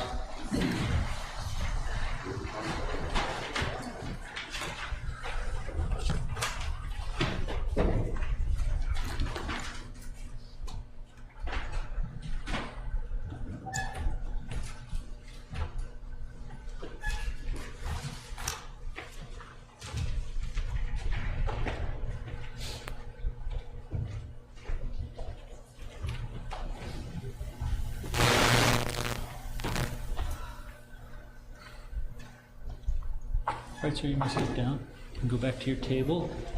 And so the schedule is way different than I thought it was going to be. So be here at 8:30 Monday morning. We'll do the charging conference then. I'll get a set of instructions to you sometime over the weekend. If I may, I'll submit my e-file. I do have a printed copy. I can give it to you now. Well, make sure. I gave Attorney Guerrero has a copy. I gave her a copy this morning. But I'm happy to e-file it this afternoon. Yes, please do. Well, actually, I don't know if they'll get accepted, and I need to see them now. So if you have a hard copy. Yep.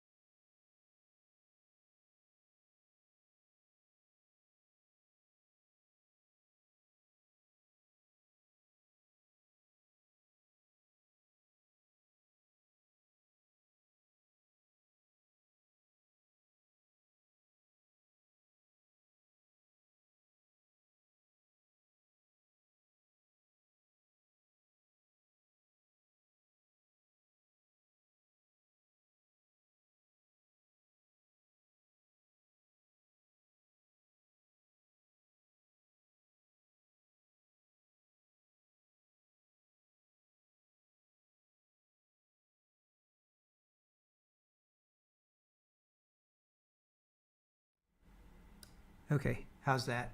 Muted, yep, all right. Let me check. How are we now? Yep, no sound. Checking. Let me know.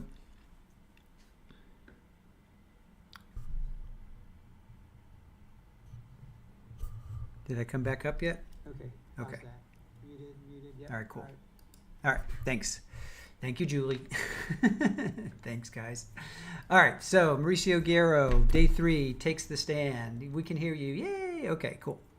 All right, Mauricio Guerrero takes the stand on day 3 in his own defense. So he gets up. He seems very emotional. He talks about his little, well, not his little. He talks about his history, you know, when he was born, works at his parents' restaurant. He's very ashamed and embarrassed. His mom and sister are there. So August 8th, I wrote down, I thought I saw 2012, but it must have been 2021. At 11 p.m. was the first live broadcast on OnlyFans, and that's when he met Rachel. And then objection. So objections have started right. Oh, because I think he was telling what other people were doing or something, so I guess it was hearsay. Anyway, they began communicating. First, he gave her his number, and she was texting via iMessage. And then November, they started to FaceTime every day, and they also texted multiple times a day. They talked about what they liked about each other, what their plans were, what their goals, what their future would be together, and of course, they talked about sex. She says, I love you, and she said a lot of kind words. They would say nice things to each other. So he was definitely falling in love with her. I don't know if she was falling in love with him. He's only 19, I think, at the time. Maybe he was 20, I guess. Yeah. So he was 20 when, he's either 19 or 20 when this was going on. Definitely very young. And she's 24 at the time. She sent him her address, and then he sent a TV, fireplace, a bodysuit, and lingerie to her. I think he also left money for the windshield. I think it was like $500 he left for her.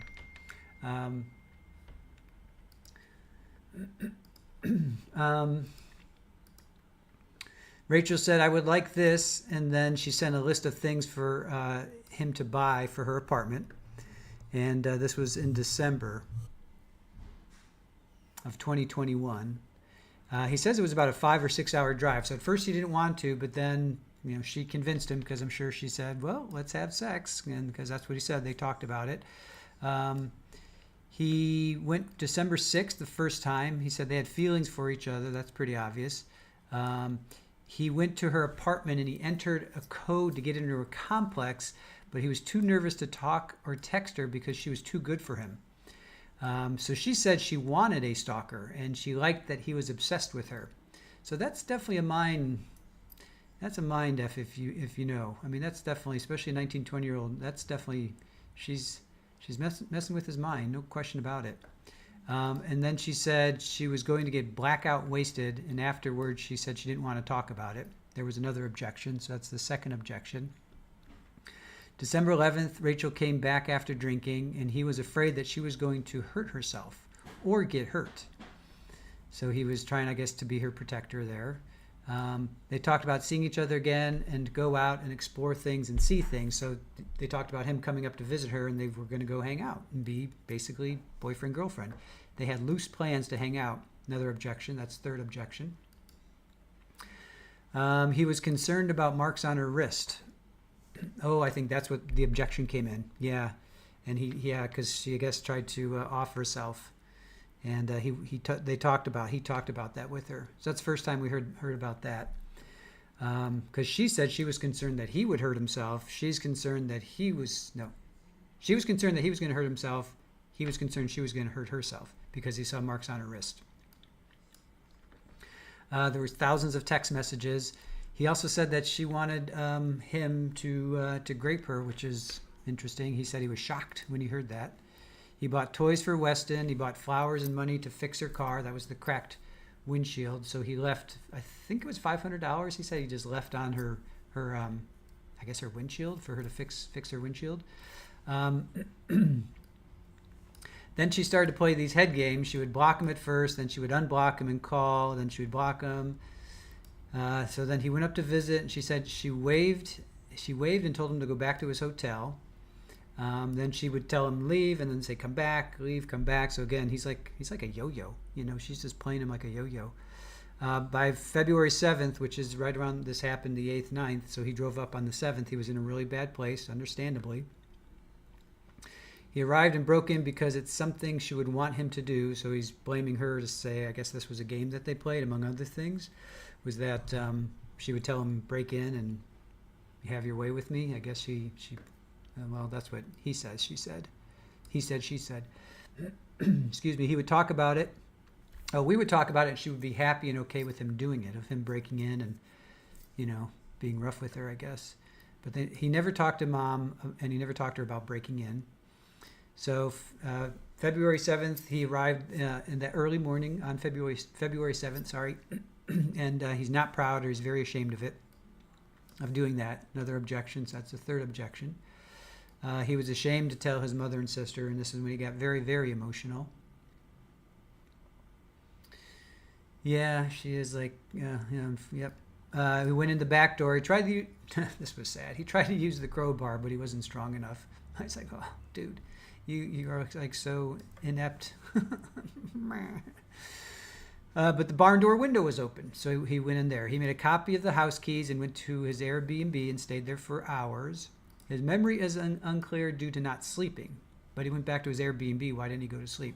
Because he left Pennsylvania around 11 p.m. Sunday night, and he drove all night. He wanted to return to the house to give the keys back. That's when he took the underwear. He took that back to the truck, and he took some pictures. Maybe that's when he took pictures of her, Weston's baby announcement, the poem. I think maybe that's when he took those pictures. He became hungry and went to McDonald's around 10 a.m., so this would have been the 8th, which would have been Monday. He had not talked to Rachel yet. He brought breakfast back and walked into the house through the back door, and he went up to the attic to look for his things, but he did not spend the night in the attic. February 8th, he was still at the Airbnb, and Rachel was called and texted him, and we heard her testimony where I think she was trying to figure out, where are you? She kept saying, FaceTime me, where are you?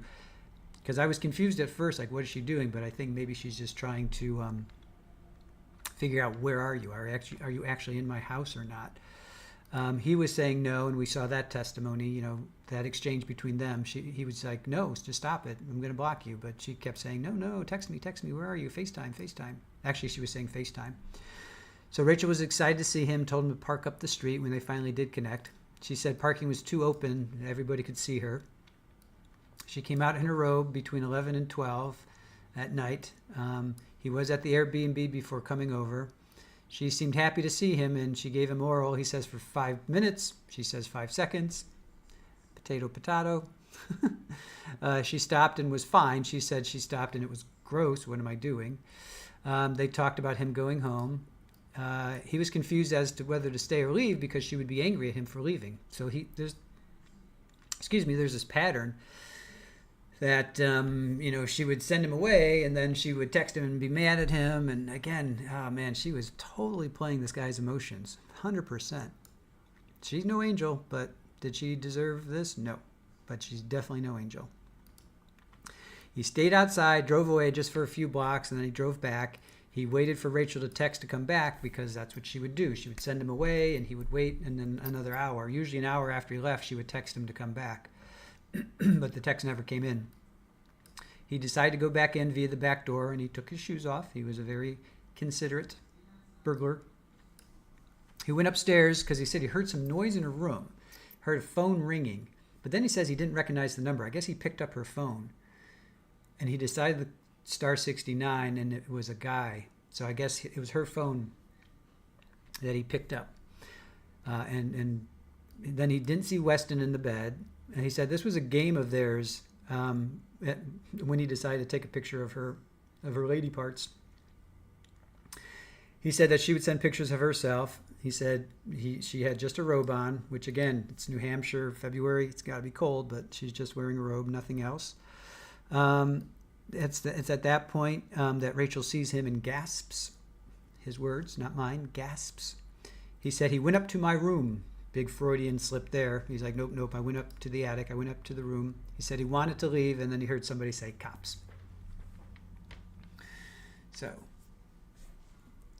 thus ends day 4. So, let's get right into I'm sorry, day 3, my bad. That was day 3. Let's get into day 4. So here's where it gets interesting, chat, because, well, I'll tell you when we get there.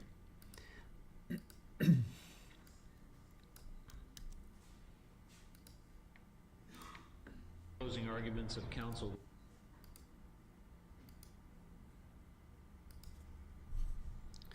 Oh, we do not have closed captioning. Sorry, guys. Oh, that stinks. No closed captioning. So, no closed captioning on this one, sorry. For those that are looking for the closed captioning, we do not have it. Okay.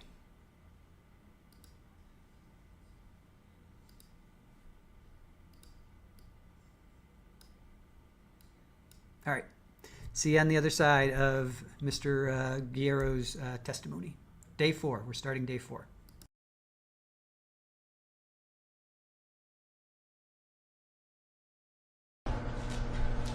Remain standing.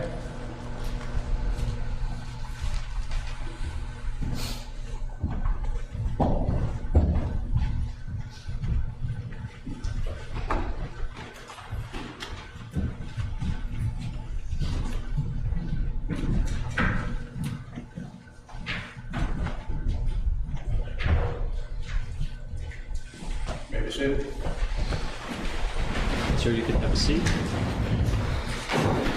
And folks, while you're getting your notebooks out, I'll ask Attorney Starbranch to resume his questioning. And Mr. Guerrero, I'd remind you that you are under oath.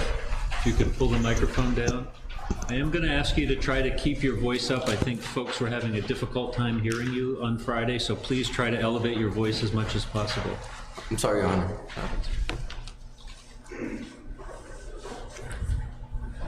Go ahead. Thank you. Good morning. Good morning, sir. You know, I'm not entirely sure where we left off on Friday, but I'm going to start with a couple of tech questions.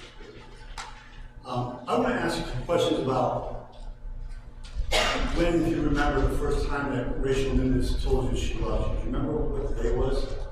It was around November. You know what day November was? 9th. It's possible November 19th? It was, I remember there was a 9 behind. It was 9 something. That question was right. Yes. I'm sure now what appears to be a text message. It looks very similar to the text message that's been admitted already. Do you recognize that conversation? Yes, sir. And who's in the conversation? It was between Rachel and I. And what does it say about how she feels about you? That she's starting to love me. So this is really very early on in the conversation. Has she given your phone number yet? Or have you given her your phone number yet at that point? Yes, I have given her my phone number. And she's also, at this point, do you still think her name is Bella, or do you think it's Rachel? It's Rachel. So that's really one of the first indications where you know her real name, and you've already developed it to the point where you have to exchange phone numbers. And as far as you know, that's the first time she said she loved you. Is that true? Yes, sir.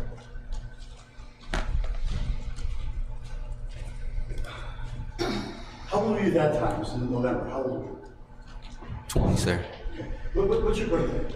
March 7th, 2001. You're 20, about 6 months at that point?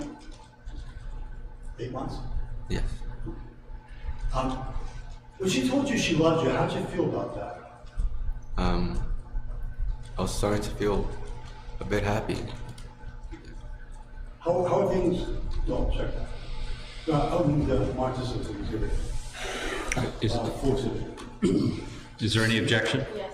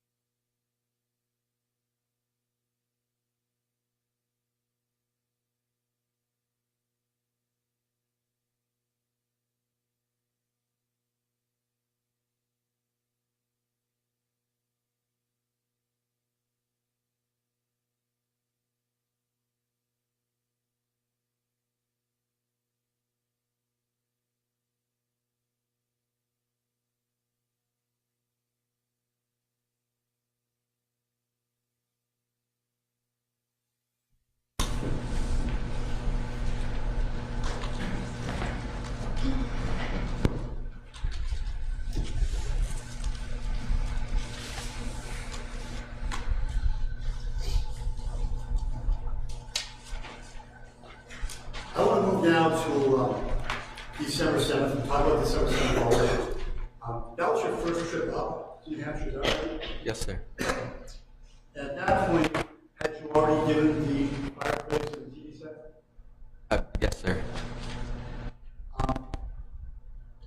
After you and Rachel, well, you didn't go in, but you saw Rachel was done, is that fair? Yes, sir. After that encounter, did she say anything to you about what she could do with the TV set and fireplace, if you remember? She had, I don't recall, but she told me that she had it and... If I were to show you a text message, you think that might refresh your memory? Yes, sir.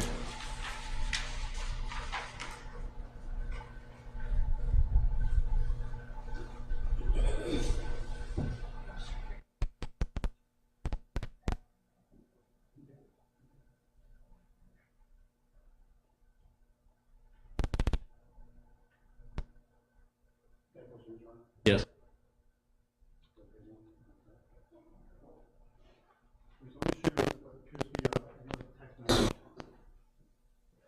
And if you want to read the bottom one, does that refresh your memory as to what she told you about the TV set and fireplace? Yeah. What'd she have to say about that? That I could have it back. You'd have them back? Yes. Right? Yes.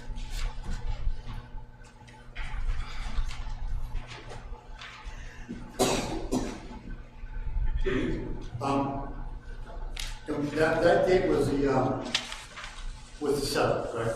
Correct, sir. Still the 7th. Now, as I understand it, she sent you away. Is that fair? Yes. And after she sent you away, did she text you anything about whether or not she wanted to see you after all? If you remember. Do Yes, she wanted to. you remember what she said? That she wanted to see me and that it was hot for me. May I lead you on? I text message I can read briefly. Well, you can refresh his memory with it if you wish. May I close? Yes. I should the text message exchange that refresh your memory? Yes, sir. Thank you.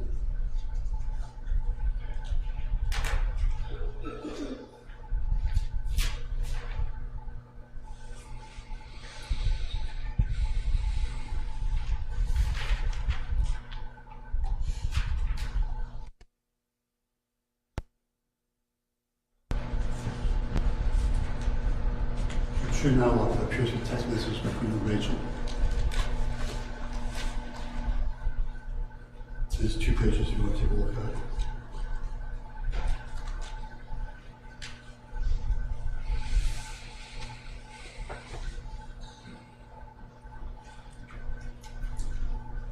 Does that refresh your memory as what she told you as you were driving away? Yeah.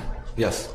And just to give it a context, you're at this point that these messages come in, you're heading back to Pennsylvania, is that fair? Yes, sir. And what did she say as you're heading back to Pennsylvania? That she misses me. She said anything about seeing you? Yes. What did she say about seeing you? She said that I should come back, but I was already halfway there, so I said I couldn't. The next day, now, understand that on the 7th, you came up unannounced, is that right? Yes, sir. And she reacted to that so negatively? Yes. Did you continue to text and talk about that the next day on December 8th? Yes, sir. What did she say about how she felt about you coming up like that, if you remember? That it was hot for me to do that. Objection, asked and answered on Friday.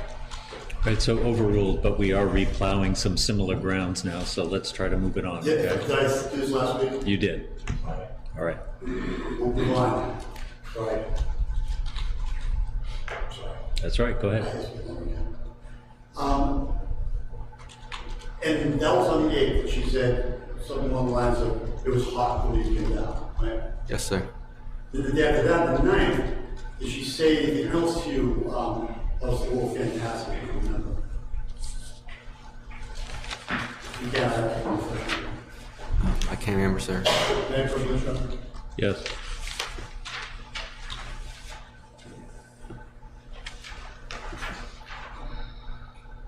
We already voted on this as well, so I reject. I don't know. All right, can I see that to see if we've already covered this?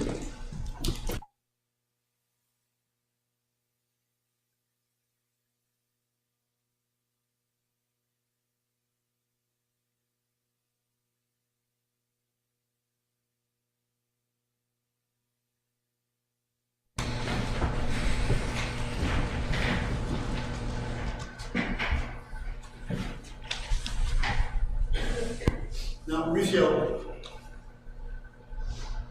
you sat through Rachel's testimony, is that right? Yes. You heard some of the things she was saying to you about the nature of your relationship, Yes. and she had a way of characterizing this sort of obsession thing. Remember that as well? Yes. If I were to sort of feedback to what she said,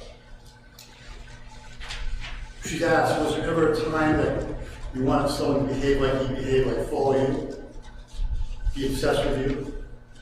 She said, yeah, there were definitely some weird tests and stuff. Is that accurately summarize what was going on? Yes. Then she goes on to say, I don't know, I think it just, I want you to be obsessed with me and do all this stuff, but I didn't mean it. Do you remember when she talked about that? Yes, I do remember. Did you know that she didn't mean it? I thought she did mean it.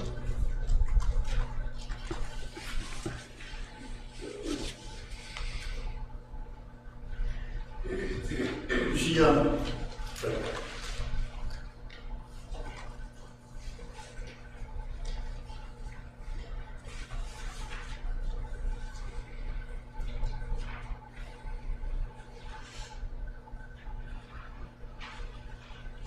Michelle, I have no further questions.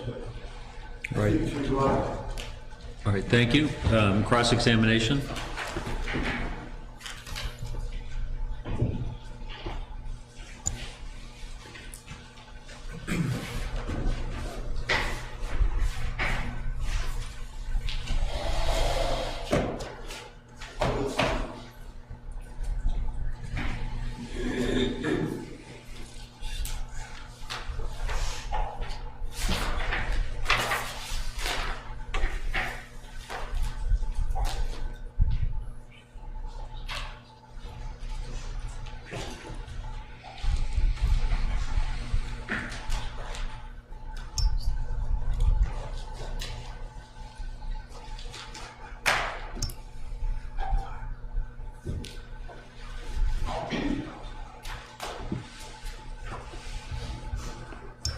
Morning.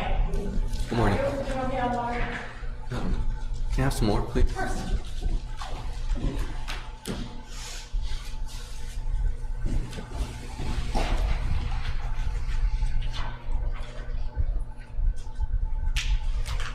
Thank you, miss. So I'd like to begin by asking you a couple questions about some things that you just mentioned on direct. And one of them was Rachel telling you that you could have her fireplace back. You read those messages? Yes. And you agree with me, she was offering for you to take that fireplace and the TV back because she didn't like that you just came up there. Yes. Okay. In fact, she said you scared me. Yes. And when you had come up on the 7th unannounced, she reacted very poorly to that. Is that right? Yes, miss. In fact, she said, don't ever do that again. Yes. And though she was saying, well, now I wish I had seen you, maybe you should come back. Or sorry, I think she said, I wish that I had seen you. You said, should I come back? And she said, no.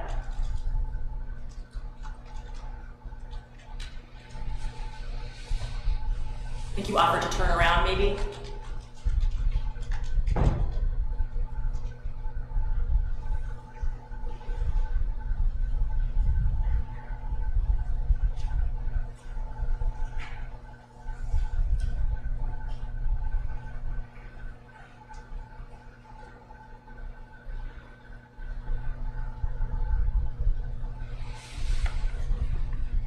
Yes. Now, I want to go back to something that you were talking about on Friday. You had said that it was your belief that you thought Rachel wanted to break into her house. Yes. So your claim to this jury is that all the entries you made to her house, you thought were okay. Yes. But you'd agree with me that in the 3 months that you and Rachel had been corresponding, she never once invited you into her mother's house. No. And if not for breaking in, you probably never would have been invited into her Objection. mother's house. Sustained. Did you have any reason to believe that Rachel would invite you into her mother's house?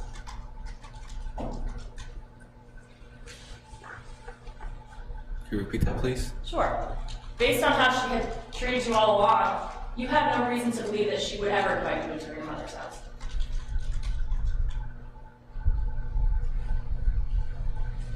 Well, she... Sorry.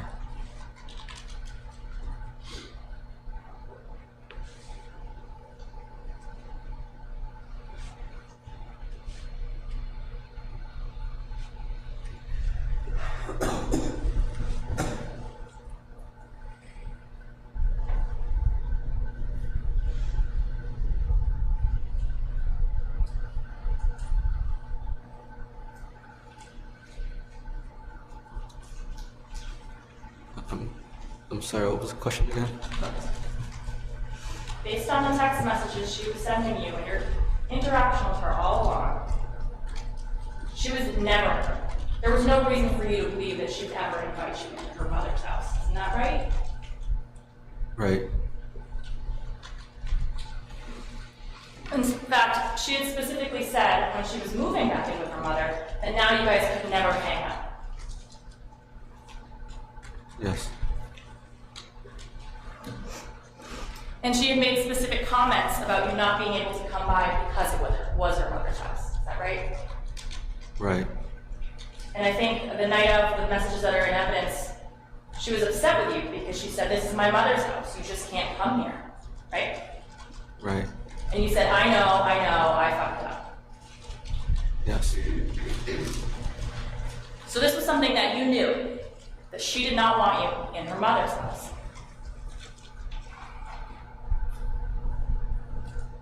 Yes. And we covered that she didn't invite you in. But you'd agree with me that nowhere in any of the messages between the two of you, she ever invited you to, or asked you to break it. Talk about it, but talk about things like that. I heard you talked about it, but I couldn't catch the rest. We talk things like that. It's similar to things like that. Well, you talked things like that. She never said, "I want you to break into my mother's house." No. And the fact that the detective flat out asked you if she had ever invited you in, and you said no.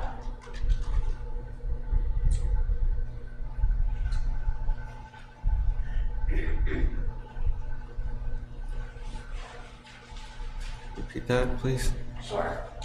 Captain Sunderland asked you specifically if she had ever invited you into her mother's house, and you said no. I'm going to object. Let me push. Yes.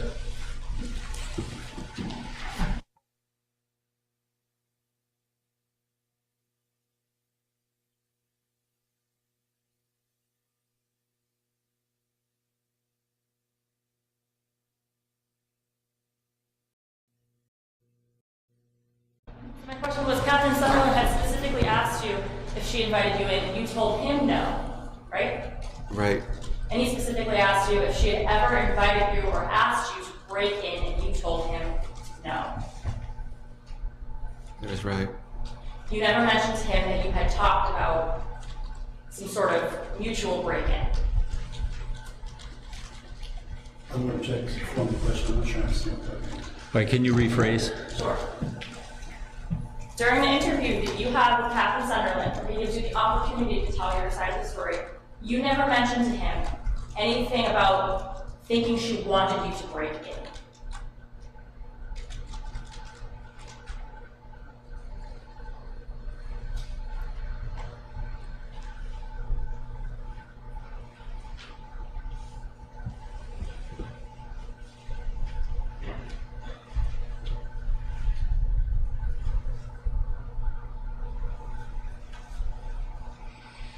Yes, I never mentioned it. Your claim is that you thought she might have wanted this. But you'd agree with me, breaking into someone's house is a pretty dangerous thing, right? Yes. For instance, if she didn't know that it was you, she could have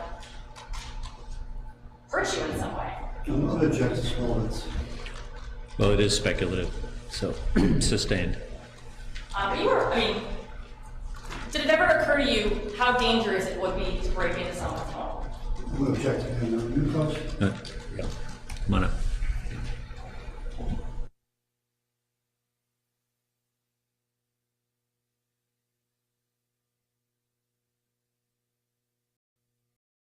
So my question was, it did occur to you how dangerous this was to do, to break into someone else's home, correct? Yes. But you did this, and you did this repeatedly because it's something that you thought that she wanted. Yes. I want to talk about, we talked for a brief second about the interview that you did with Captain Sunderland. I want to talk about the interview you did with Officer LaFave. Do you remember that when you were initially arrested? I can't recall much from that night. Okay, but would you know what I'm talking about if I said that interview with Sergeant LaFave? Yes. So when you're initially arrested, you told Officer LaFave that you were in there because you wanted to take the fireplace and TV that you had purchased back, right? Yes. And her giving you permission to be in your house, that's a pretty significant factor, you think, or something important that you want to share, since you were being charged with burglary, right? Well, objection. That Ms. Stacy had been charged with that part there. I'm sorry? I think the objection is that there's a factual assumption that he had been charged at that point. Attorney Starbridge is saying he had not been at that point. So I don't know the answer, but why don't you rephrase? Sure. Let me rephrase. The officer just arrested you, right? Yes. And she wants to give you the opportunity to tell your side of the story, right? Yes. And you don't mention anything about her giving you some sort of permission to break in. I didn't mention it. In fact, what you told her is that you were there simply to reclaim a fireplace and a TV. Yes. And when she comes to arrest you, you run away from her, is that right? Yes. In fact, you go into the roof in your socks. Yes. In the snow. Yes. At that point that she's coming up the stairs to arrest you, you don't mention anything to her about this being okay with Rachel. No, because I was scared at the time. I heard that's because I I'm was scared. scared at the time. And Scared. couldn't really talk.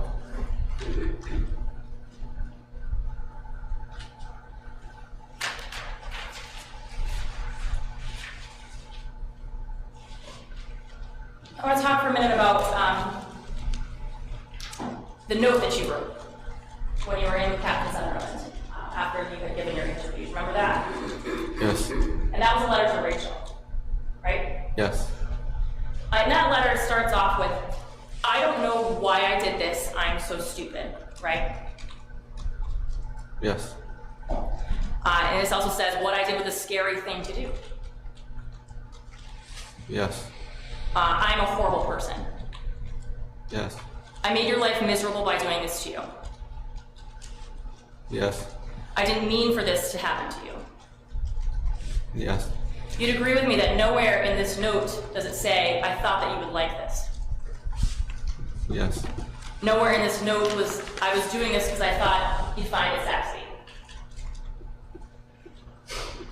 Yes. Nowhere in this note does it say I thought you'd be happy. Yes.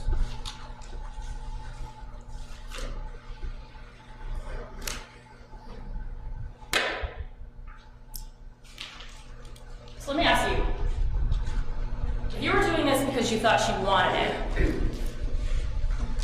you were doing this to make her happy, is that right? Yes. And you thought that when she found out about you breaking in, that she'd be pleased. Yes. Well, so I want to go back to the January 20th entry, okay? You'd agree with me that after the January 20th entry, you never... I'm going to object. Again, this refers to facts or not evidence. Please come forward.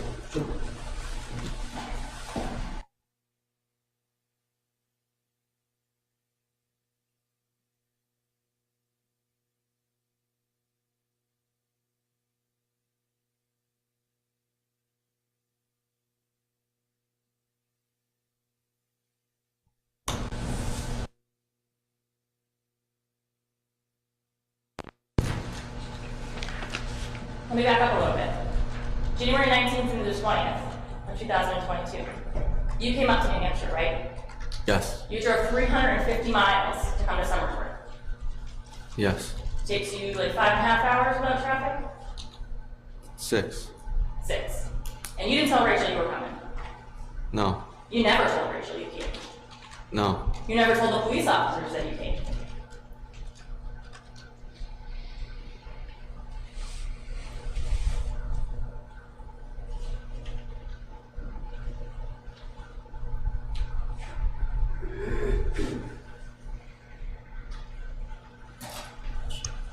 I can't recall if I did or not.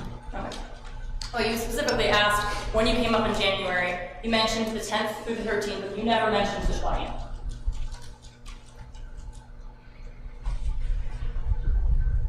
I can't recall, miss.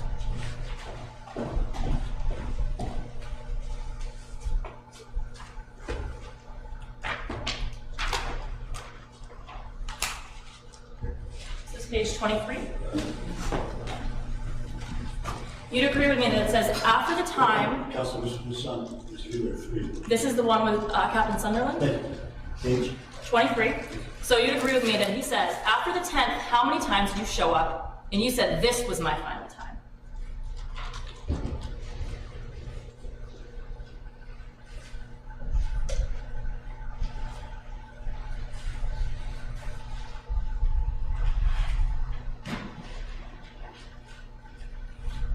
What was the question? Sure. You never mentioned to Captain Sunderland that you were here on the 20th. No, I did not. In fact, you specifically omitted it during your interviews.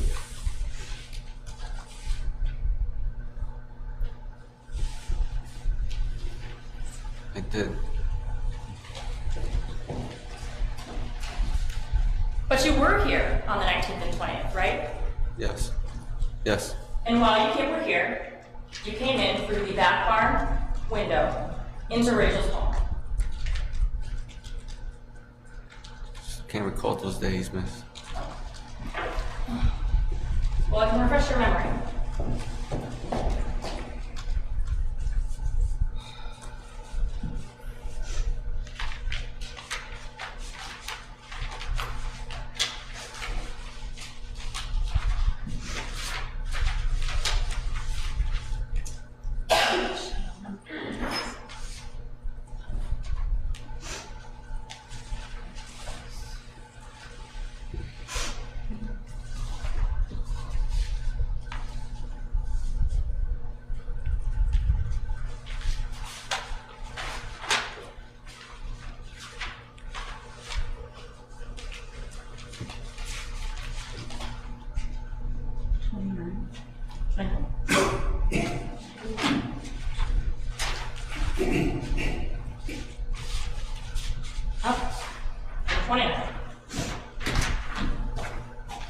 This is a poem you took, sorry, a picture you took of a poem in Rachel's back barn, right? Right. Okay. And that's a picture you took of a poem that she had written in grade school. Right. Okay. And you took that photograph on January 20th, 2022 at 3:28 in the morning. Can't remember taking that picture. You can't remember taking that picture, but you remember something significant like breaking in, right? No, can't remember that much from those days. And you can't remember that much from the days.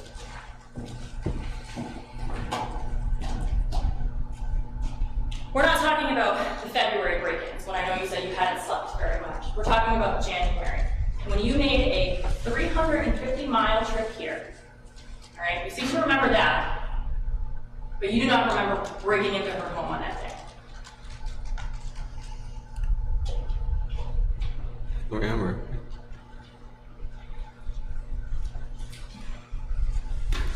Do you have any reason to believe you didn't break into her home in January?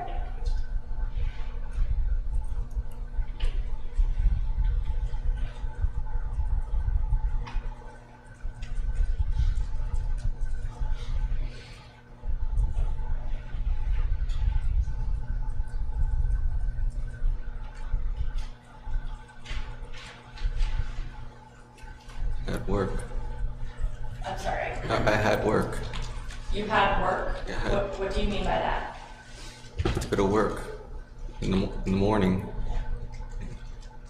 So, do you have any reason to believe that you didn't break into her house in January?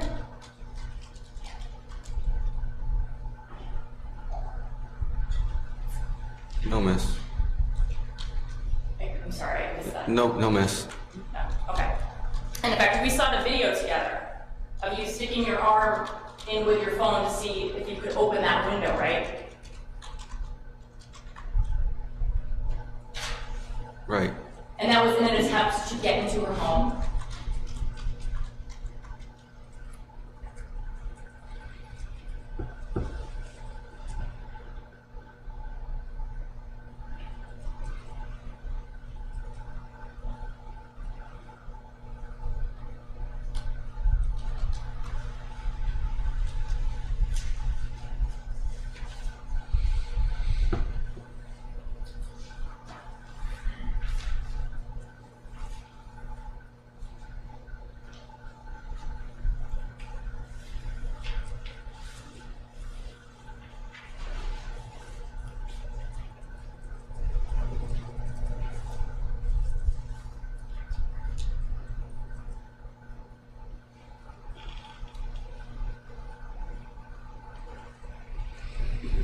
Could you repeat that, please? Sure. Talking about the video, where you reached in and you were trying to get the window open. You were doing that because you were trying to get into her home, right? Right. And you ultimately did get into her home, right? Right. And once you were in her home, you went through her blue or red tub and you went through her items, right? Yes. And you photographed a poem that she wrote in middle school, right? Yes. And you did all of that in January when you came up without telling her, right? Right.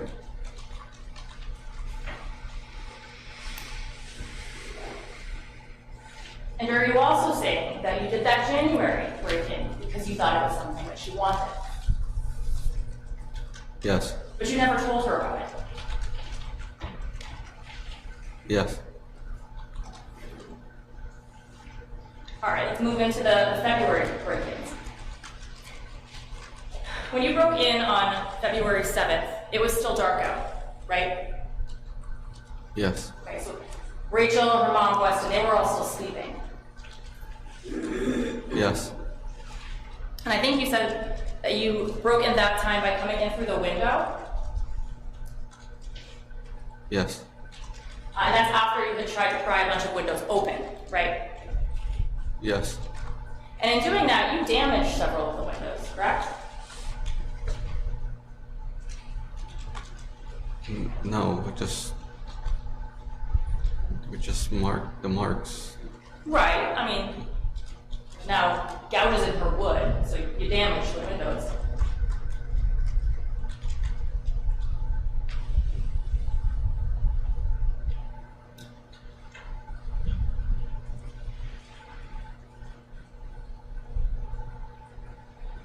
No. No, you don't think you damaged the windows? No. Okay, well, what about the window that was broken in the back bar and you damaged that, didn't you? Yes. Okay, and you did that because you thought it was something that she'd want for you to damage your mother's home. Yes.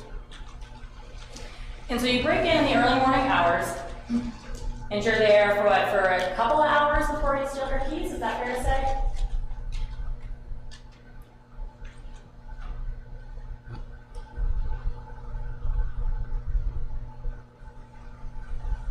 I don't know. Okay, well, you'd agree with me that that you're getting there around like 4 in the morning, right?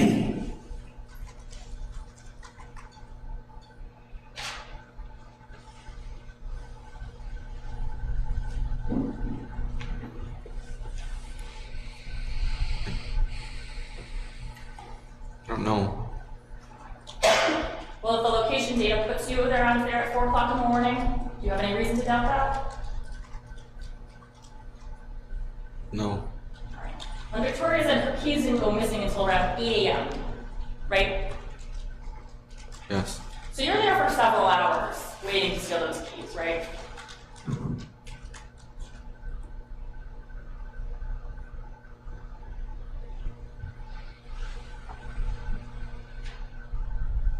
Yes. And are you hiding in the attic at that point, or are you in the back room area?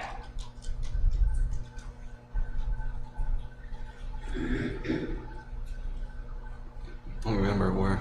Okay. But you're hiding, right? Yes. And that's so no one sees you. Yes. Because you think this is something that she wants. Yes. So her mother comes, that she moved her car and put the keys on like the counter or the couch area, and then you come out and take them. Is that right? Yes. And that's after she like goes upstairs or goes into the other room? Don't remember. Okay. Well, she's still there when you take the keys, right?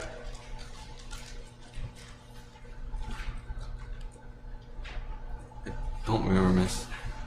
I don't remember. Well, you'd agree with me that that morning when you're in there and you're taking the keys, you don't let anyone know what you're doing. No. And later that day, you said you broke back in to return the keys, right? Yes. And before you did that, you waited until they were sleeping, right? Yes. And when you enter the house, you make sure not to make any noise, right? Yes. And you return the keys because you don't want them to catch on that something's going on, right? Yes. And while you're there, you go upstairs into the hallway, right?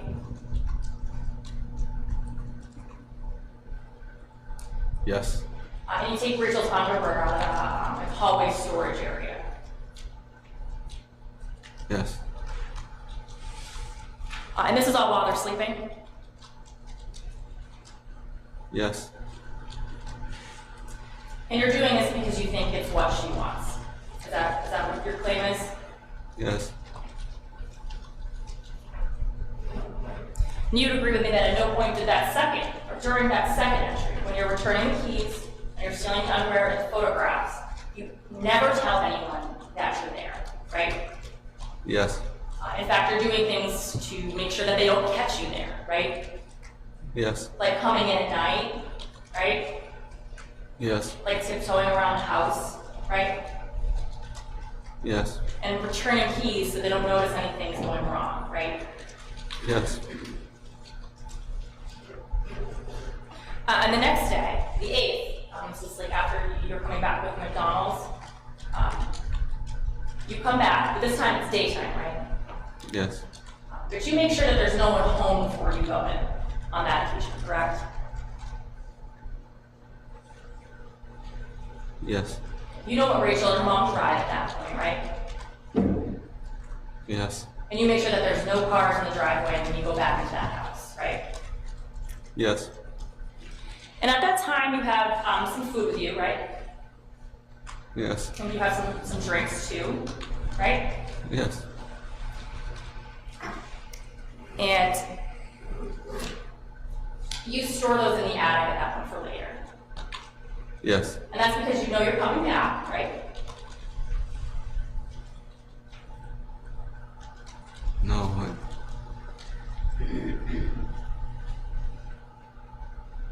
No. No? Well, why would you put food in the attic if you're not coming back?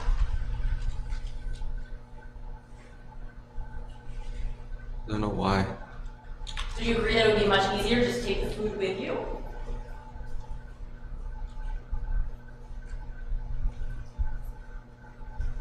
I don't know.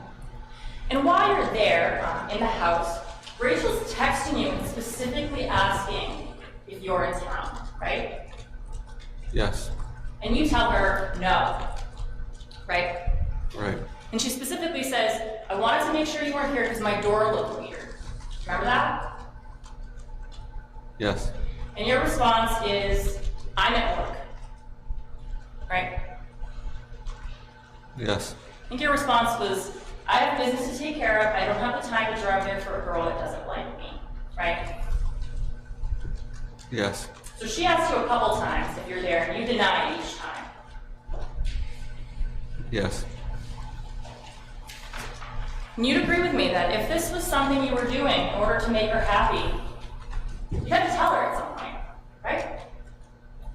Yes.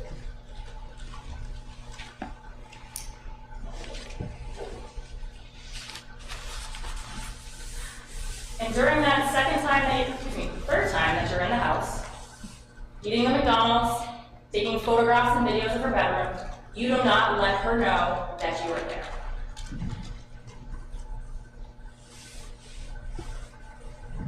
Yes.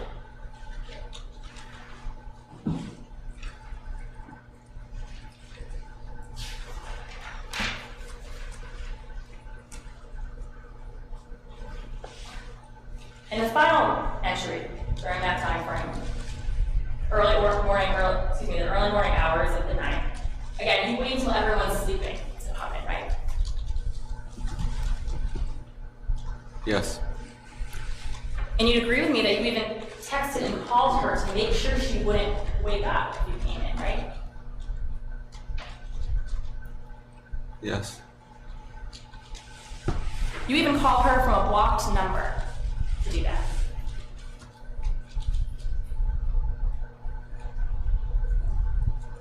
Is that right? Yes. So you wait till everyone's sleeping, and you go in around 2 a.m. Is that fair to say?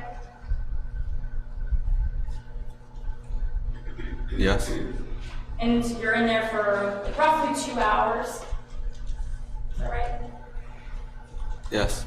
And during the entire time that you're in her house, you never once wake her up and tell her, hey, guess what, I'm here. No. In fact, you're making efforts to make sure she doesn't know you're here. Is that right? Yes. Did you take your shoes off so that you don't make much noise? Did that? Yes.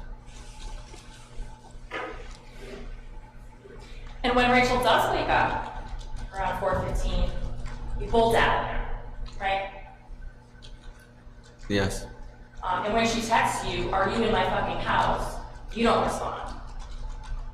Yes. You don't go into her room and say, yep, it's me, surprise, aren't you happy? Do you?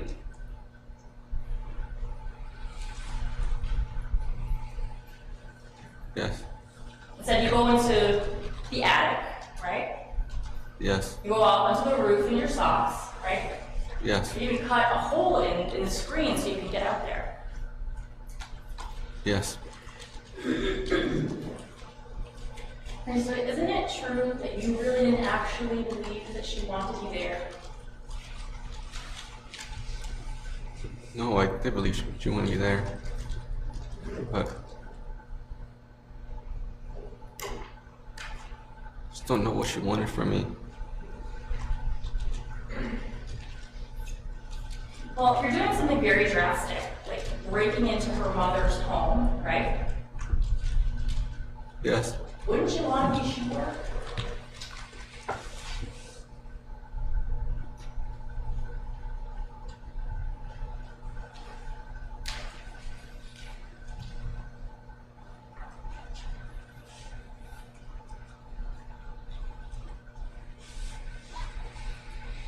I don't know why I didn't make sure. Sorry, I thought you said I didn't know why. I don't know why I didn't make sure. You don't know why you didn't make sure. Because you didn't think this is something that she actually wanted, did you? Just ask and answer. Overruled. Go ahead. I still believe in it, but I believe she wanted me to do it. Would it be more fair to say, Mauricio, that you weren't thinking at all? Wasn't thinking, I just thought that maybe if she would be happy.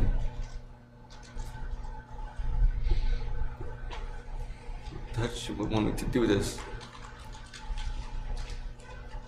But do you see how that if you're not telling her this and you're taking active steps to hide it, that doesn't make any sense?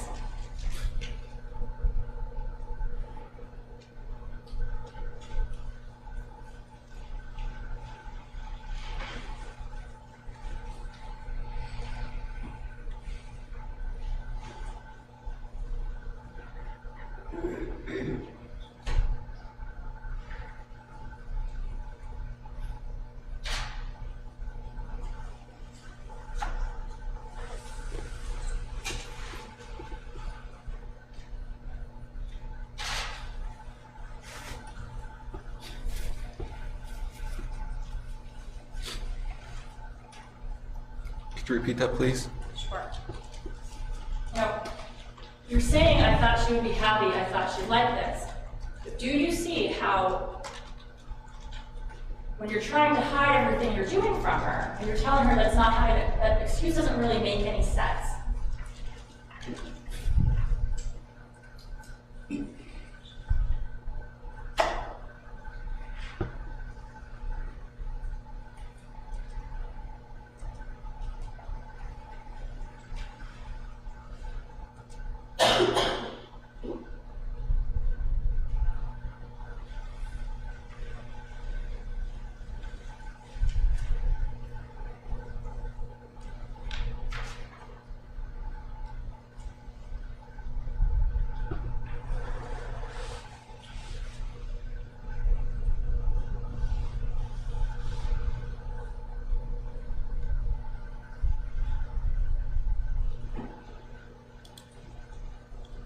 I'm sorry.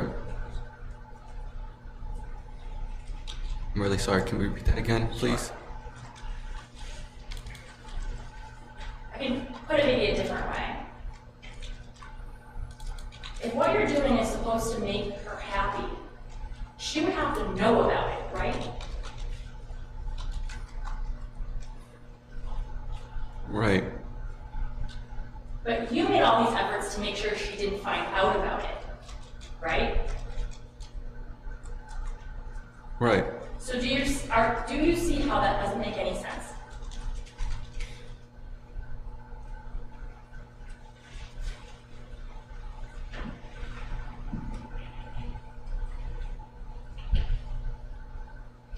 Right.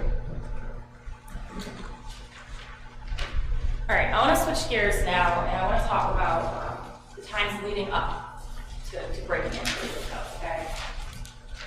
It'd be fair to say that every time that you came to see Rachel, you didn't warn her first, right? Right. These were all like unannounced visits, correct? Correct. And I'm going to read some dates, and you tell me if you think they're correct, okay? So you came up on January 6th, the 7th, first time? Correct. then again on January 11th? Correct. Were you there for more than one day on the 11th? Just a couple hours. Okay. And then you have the 22nd, excuse me, December 22nd. Yes. I'm not sure if it's a January, so we have January 6th, December 6th, December 11th, December 22nd. Okay, those are the times in December, right? Yes. And it's on the 22nd that you have sexual intercourse, right? Yes. And then you come up on January 10th, right? Yes. And you're there for a few days on that occasion, right? Yes. And then we went over the 20th when you broke into the barn. Yes. And then finally on February 7th, right? Yes. Okay, so that's a total of 6 times you came up unannounced. Yes. And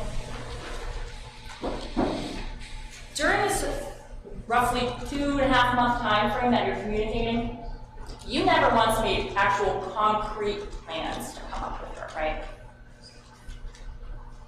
No. And of those unannounced visits, she only saw you twice, right? Right. You never waited for her to make these concrete plans with you before you came up, right? Right. And that's because you knew that if you waited for her to make plans with you, it was never going to happen. Objection. False speculation. Overruled. That means you can answer that one. Can you repeat that, please? Sure. The reason that you would come up unannounced rather than wait for her to make plans is because you knew that was never going to happen, right? No. She would tell me to want to see me. Right. But you never made concrete plans like, I want you to come up on this day and visit me, right? Right. And you knew that if you were waiting for that to happen, that it would never come. No. Well, that's why you came up unannounced, right?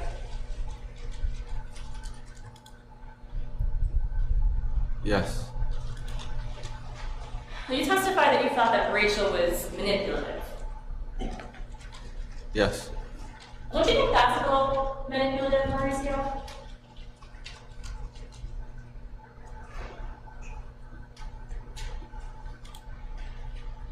No. You don't think that coming up unannounced, rather than waiting for someone to make plans with you, maybe makes them feel like they have to?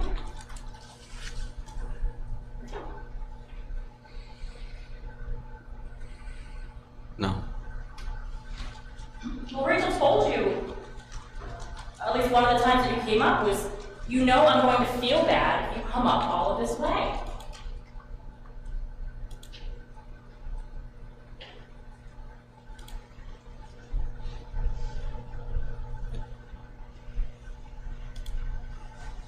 I don't remember that. Well, you knew that she felt guilty when you would come up, right?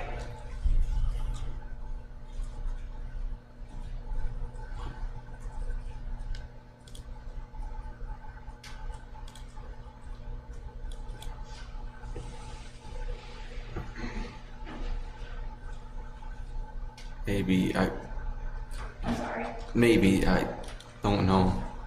Well, she told you several times when she couldn't see that she felt bad. Yeah.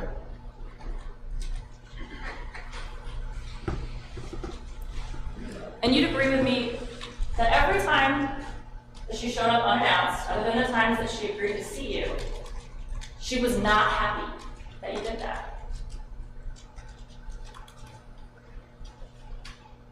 Yes. And in fact, each time you came up unannounced, she told you not to do that again. Yes.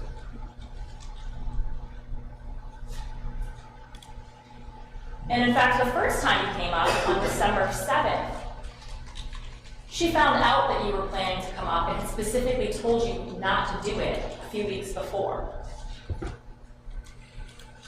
Yes. But despite that, you came up, right? Yes. And she couldn't see you, and she told you that she felt bad about that. Yes. And so you left her $500 on her windshield on that occasion, right? Yes. And then after you left, she was sort of nice about it to you, right?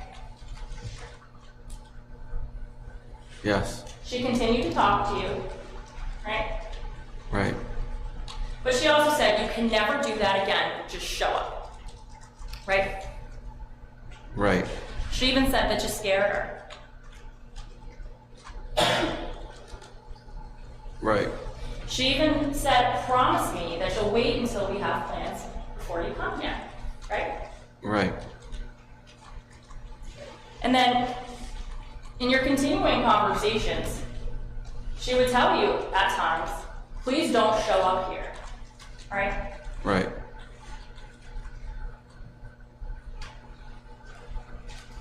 And every time that you indicated that you might come up, she would say, don't, right?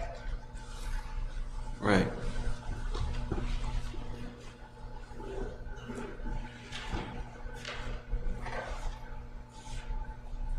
So on Friday, you were asked if you thought that you were in a relationship with Rachel. And you said yes, right? Yes. So you thought that you and Rachel were like boyfriend and girlfriend, is that fair to say? Yes, like something working on it. Or... And you thought that this kind of gave you the right to come up here and make sure she was okay when she went out with her friends drinking? Yes. And you thought this made it okay to check who's calling her on her phone? Yes. You agree with me that being in a relationship with someone doesn't give you the right to go through their things? Yes. Being in a relationship with someone doesn't give you the right, I guess, to monitor, to stop them, does it? Yes.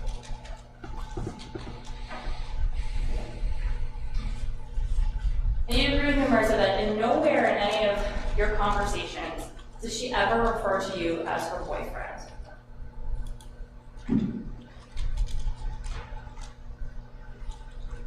Yes. And you never refer to her as your girlfriend? Yes. You never talk about being exclusive? Yes. In fact, there are times when she's talking about how she had seen or hooked up with another guy.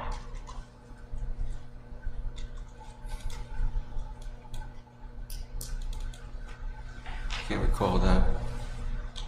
Well, in the 2.5 months that you guys are speaking, you never met any of her friends, did you? No. You never met her parents or her brother? No. You saw her son on FaceTime, but she didn't let you see him in person, right? Yes. And we already talked about how you never actually made concrete plans to hang out, right? Yes. And in the 3 months that you were speaking, you only spent about a total of 2 hours face to face, right? Yes.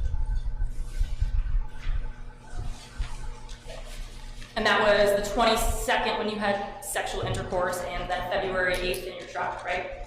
Yes. So a total of 2 hours roughly together. Mauricio, do you realize that you spent over 66 hours driving to see Rachel? Yes. And she only let you see her for 2 hours? Yes. And you sent her gifts and money, right? Yes. Expensive gifts, like hundreds of dollars this fireplace and TV were, is that right? Yes. She never sent you any gifts.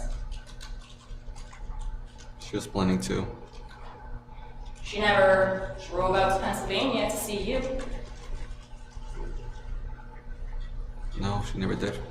You got her some items for Christmas. Yes. She didn't get you anything for Christmas, right? No. She wouldn't even make plans to see you. No. And she had actually blocked you on multiple apps, Snapchat, Instagram. Yes. Mauricio, isn't it true that you wanted to be in a relationship, but you weren't actually in one?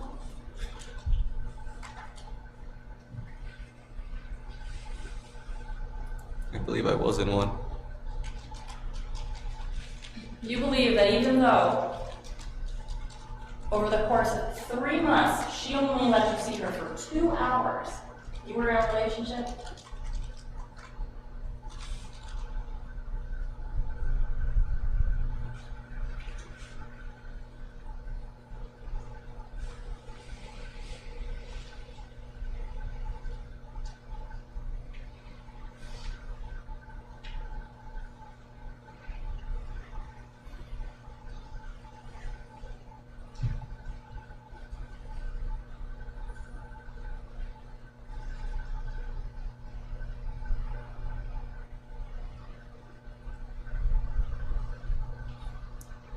Just felt real to me.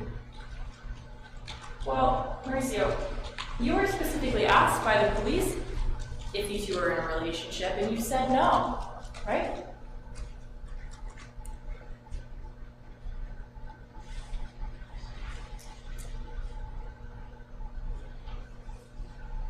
And it was... can't remember what I told them. Well, Officer LaFayette specifically asked, are you two in a relationship? And you told her, at this point, I don't know, it's always just a complicated thing. Right? Right. And Matt Burrell, who spoke to you later that day, said you guys never really had a relationship, you just talked. And your response to that was, I know.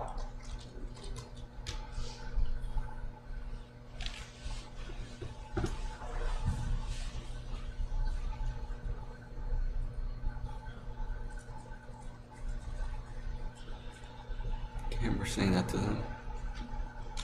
Well,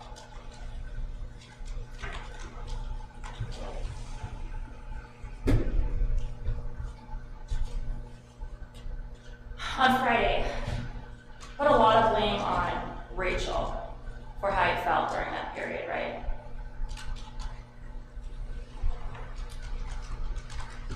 Yeah. You specifically said that you thought that she was manipulating you, right? She was.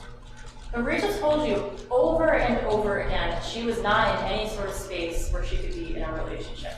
Is that right? Right. As far back as November 5th, she specifically said, I don't want to lead you on. I'm not in the right headspace. Right? Right. And later, I want you to talk and see other people. I cannot give you what you're looking for, and I'm not trying to lead you on. Right? Right.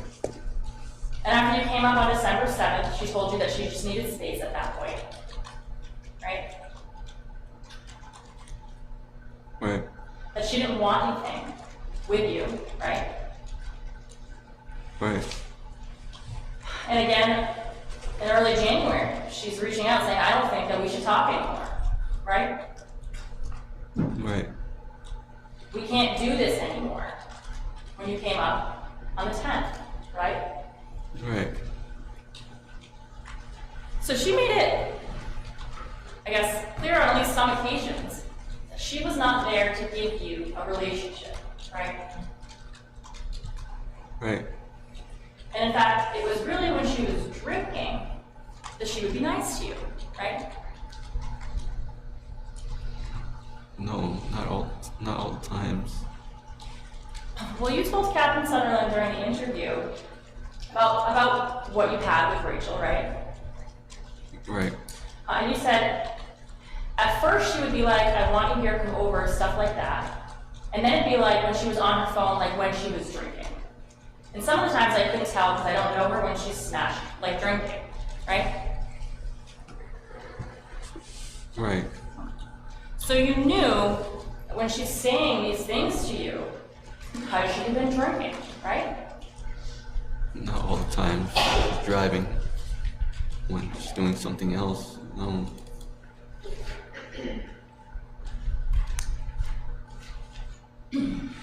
I want to talk about when you came up on January 10th, okay? Yes. So January 20th, you broke into her barn. I'm talking about January 10th when you were here, I think, for like a couple of days, right? Yes. So you drove up on January 10th and you were hoping to see her on that day, right? Yes. And you didn't tell her you were coming. I didn't. And when you got here and told her that you were here, she was pretty ecstatic. At first, yes. And you stayed here for 3 days hoping that you could see her, right? Yes. But you never did see her, did you?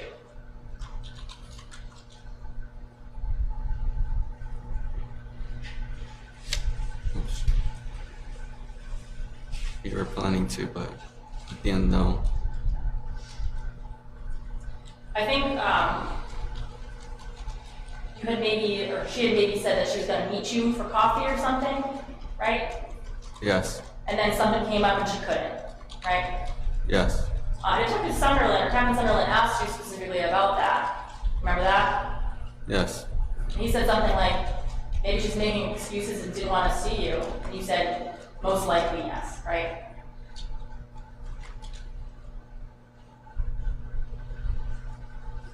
Yes. And after you came up for that period of time, she tries to kind of end things, right? Maybe. She says things like, do not ever speak to me again, and you literally cause me anxiety when you do this.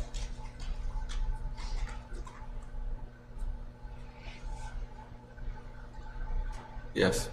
And it's at this point, after the 13th, where the two of you kind of stopped speaking for several days. Do you remember that? When was it? Sorry, excuse me. Sorry, it's after you came up from January 10th to the 13th, you guys stopped speaking for a period? Remember Yes. that? And at that time, you drive back home, back to Pennsylvania, right? Right. And I think what you had said on the rec was, I was done at that point, right? Right. And on January 15th, you're searching for burglary tools? Can't recall when that happened. Do you have any reason to doubt that you were searching for burglary tools on January 15th? Can't remember when. But you were searching for burglary tools at some point in January. It was. Because you were planning to break into her house, right? Right. And even though you two weren't speaking at that point. We started speaking again. What's that? We started speaking again. Well, you started speaking again around January 19th. Do you remember that?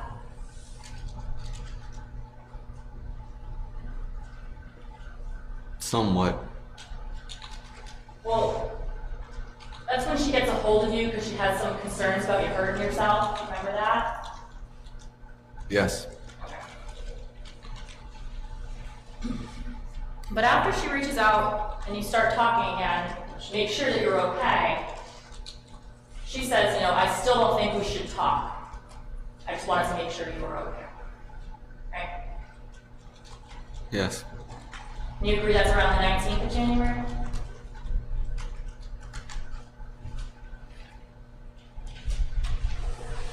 Don't know. Wait.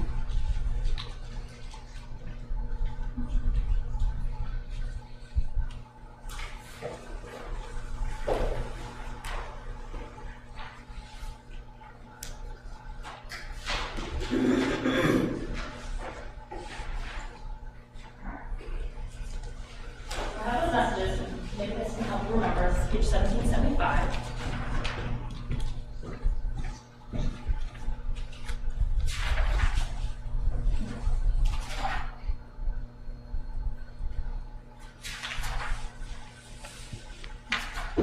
So I agree on January 19th. She's saying, I have to block you. Okay, I have to block you now. Right? Yes. And you're telling her, can you make me a promise, right? And she says, what is it? And you say, and if and when you find a man for you, Please make him treat you with respect. Don't ever let anyone tell you that you ain't shit, and don't take shit from anyone, and find someone who loves you, and you love him back, and be happy, okay? And that's on January 19th, right? Okay. She says thank you. You too. You say, I'm glad we got to talk today. I hope we can talk later again in the future. And she says, okay, goodbye. That's on January 19th, right? Right. She says, take care of yourself. You say, goodbye, Rachel, I'll still love you. Please take care. And then that's the end of the messages on January 19th at around 5:30, 17:34, right? Right. The next one isn't until late on the 20th, right? When she asks if you're okay. Right. And in between those two text messages, you came up and broke into her house, right? Can't recall. Can't recall.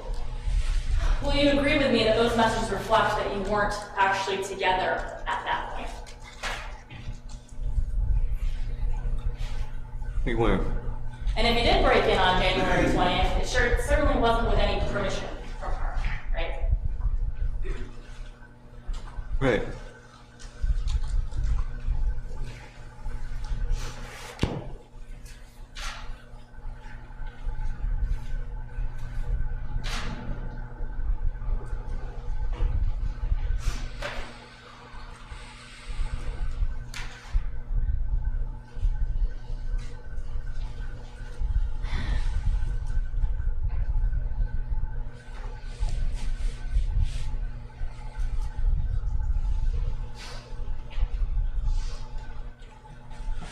Attorney Garrett, it's 11:15. Why don't we take the morning recess? We'll resume at 11 o'clock. All rise.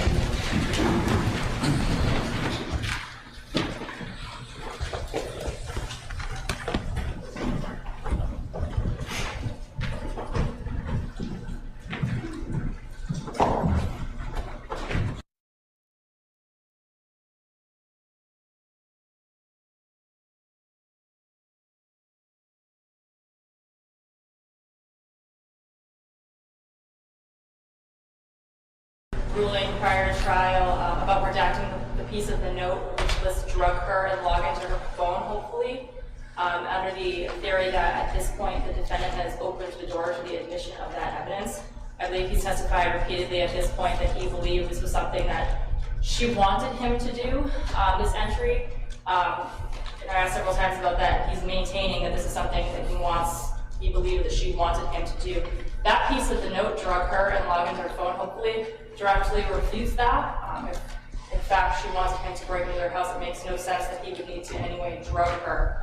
And I believe that this is under the theory, as I said, of opening the door and curative admissibility because it corrects this misleading impression that the defendant himself has created. Attorney Starbranch? Actually, I don't believe we have opened the door. Nothing that I asked him opened the door. I think Attorney Garrett wanted to keep asking that same question over and over again. Do you think she wanted this, that sort of thing? And, you know, honestly, that segues into, well, they're having this sort of game thing, stalking, she wants to be followed, she wants to be raped. You know, this is sort of consistent with that posture. We were very careful not to open the door in this. I think Attorney Garrett, if anything, has attempted to open the door itself and now wants to walk through it.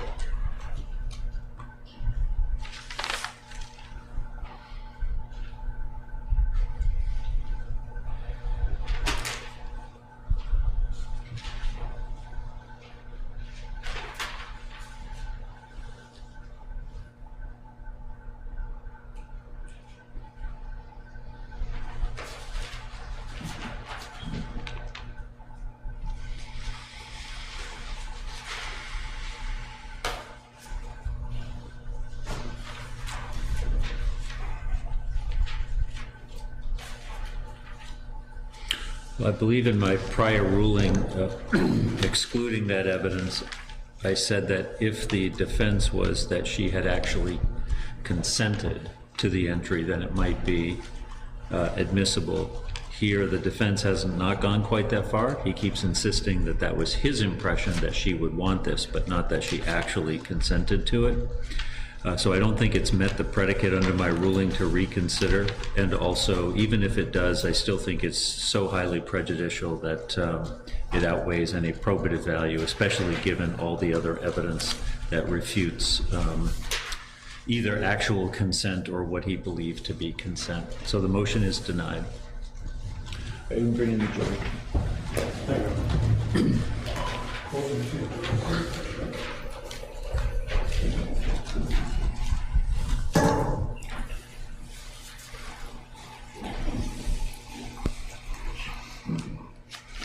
All rise.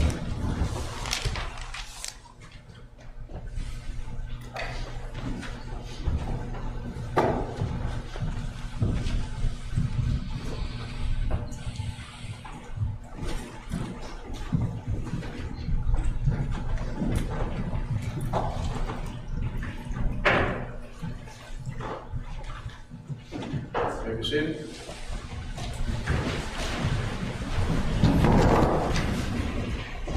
Attorney Garrod, you may resume. So when we left off, we were talking about January 20th and how you two would stop speaking for a time at a time, right? Yes. But then towards the end of January, you were sort of re-engaging back with each other, is that right? We were. But then you stopped again around February 1st, is that right? Yes. Right, and you stopped speaking for about a week, fair to say? Yes. And in fact, we saw during Captain Sunderland's testimony those messages that show that gap between February 1st and February 8th where you aren't sending each other anything, right? Yes.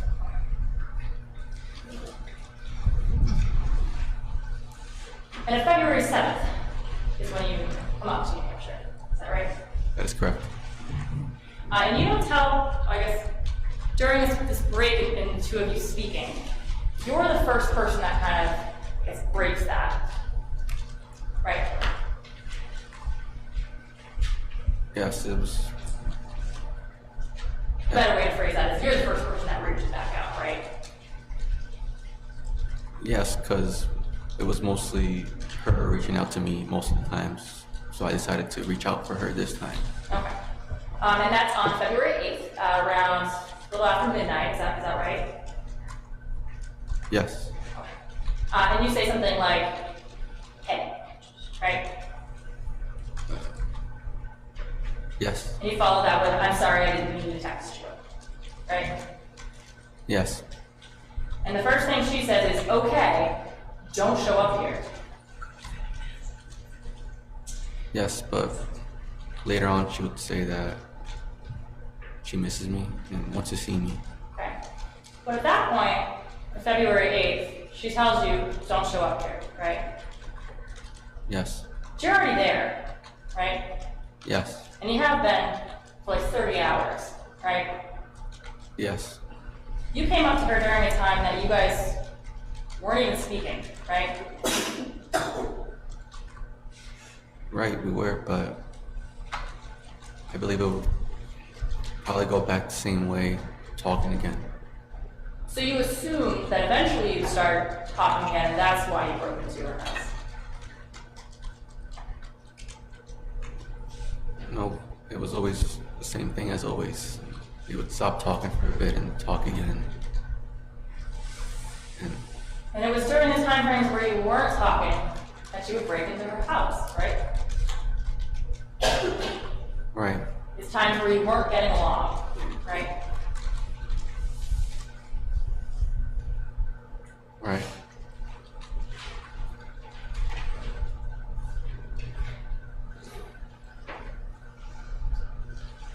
When you drove up on February 6th into the 7th, you were driving like all night, is that right?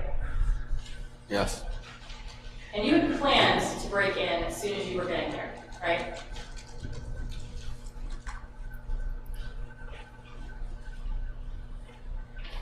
Not really.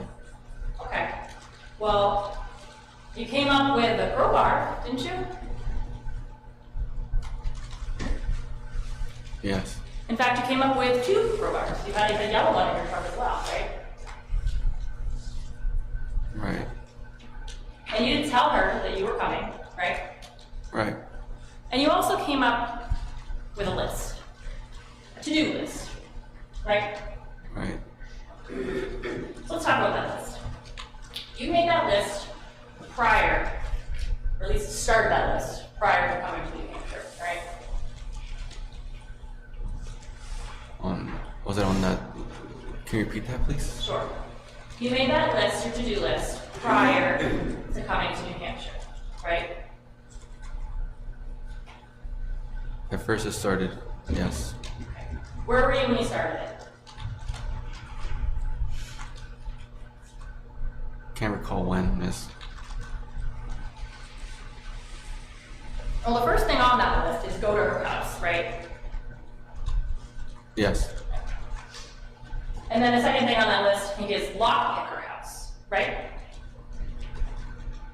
Yes. So even though you brought up crowbar, at some point you were thinking you might have a lockpick, right? Yes. Did you try a lockpick? No. Did you ever purchase those lockpicking tools?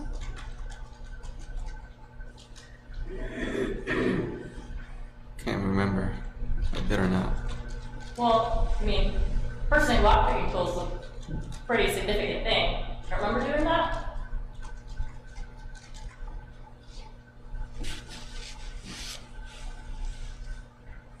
Can't remember.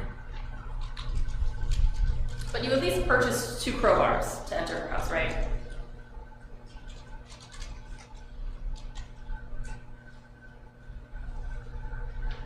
No.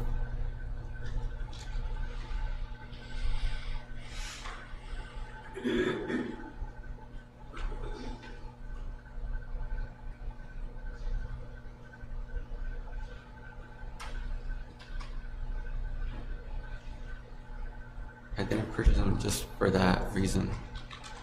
You didn't purchase them just for that reason? But you No. have them in your cart, right? They were in my car.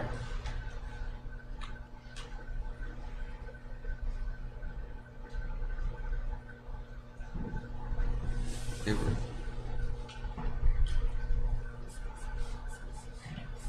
They were in my car. I'm sorry. They were in my car. They were in your car, okay. But you're bringing them up with you to use them to break into Rachel's house, right?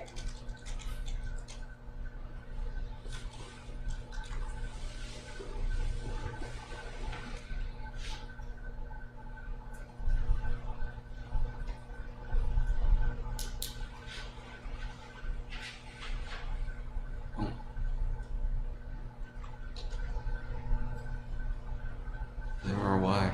I don't remember why. You don't remember why you brought the crowbars with you? Yes. Okay. Well, you knew you were gonna have to break into her house in some way, right? Yes. And that's why you put lockpick specifically on your list, right? Yes.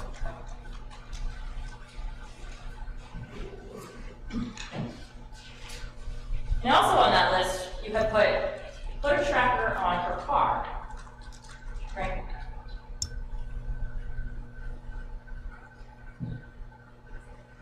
Yes, but I don't know if I can even do that at all.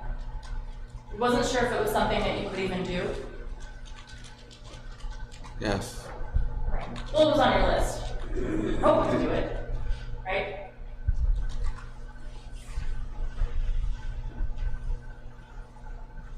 Can you repeat that, please? Sure. If it was on your list, it was something that you were hoping to do, right? To track the car.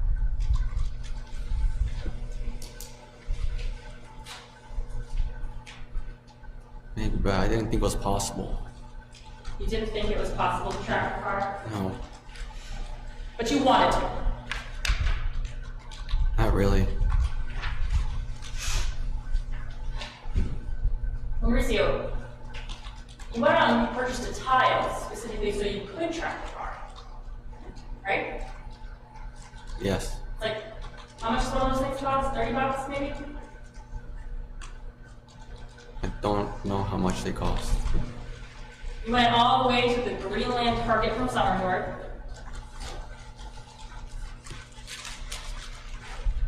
And you spent $19.99 on sale from $24.99 on a tracker to put in her car, right?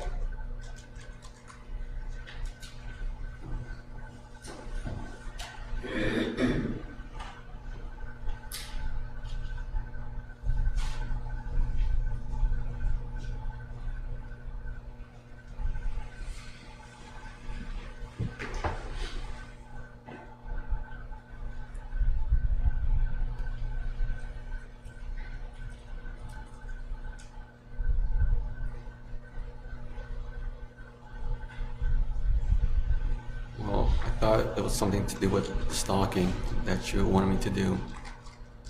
So you did want to track her. Something that, with the stalking thing that you would want me to do. You think that she wanted you to do that? Well, yes, because she would want me to stalk her. Well, you purchased blue masking tape along with that tile, right? Yes, And you concealed that tile so that she wouldn't know what it was if you found it, right?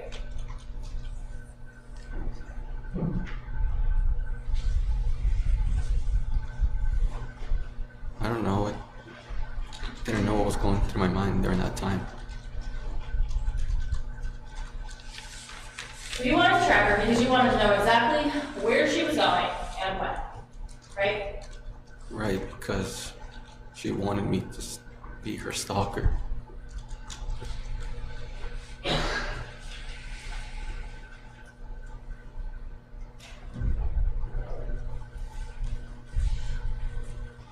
You also put on your list that you were going to get a copy of the key need, right? Yes, So that was something that you were anticipating doing even before you stepped through the door of her house, or the window, I guess, to her house. I don't know. I can't recall if I did or not. Well, if it's on your to-do list, it stands to reason that was something that you hadn't yet done when you put that on there, right? I don't know. Just, Something that you were intending to do when you got there.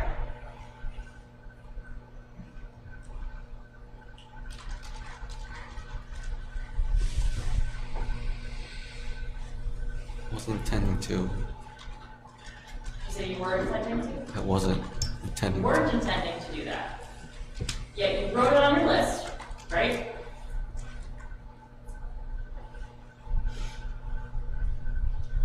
I did, but just didn't imagine this would happen. I didn't imagine it would be like that. Just You put it on your list. You went and you hid in her house for 3 hours until you had the opportunity to take it, right?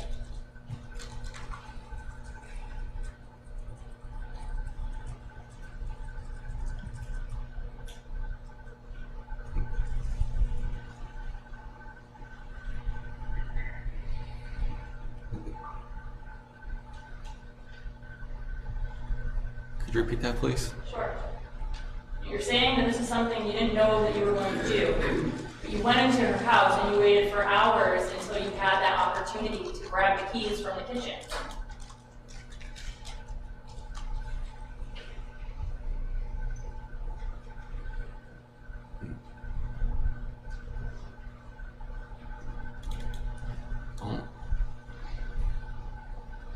Don't remember, miss. Well, you just testified to it like an hour ago.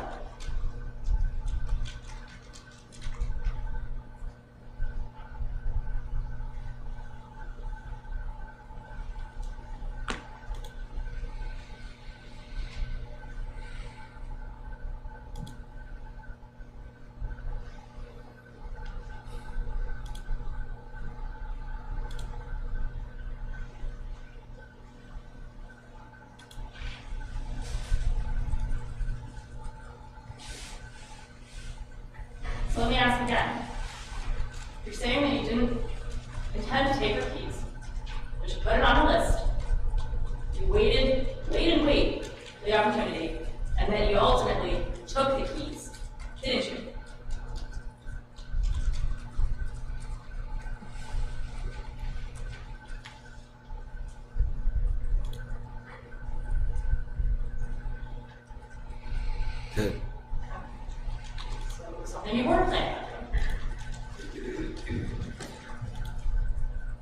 First, it was an impulse thought.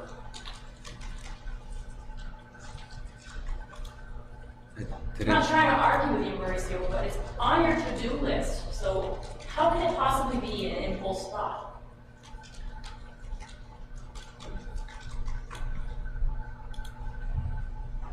Just wasn't thinking straight. You also have on your list microphones or put microphones and stuff to hear her, right?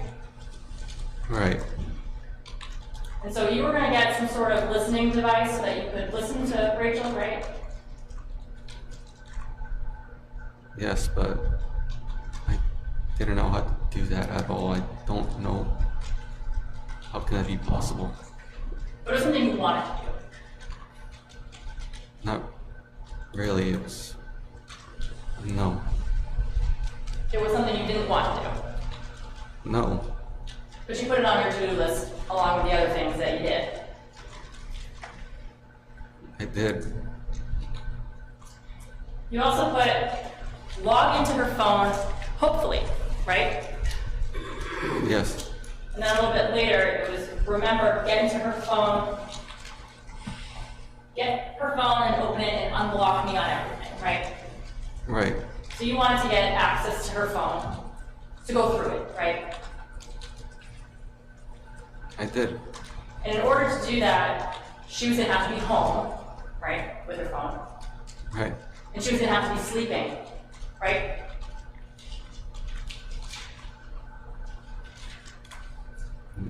No. No.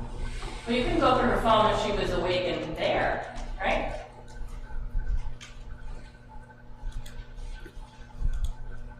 I don't know. But getting into her phone, that was something that was pretty important to you, right? Right. Because you wanted to know who she was talking to, right? Who else besides you? Right. And how are you planning to get into her phone?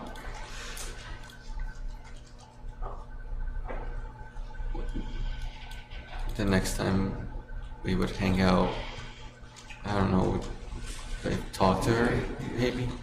And then she would, I guess, can you explain that a little bit more? I really don't know how, miss. Well, she had passed to her phone, obviously, right? Yes. You checked that when you were there that evening. Yes. Did you try to guess things like her son's birthday, for instance?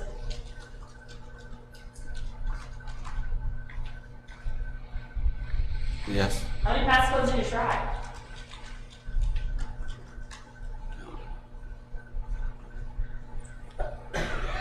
Two? And so that phone, did it have the fingerprint or was it the facial recognition? I can't remember what kind it was. Did you try to use your fingerprint to get it? No. Did you try to put it in front of her face to get it? No. Just some passcodes that you were unsuccessful with. Yes. But you did look at her phone and note who had been calling her, right? Someone was calling her.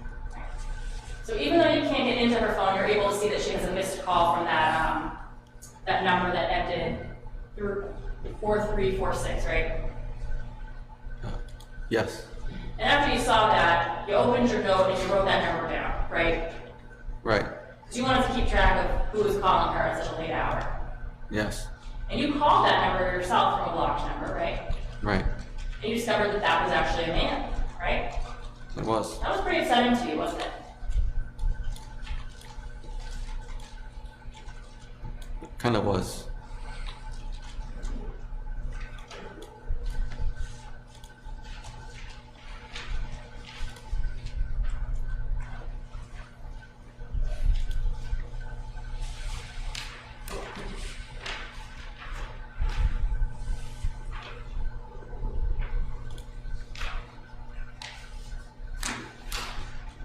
Now, at the point that, well, let me back up. So we talked about the list, the things that you were trying to do with the list. I want to direct your attention specifically to February 9th, okay? These ones are the 9th. You had met Rachel out of your truck late that evening, right? Yes. I think it actually might have been like after midnight, so it would have been the 9th at that point. Does that seem right? Around that time. And you knew that Rachel had been drinking, right? A little bit. She wasn't clear enough how much she had. Well, she had said in the messages prior to you meeting up, I'm just drinking alone right now because it's the only time I actually feel something, right? Yes. And you had actually sent a message later on that night that says, I know you're drunk and probably hate me right now, right?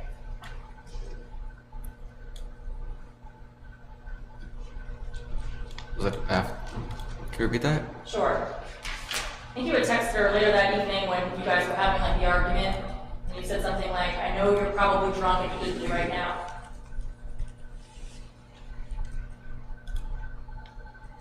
Yeah, that was after she saw me. Okay. But you know she had been drinking that night, and she was probably drunk. I didn't know how much. I didn't know. And then you're Googling at around 2:15 a.m. Can drunk tell you something if you convince them, right? I can't remember when I looked. I can't remember that time. But you did Google that at some point that evening. Can drunk tell you something and you convince them? No, I can't remember that.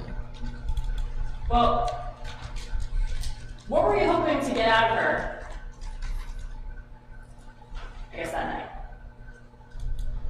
Was your passcode?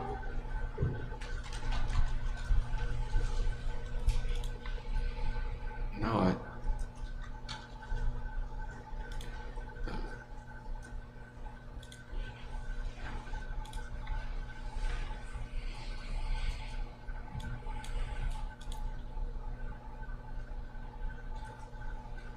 I don't know what. I don't know. I don't know. Well, anyways, you know that she had been drinking. You were saying that you don't know how drunk she was, but you do acknowledge that she had been drinking, right? Yeah, I know.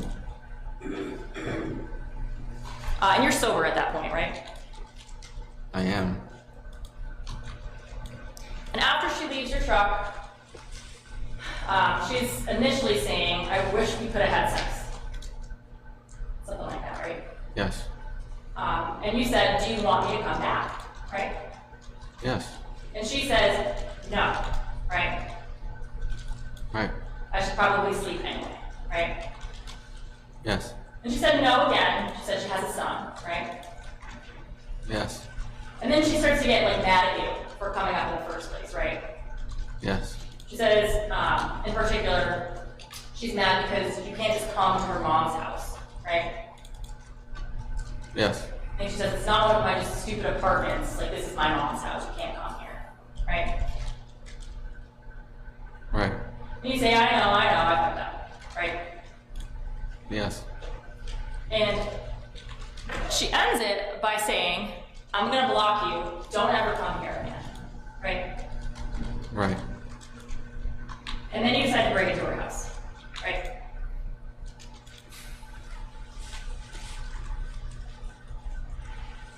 Can't remember what's going on through my mind that time. Well, you said yesterday, or excuse me, Friday, that you thought it was something that she wanted. And now you're saying you don't know what was going through your mind. It was a mix between the two. Something she would want or just don't know what. So that night, you were in her attic, excuse me, in her home for over 2 hours, is that right? Yes. You're in there for so long that you need to relieve yourself in the attic, right? Yes. Or I guess with some of that from the day before. Can't recall when. Now, when you're in her house, do you go right to the attic? Do you go to Rachel's room first? What do you do?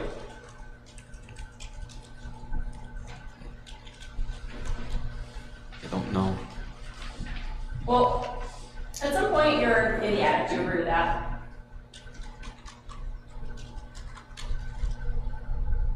At At some point I was. And for some points you were in her room, right? Yes. You going anywhere else?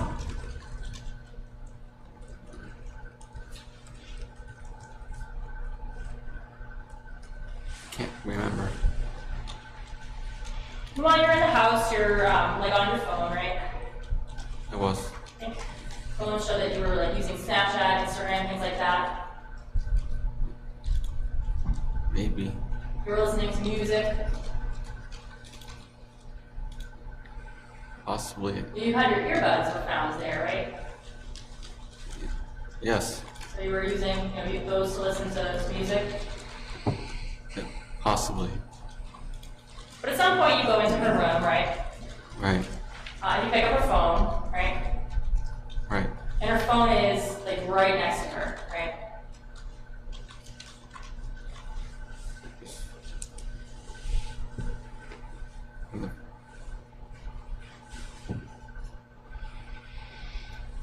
Remember, sorry. Well, fair to say it was close to her. You don't remember it being like in any other room? No, wasn't. And you picked up, tried a few passcodes, right? Yes. You're checking to see who's calling her, and you in fact call that person back, right? Yes. Were you doing that in her room while she's right there sleeping?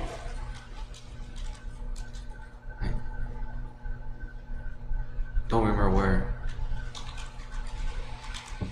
At some point you take a picture of her license. It's on the floor, right?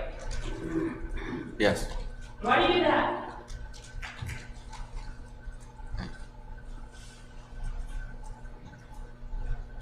I don't know.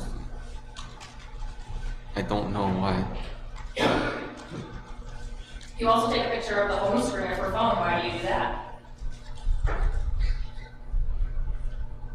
Also, I don't know why.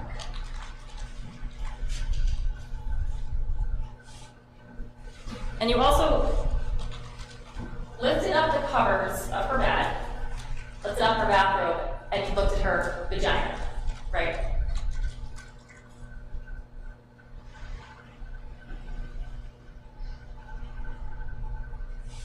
Yes.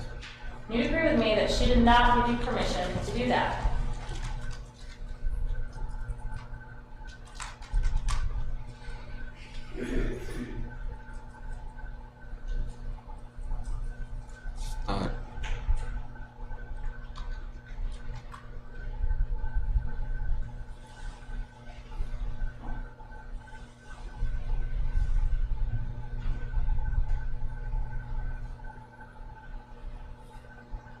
Could you repeat that, please? Sure.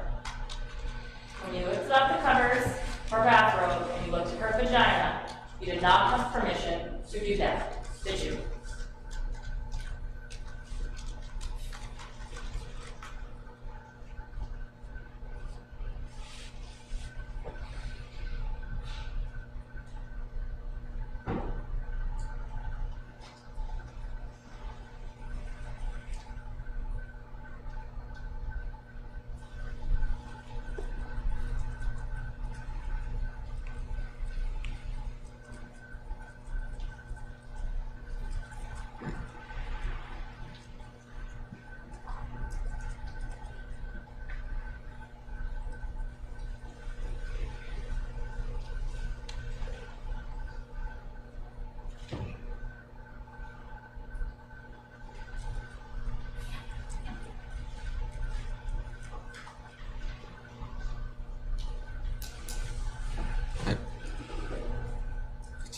I thought it was something she was okay with.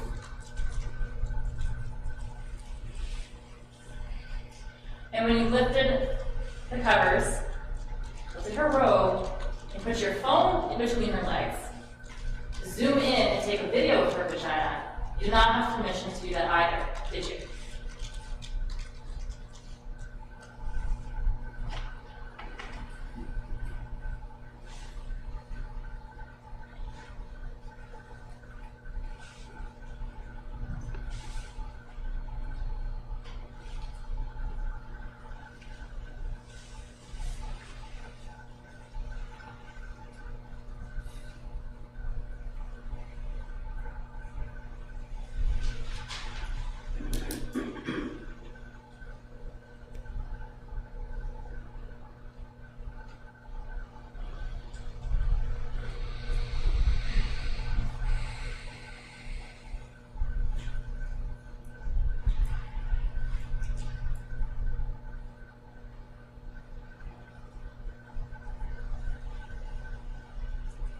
she would be okay with it. You thought she would be okay with it. Yes. Okay. So, your testimony and your claim is that you looked at and videotaped her vagina because you thought she'd be okay with it. You're comfortable saying that right now.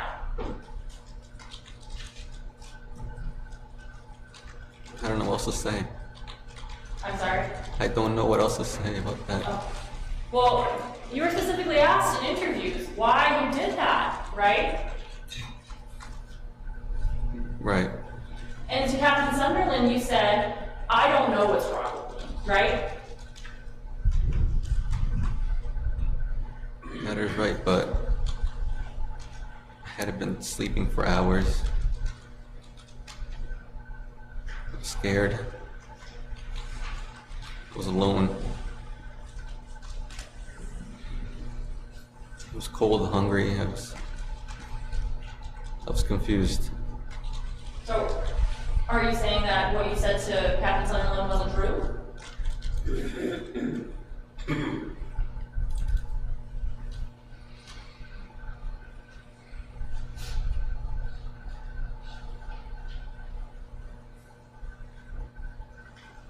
At first it wasn't true. At first it wasn't true. Sorry, just... First I did lie to him. I'm sorry. At first I did lie to him. Okay. Well, that barrel asked you why you looked at her vagina as well, and you told him, I just wanted to see it one more time, right?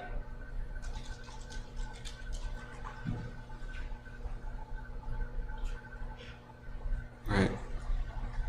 Nothing about thinking it was something that she would have wanted, right? I didn't know what to say to them. I'm sorry? I didn't know what to say to them at all. Well, you agree with me that if you had some sort of valid excuse for doing the things that you did, it would have been the time to say it when they're interviewing, right? I'm going to object, John. Here, Coach. Yes.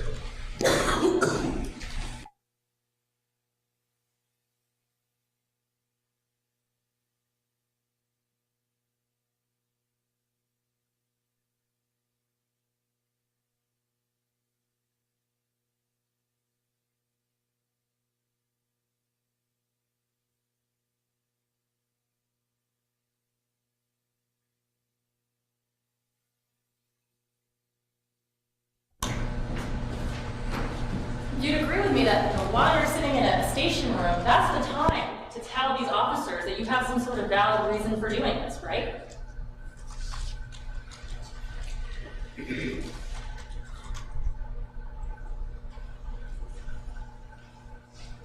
Time I was scared of them. I was scared where I was. I didn't even know where I was at the time. I was confused. So Friday you testified that you took this video of her, and then you sort of heard a gasp and she woke up, right?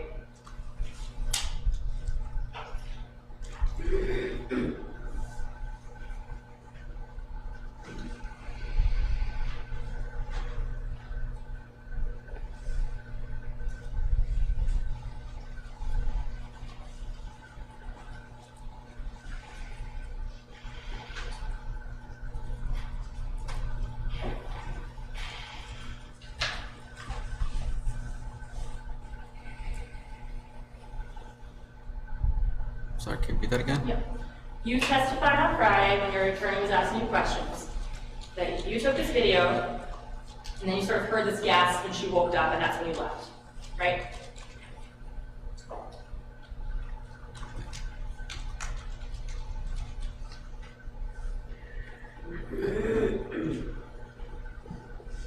I'm sorry, I was just Friday. I'm sorry.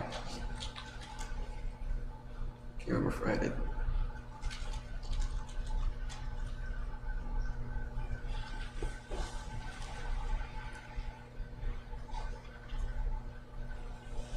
Well, if you can't remember Friday, is that what happened?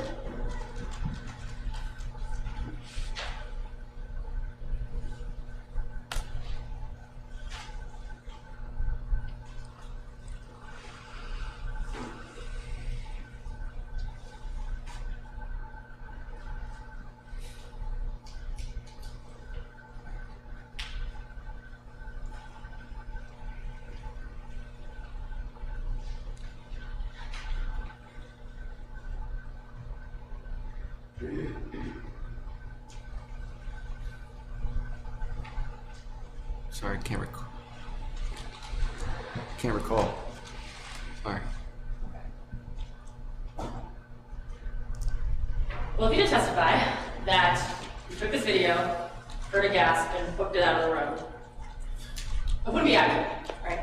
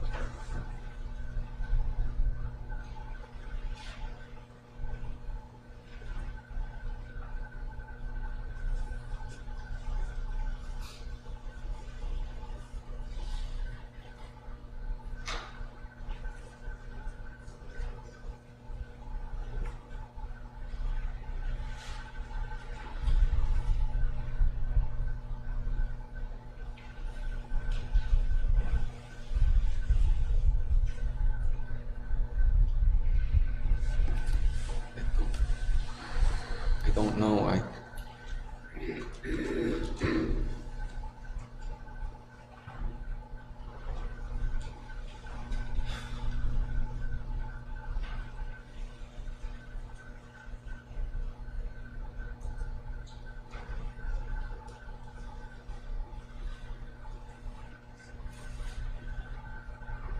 Could you repeat that, please? You testified on Friday that you videoed her vagina, heard her wake up, and left. That would not be accurate, right?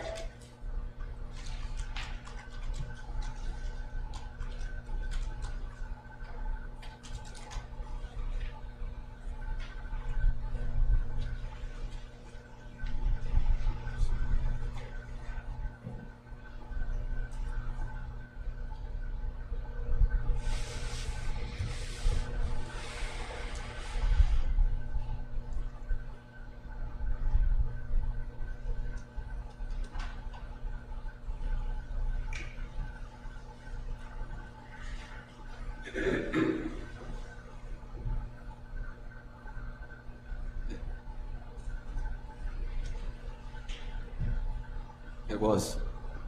It was accurate. Well, you took that video of her vagina at 3:19 a.m. That's what the phone shows, okay? And she doesn't realize you're here to text you until an hour later. Do you realize that?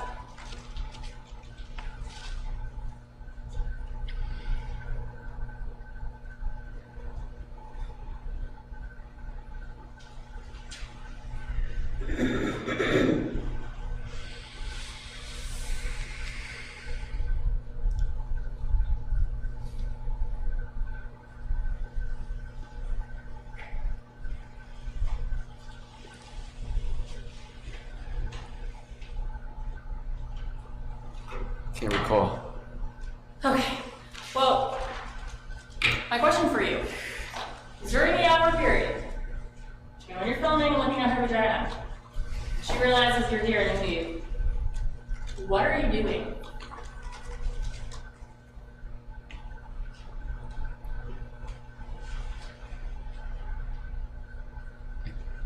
Don't know. Are you in her room watching her sleep?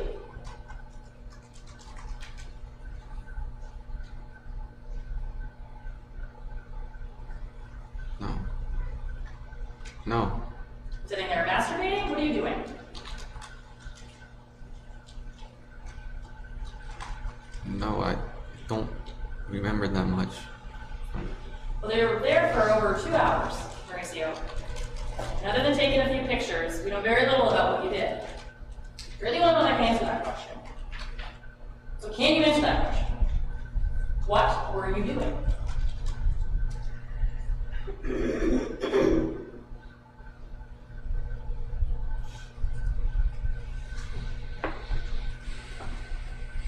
Don't remember. Don't remember, or you don't want to answer that question? I don't remember.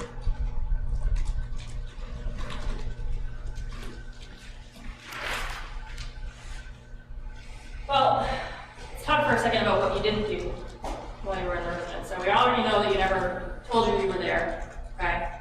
She also never took the TV back, did you? No, You never took the fireplace back, right? I tried. You tried? What happened when you tried? It's too heavy. Well, it's right next to the porch door. It's not like you had to carry it down any stairs, did you?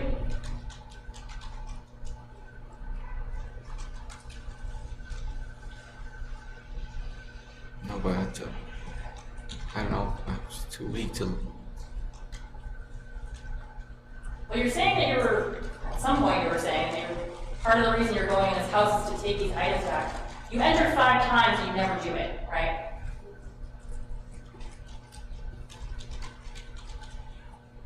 Right. You never intended to take those items back, did you, right? I did. Well, I did intend to take those back. Well, on the morning of the 8th, you had the house to yourself. You could have very easily taken that TV out of there and you didn't do it, did you? I couldn't have. Why? Because, as I said, they're both heavy items.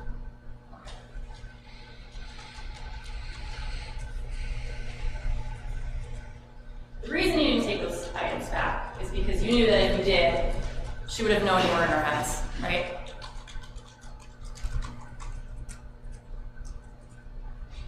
Maybe, I don't know. And the same with the belt and hat. Your purpose when you were entering that home, it was not to get your belt or your hat back, right? It was. Well, Rachel had told you a couple times that she threw those items away, right? She did, but she's also said that they might be in her house somewhere. Okay. Well, there's nowhere in the messages that it says that, so It was mostly through FaceTime we were talking about it. that was on FaceTime that she told you that. Yes.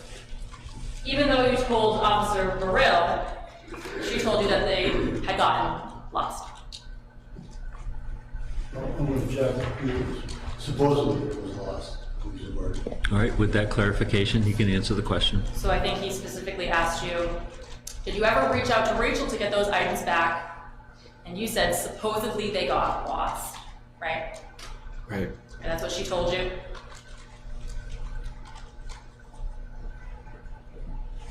Now, isn't it true that none of these entries had anything to do with getting any of your items back? They were. Well, so you're trying to get it both ways because you're saying that you entered to get your items back, then you're also saying it was because of something she wanted you to do.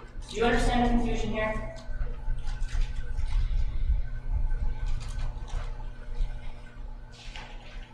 I do, but Which is it?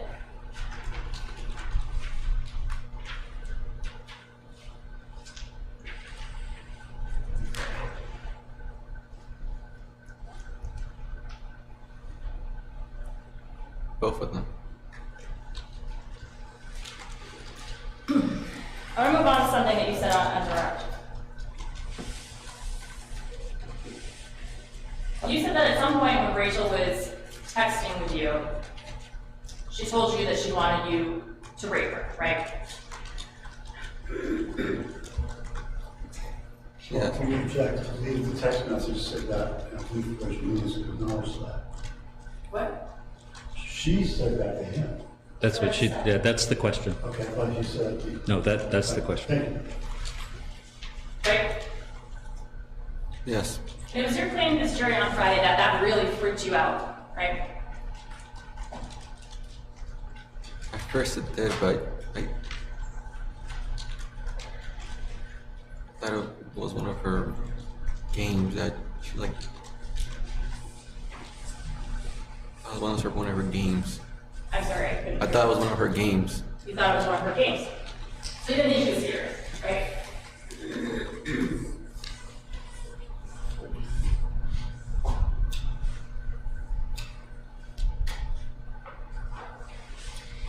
I was partially concerned about it, but Well, on Friday you said particularly that it really concerns you, right? it did. Okay.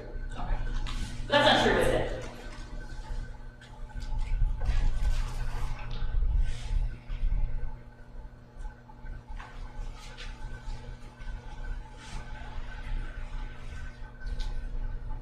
It is true, I was concerned. Well, she's saying that rape me in the middle of this sexual banter that you two are having, right?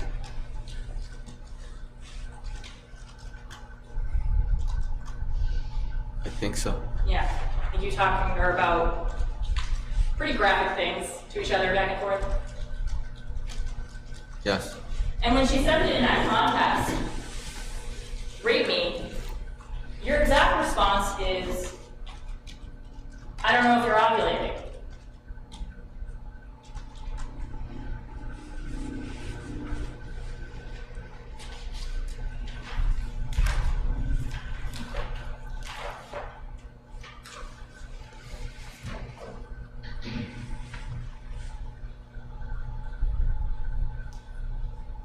Do you need to see it? Yes.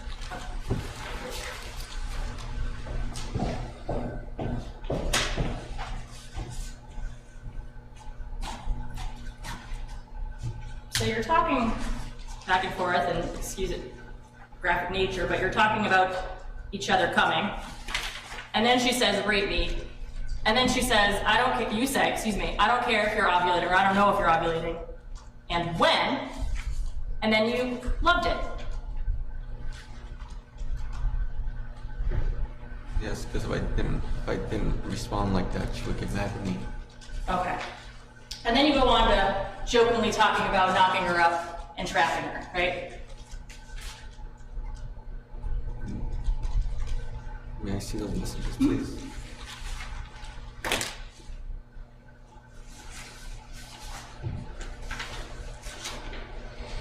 So she says, I'm ovulating, I will get pregnant. And you say, so? She goes, no. And you say, yes. And then she jokes that you're trying to trap her.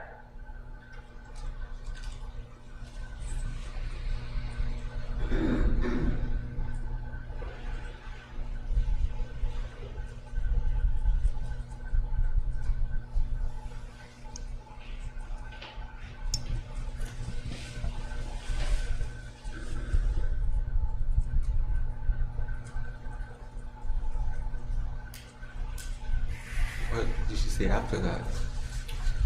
So you're trying to trap me, smiley face, and you said, oh my God, I'll wear a condom. And she says, ew, no. And then you said, then how? And then she says a little pregnant emoji, and you said, LOL, I mean, fuck it.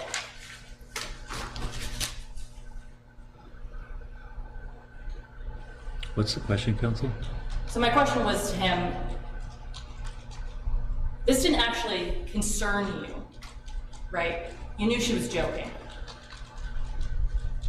I was partially concerned, but I had to play along with her. If I didn't, she would get mad at me and block me.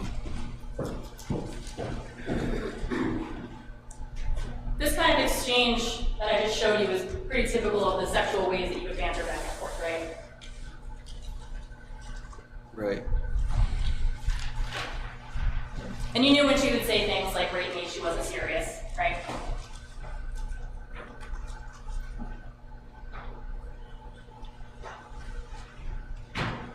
Maybe I was confused about it. Well, just like when you texted her back when, you weren't actually planning to go with rape her, right?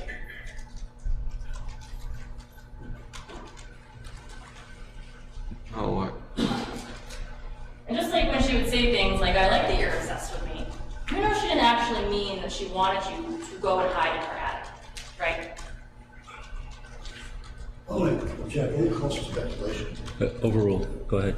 Answer the question, please. Could you repeat that, please? Yeah. And just like when you knew she was joking about the raping, you knew that when she's saying things like, I want you to be obsessed with me, she doesn't actually mean she wants you to break into her mom's house and hide in her attic, right? We mostly talked about obsession the most. I'm sorry, you mostly talk about what? The obsession part we talked about, she talked about it the most. Telling me everything that she wants me to be obsessed with her.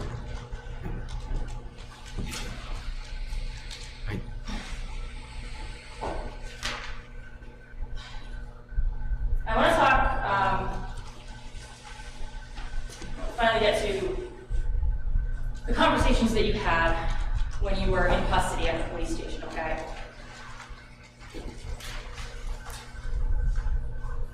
When the police came, you told them that you were just there initially to get your fire place and TV back. And that wasn't true, right? It was true. But that's not the whole reason you were here, right? Right.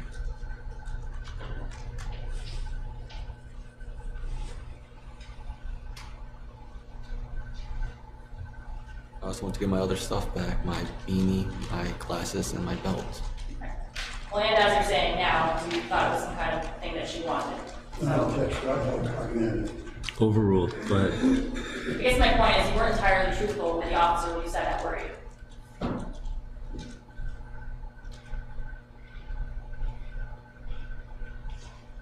At first I wasn't. And you also told the police that you had gotten there at 11 p.m. the night before, and that wasn't true, right? Right. And you also told the police that she had invited you in, and that wasn't true, right? Don't remember that specifically. Well, if you did tell them that, it would have been true.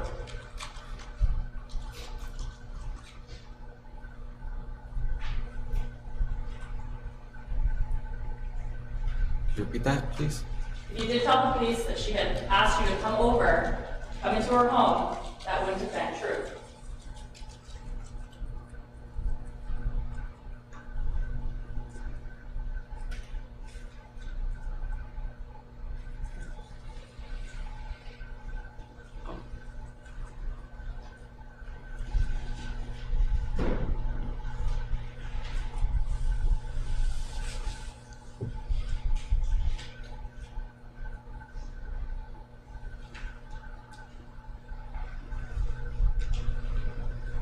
I'm sorry, could you rephrase that? My point is, Mauricio, when the police are talking to you and Captain Sunderland's asking you questions, you lied to them several times, didn't you? At first I did, but then I told him everything. Well, at first, you lied. And then he comes and he confronts you with certain things like the pry bar, right? Right. And then you lied, you say you didn't use it to get in their house.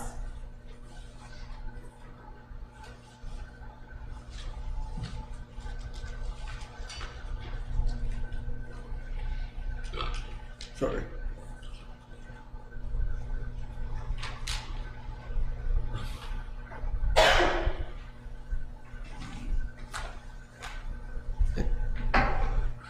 Could you repeat that? I'm sorry.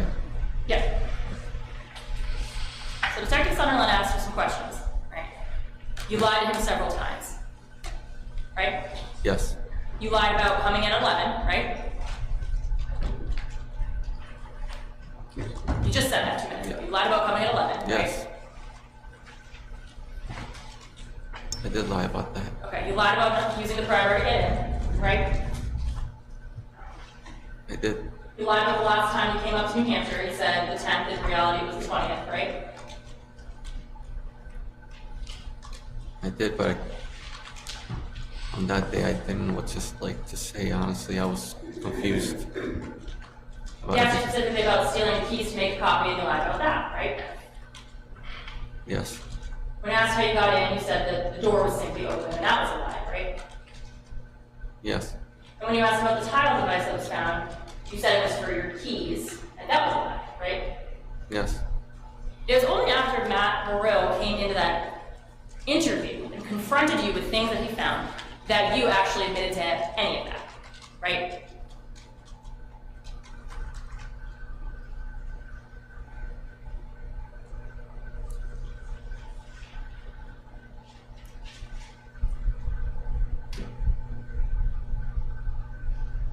Could you repeat that? Sorry. It is only after Matt Moreau comes into that interview with Captain Sunderland and specifically confronts you with things that he's found that you admit to any of that, right? Yes. And even then, you still deny stealing and copying her keys, right? Yes. And even then, you still deny about coming on Monday. You told her it was Tuesday that you first came out, right?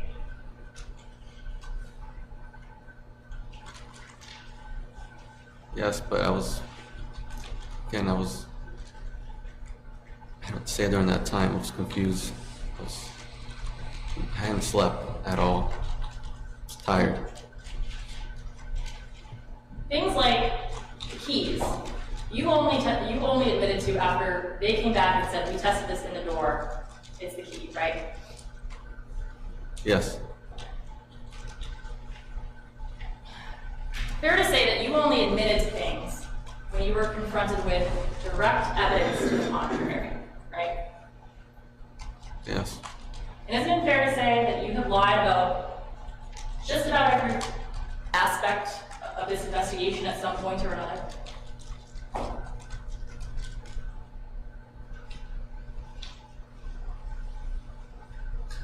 First I did, but I told them everything. It was the right thing to do. Well, you still didn't tell them about the January 20th burglary, so you really didn't tell them about everything, did you? I told you I can't remember that much from those days. I can't remember that much from those days.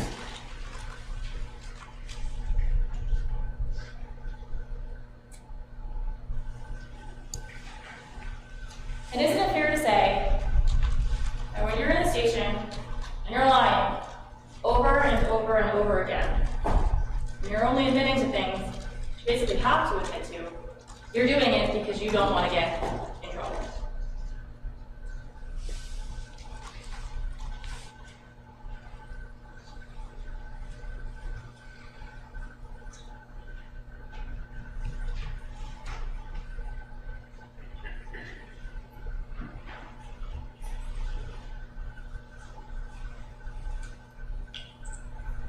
Yes.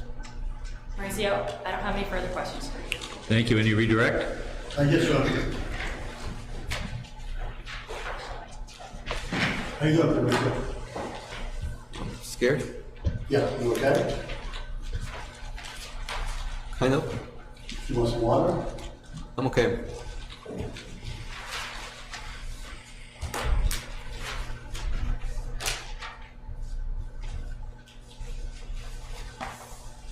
Fair to say this is the first time you've been on a witness stand? Yes. Objection, relevance. Overruled. Go ahead. Yes. How's it feel facing all these folks and talking about these intimate details of your sex life? Feel uncomfortable? Got your mom and dad here as well, don't you? Yes. I just want to kind of go back over a couple of things. I know this has been a long morning. I know you're ready to come off that witness stand. But I want to ask you a couple of things about your relationship with Rachel Nunez, okay? Yes. Fair to say that she's your first girlfriend? If that's what she was at all. Is that right? That's correct. How much dating do you think would you say you've done? Before her, Yes. none.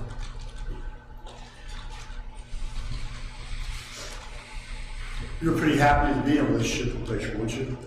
Yes. And she would tell you from time to time, we're in a relationship, right? Objection. Meeting. Yes, I'll try. All right. What, if anything, did Rachel say to you about the nature of your relationship with her? Was it always the same thing? When you move around, tell us what she was telling about your relationship.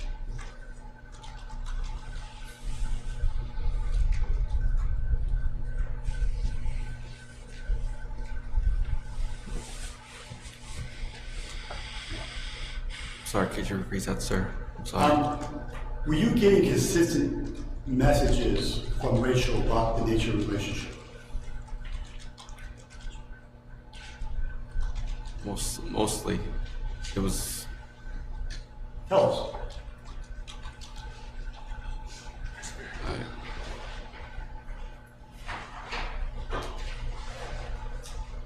It was...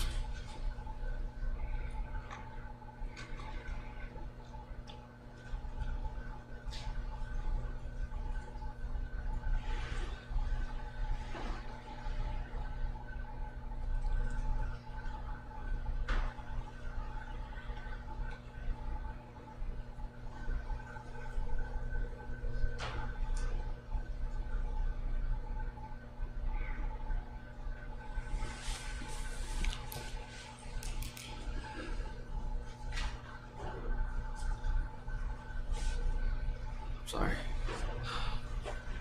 It hurts. Can you repeat that again, sir? I'm sorry. I'm not sure I can. I'm sorry, I'm so sorry. I know you are, I know. What I'm trying to get to, for the jury's benefit, is tell us what kind of messages you were getting from Rachel Nunes about your relationship, about what it really was. Did it change? Did it stay the same? What kinds of things would she tell you? It would change to I love you, to sometimes don't talk to me, and back again, back and forth, I want to see you, I miss you. And sometimes it would just be going on. I felt really happy talking to her. I thought she felt the same way. She acted really...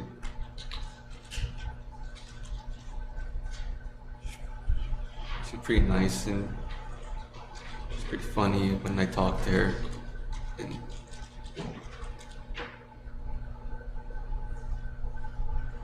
I thought we would have been together one day.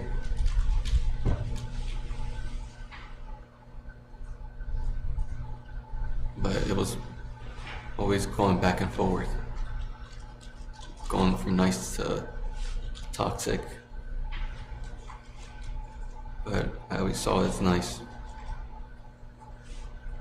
I always try to be nice with her.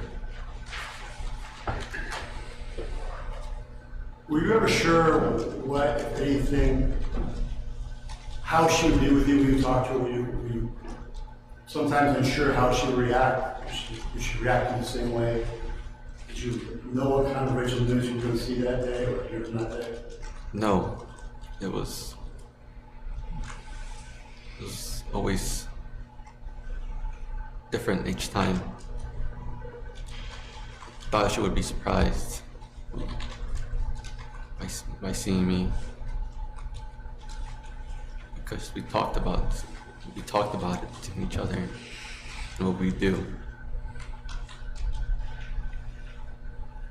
When you say you talked about,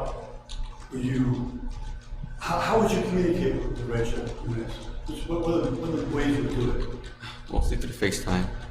Mostly FaceTime? Mostly FaceTime. I was always FaceTime first and then messaging later.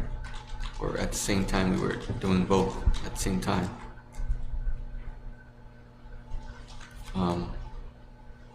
Sometimes on Snapchat, after I gave her my Snapchat, Instagram, or other apps. And when I would block her, she would text me on a different phone number. Well, let's talk about that for a second. You would block her sometimes, is that right? Yes. And why would you do that? Because I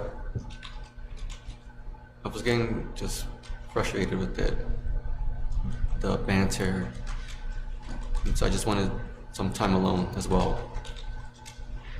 And if I didn't respond to her, she would have one of her friends text me, or herself on a different phone, or a different username overall. So you're saying she would find a way to get a hold of you even when you were blocking her? Yes.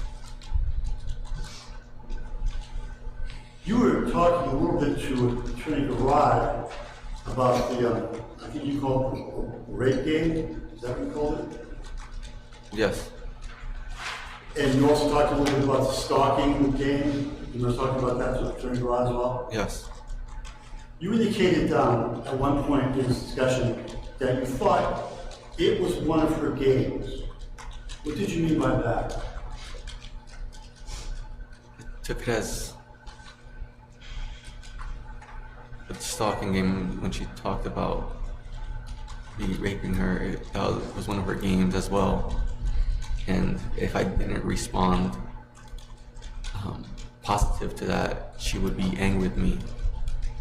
She would curse me out or block me. Now, when you play the stalking game, because none of us are quite familiar with that, when you play the stalking game, would you let her know, hey, listen, I'm gonna come up and stalk you today? Or was there another way that you had to do that? Objection. Offense.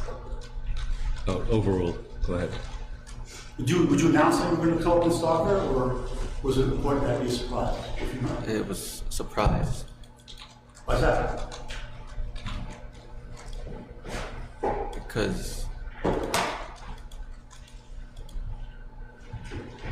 stalking is when someone doesn't know when you're there, and you're just observing them. And I believe that's what she would have wanted me to do, not to tell her.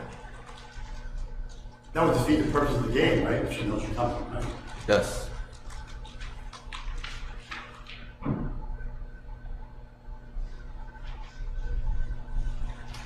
Can you tell me the sorts of things that she would say to you that made you think that she wanted to stalk? Was she explicit about that, or did she say other things? Give us an idea of what she would say to you. It was always that I took it as, why aren't you obsessed with me? Why aren't you talking to me? Why aren't you paying attention to me? Around those lines. And mostly calling me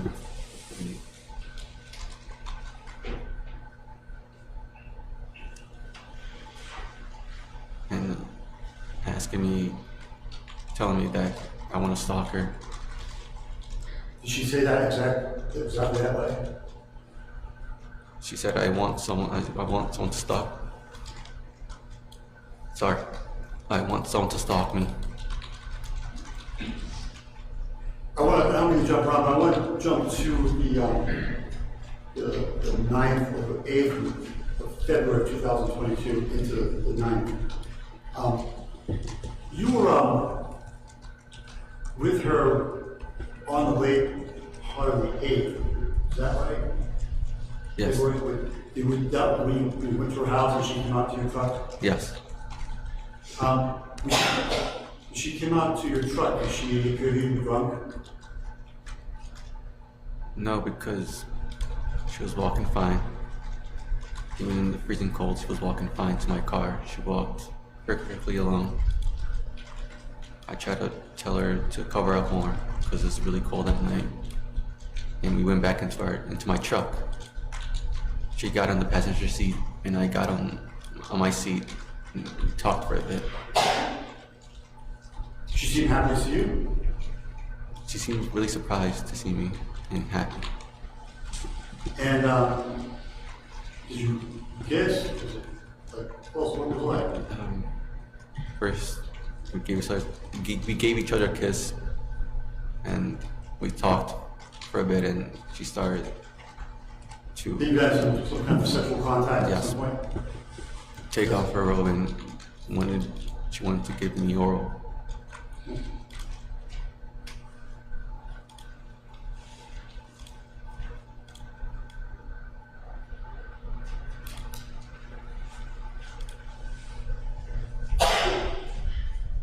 On the times, now it sounds like you were up roughly a total of 6 times. Is that roughly it? Yes. And out of those 2 times, She only saw you in person face to face twice, is that right? Yes. And I guess in one of those times she actually waved at you from the window, was that, you remember that time? Yes. Which time was that, if you remember? Between January 10th.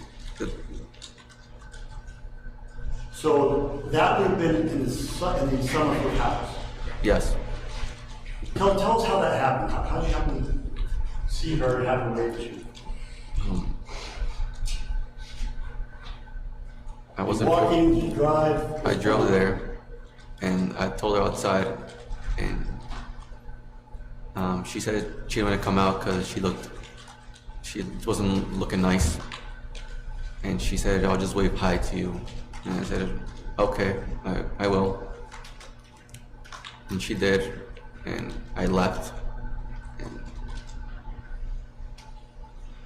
Sometimes when you come up unannounced, it's fair to say that she seemed to be angry with you for coming up. At first, yes, but then she would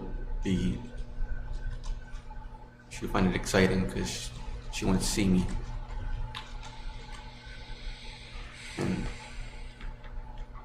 And after I left, she would tell me that she misses me and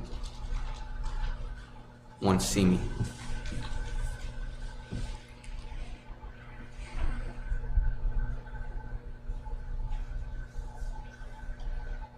Does this relationship seem real to you? Yes. Why is that? How explain it to us? Well,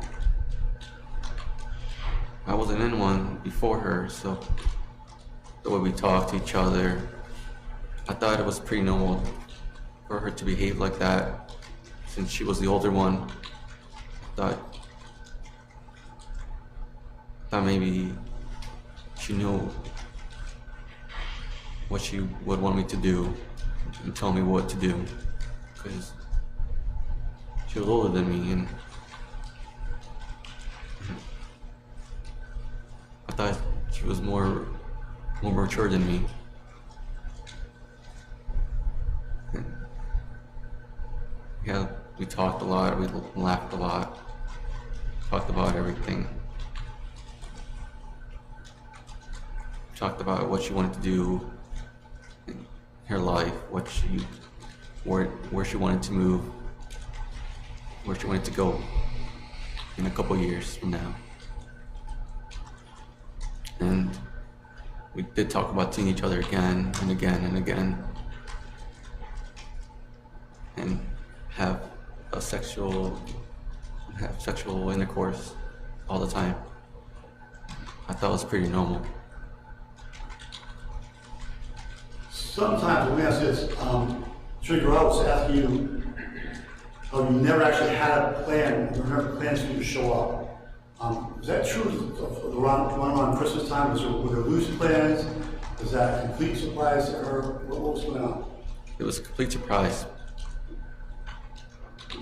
And that was at that point you're still in Dover. She's in Dover. Yes. And how did she respond when you got there?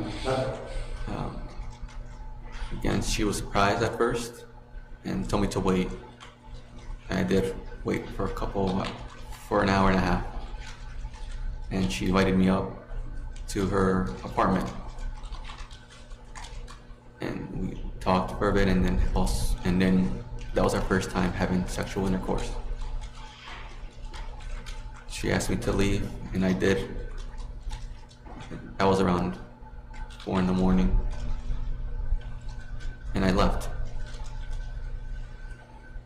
Did she indicate to you whether or not she enjoyed having sex with you? Yes. What did she say about that? We talked about it mostly on FaceTime. A couple days later, I had asked her how was she after.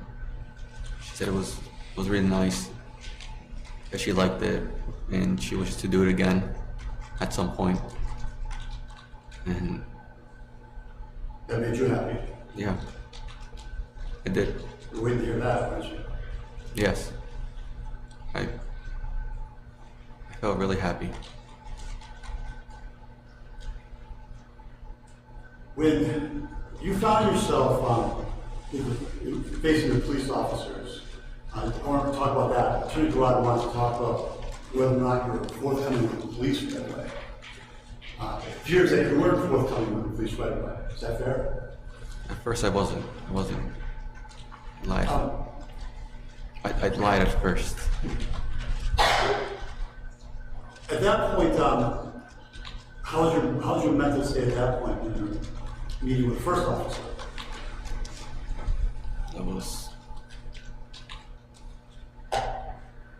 I was just trying to go home, get some rest, and eat something. It was cold. I was just wearing a hoodie and a shirt and just sweatpants. Yeah. And that's when you talked to Sergeant Lefebvre, is that right? She's the first one? Yeah, she was the first one. Was that a relatively quick interview, or did that go a little bit longer? It was quick. Who would you say the longest interview was with? With Detective Sutherland and Officer, I forgot his name, sorry. Barrel. And how long did that interview last? It lasted 2 hours, but it felt like a day for me. Was it non-stop interview? Would they leave you in the room by yourself for periods of time? They left me in the room, I think, twice on each time, or once on each time. And is that the point when they came in and said, we think you should write an apology letter? Was it during one of those times? It was during with Detective Sutherland. He asked me to write a letter of apology. I was trying my best. Let me ask you this. You decided not to share with Captain Sutherland. It's not common, and I was scared about that. Thought the story's a little strange, isn't it? It is. Would you be surprised if you heard that when you were right there? Rachel lied to Sergeant Lefebvre right away. Objection, Your Honor. Outside the school, I think you're saying. Dave Rollins. Sustained.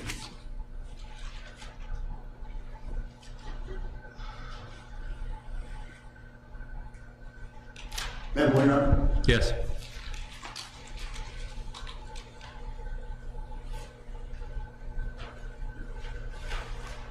Rachel threatened to call the police before, is that right? Yes. Explain how that would come about. It was my first visit, and when she asked me to leave, I tried to, but I was like telling her, just come and see me for a bit, but she would tell me I'm going to call the police, and so I decided to leave. So you left? Yes. What happened after that? Right after that? Right after that, I was driving home, and I just remember being in my car driving and getting a text from her again, saying how I was, and that she found it really hot for me to do that. Did she tell you that you were coming up unannounced was really hot? Was it that day or was it the next day, if you remember? The next day. Did she say anything about, when you're driving away back to Pennsylvania, did she say anything about whether you should continue to drive home or whether she wanted to come back? What did she say about that? It was almost that she would have invited me up to her house, to her apartment, I mean, if she knew I was outside, and that she missed me. So she told you she wanted you to come in and she missed you right after she told you to call the police line. Is that right? Yes. What'd you make of that?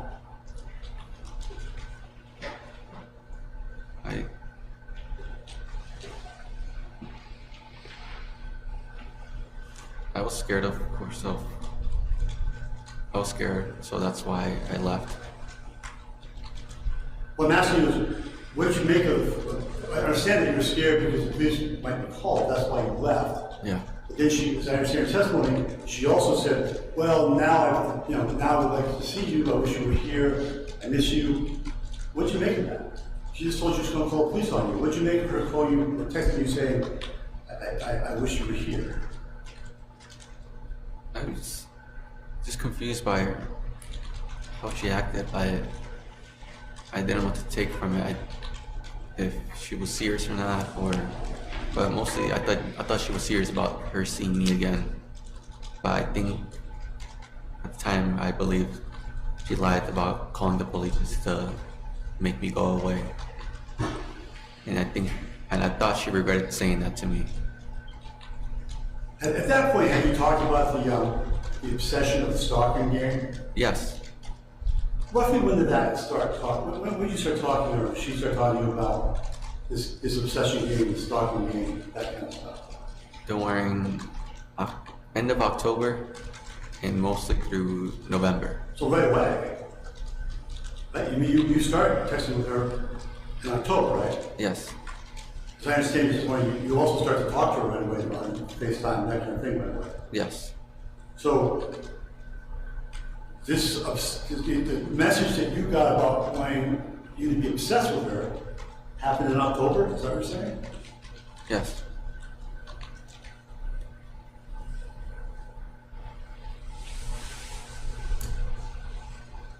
We still have to go for the questions. Actually, then one more beyond. Yes.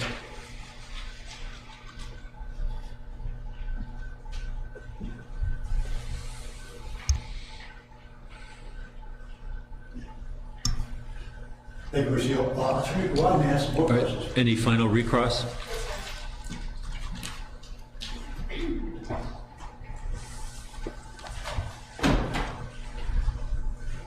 You're talking about, this is now on December 7th when Rachel was really upset that you just came up and surprised her at her apartment, right? Yes. And then you said that you had driven away and you're about halfway home and she says something like, I guess changes her tune a bit, right? Ever heard of you that might have something to do with the $500 you left on her car? No, because at the time she had a broken windshield. I had left it for her to repair it. So it never occurred to you that she might just be interested in the money? No.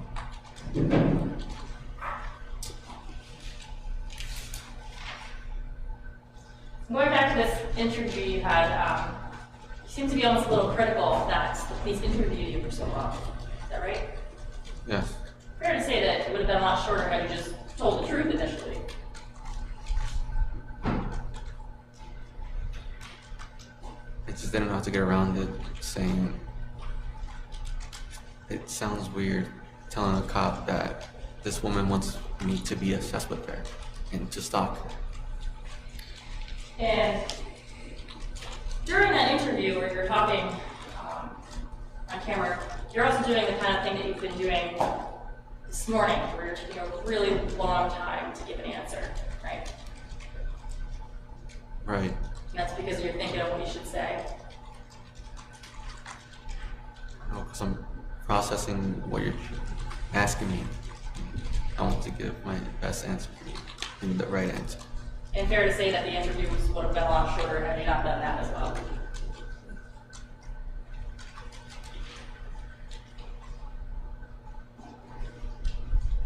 No. Mauricio, you keep talking about this stalking game. Seems like you're saying that it was something that you guys talked about pretty frequently. Yes. You'd agree with me that in nowhere, in any of the messages that you ever sent each other, do you ever refer to the stalking game? We talked mostly about it on FaceTime and on the phone. So it just happens to be that this excuse you have for all the wild things that you did not in writing.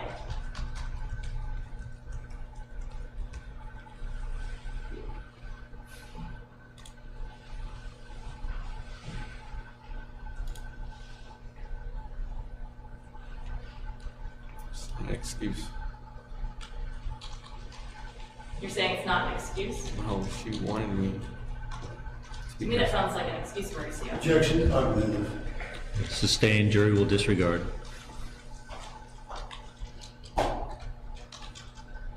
Would you say it's pretty convenient that nowhere in these messages is there anything about stuff? I'm going to object again this. What's the objection? I think it's argumentative. Overruled. Go ahead. You can answer that question.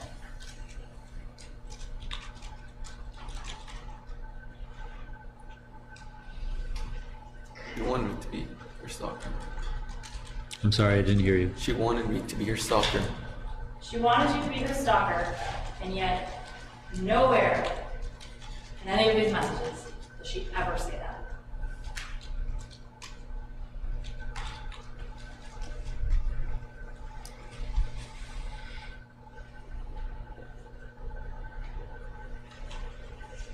Is that a question? Yes. What is the question? The question is, but there's nowhere in these messages that she ever says that she wants you to be her stalker, is there? There's not, but told me multiple times he wanted me to be. I don't have any further questions. All right, thank you. Sir, you may step down. You can return to your table. Attorney Starbranch, will the defense be calling any further witnesses? No, Your Honor. And will there be any rebuttal witnesses? No. All right, so ladies and gentlemen, that means the evidence in the case has concluded. It's 12:30. We'll take 1 hour for lunch, and then we'll have closing arguments at 1:30, which will be followed by my final instructions, and then you'll have the case for deliberation. All And right. your lunches should be here and ready for you. Thank you. All right.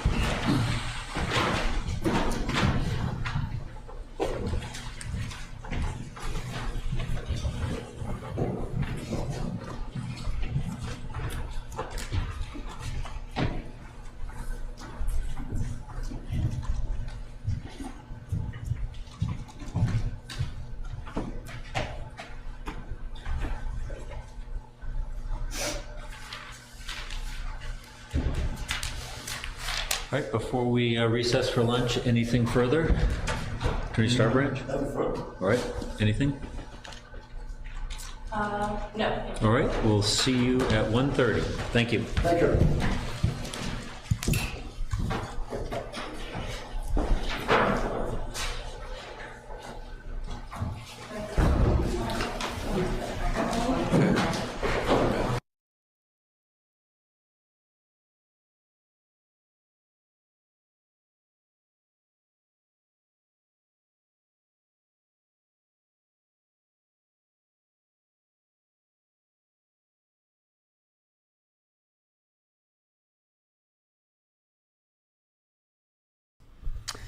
All right, chat. That is going to be it for today, but for testimony. So that was day 4. So Mandy, I'm going to watch her testimony tonight. What day? It was on this. Oh wait, her Rachel's testimony was day 2. Rachel was day 2. So Mandy, if you're looking for Rachel's testimony, she was 1, 2, 3. She was the 4th out of 5th witnesses. So day 2, 4 out of 5 witnesses. All right, so I'm going to recap this. I know, Julie. But guess what? I got a fun thing for us on Monday. But let's get through today. We're not hanging up just yet. All right, so Mauricio continued. So the start of today was Mauricio continuing. So it was day 4. And I kind of missed what he only talked for a little bit, but one of our recycling bins was like 50 feet down the road, so I kind of missed what he said, so I had to go get it. Somebody hit it or something happened. Anyway. All right, so cross. So Emily, what is her name? Emily, what was her last name? Let me get her last name here.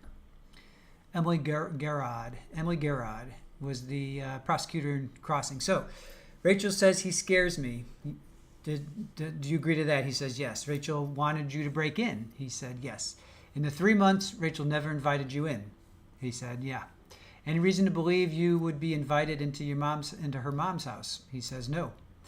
You can never hang out now that she has moved back into her mom's house. That's what Rachel said. You knew Rachel didn't want you back in her mom's house. He said yes. No message that told you to break in. He said true, but we would talk about things like that.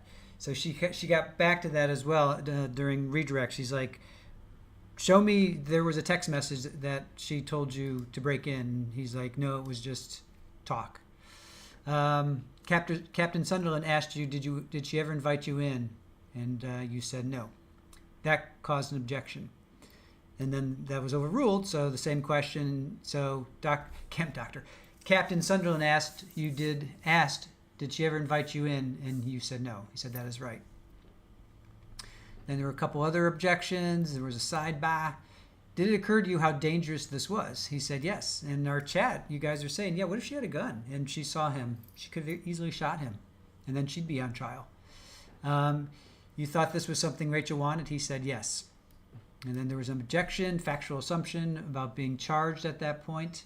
Oh, that's right, because they were talking about, was it Sunderland who interviewed him, and it was Lefevre that arrested him. So they were talking about, were you under the assumption that you were under arrest at that point? So that got an objection, but it was overruled because Emily comes back and says, just got arrested and Lefevre wants you to tell your side of the story. There was no mention about Rachel wanting Mauricio to break in during his interview. He never once said, yeah, she wanted me to break in. So why would he not say it then? I mean, that would have been the first thing I would have said. I'd be like, yeah, she wanted me to break in. It was part of this whole sex game that we played. Blah. I don't know why. Yeah, he didn't say it because maybe he was making it up. Who knows? The only story at that point is that you wanted your TV and fireplace back. He said, yeah. And then you ran away when the cops came. So why run away? Clearly you knew you were doing something wrong. Reads a letter about how scary this was to do. He didn't mean to do it. So he wrote this letter, I guess this apology letter, which we heard, I think, from Lefevre or Sunderland. He wrote this letter, which was really weird. Why would he write a letter? I don't know. That one was weird.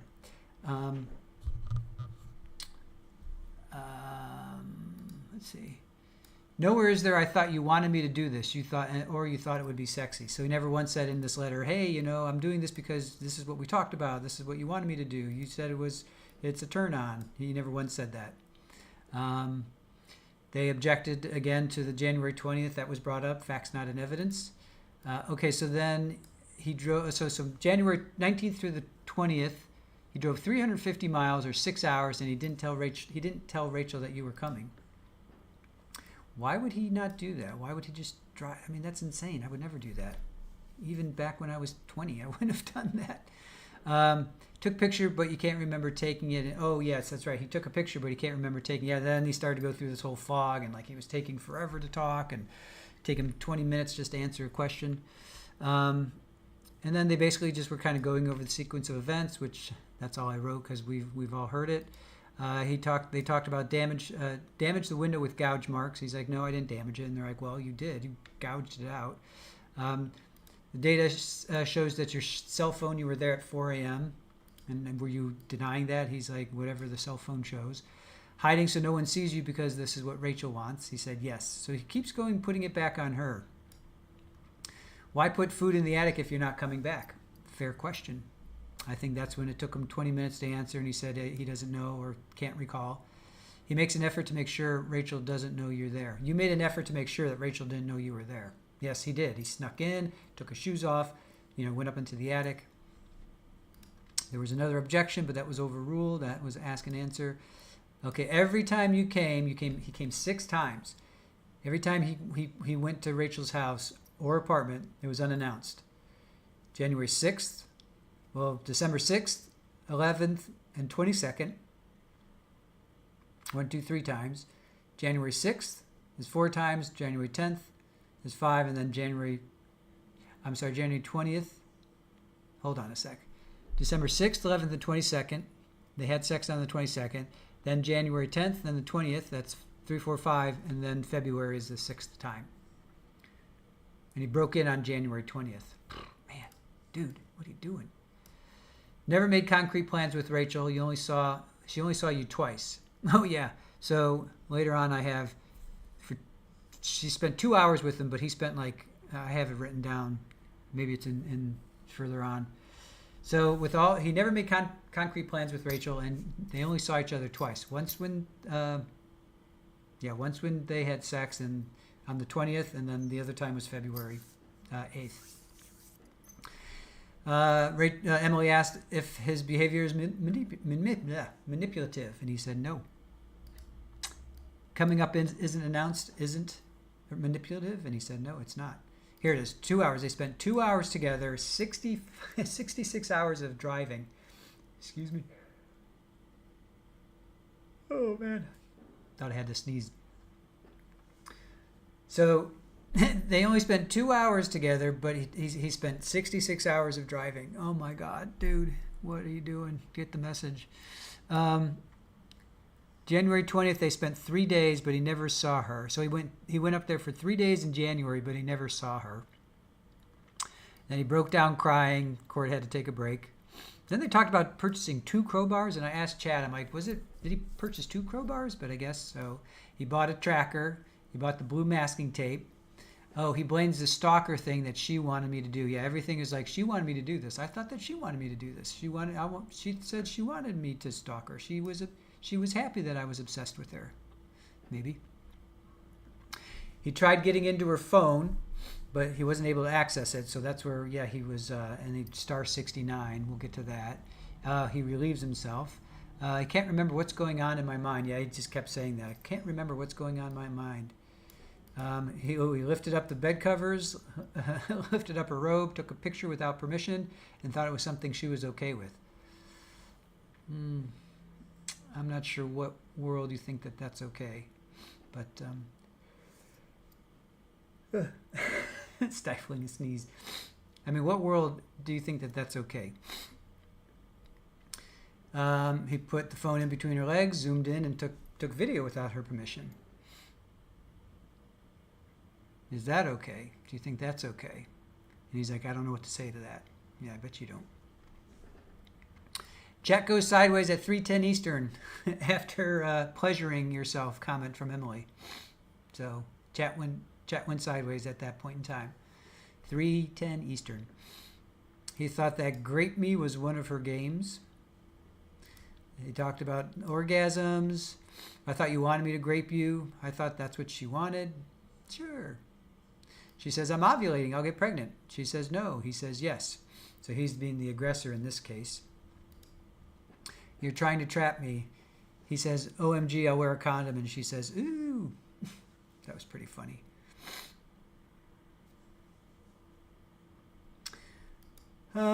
Redirect was, okay, was this the first time on the witness stand? He said yes. Is your mom and dad in the court? He said yes. Is this your first girlfriend? He says yes. So is he a virgin? Who knows? He didn't say. Should have asked, I suppose. Seemed surprised and happy to see him. So Rachel seemed surprised yet happy to see him. They kissed, and then they talked, and then she took off her robe and started to give him oral. He was never in a relationship like this before and thought it was normal to talk the way they did. But you've never been in a relationship, so how do you know what's normal or not? You need some sort of something to compare that with. So that was kind of weird. Talked about having sex after, and they talked, and Rachel, oh yeah, so the time at the apartment when they got together, they would talk about that, and she said she liked it, she wants to do it again. Rachel would text, I wish you were here. It made him confused, and he didn't know if she was serious or not. Definitely some fine muckery going on, that's for sure. She definitely she definitely played with this guy's head, for sure. And then Cross came back, so that was redirect. Cross came back. Did it occur to you Rachel might just be interested in the money? That was probably harsh to hear, but that's probably the reality, my friend. Talked about stalking only on FaceTime and phone, never in a text. And she said, wow, isn't that convenient? All right, so Kathy Smith, I'm sure her surprise was his happy to see him. Yeah, right. Yeah. I'm so surprised to see you. And he's like, ooh, I was happy. Well, he says she gave him oral for minutes, and she says it was 5 seconds. And then she was like, I was grossed out. Okay. You seem to walk in on this trial at the most awkward times. What was awkward?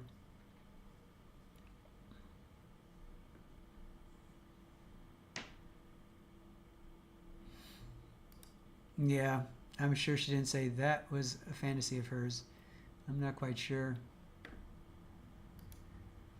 Oh, you cannot get sick. Vegetable soup and bread for you. Juice back. Oh, shoot. Don't want to do that. No, I won't get sick. I'm fine.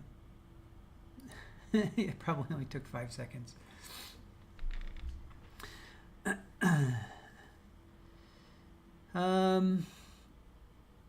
Yeah, so was he sheltered? If he comes from a family that's semi-sheltered. So what do you, so, oh yeah, so we took some polls to that point. Do you believe his testimony? 46% say they didn't, 64% say they do not believe his testimony, 35% say that they did. 35% of you, 31 votes.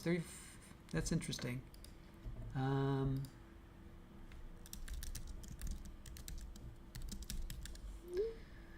I took another poll, and is the state winning this case? 48% of you said, is it time for pizza?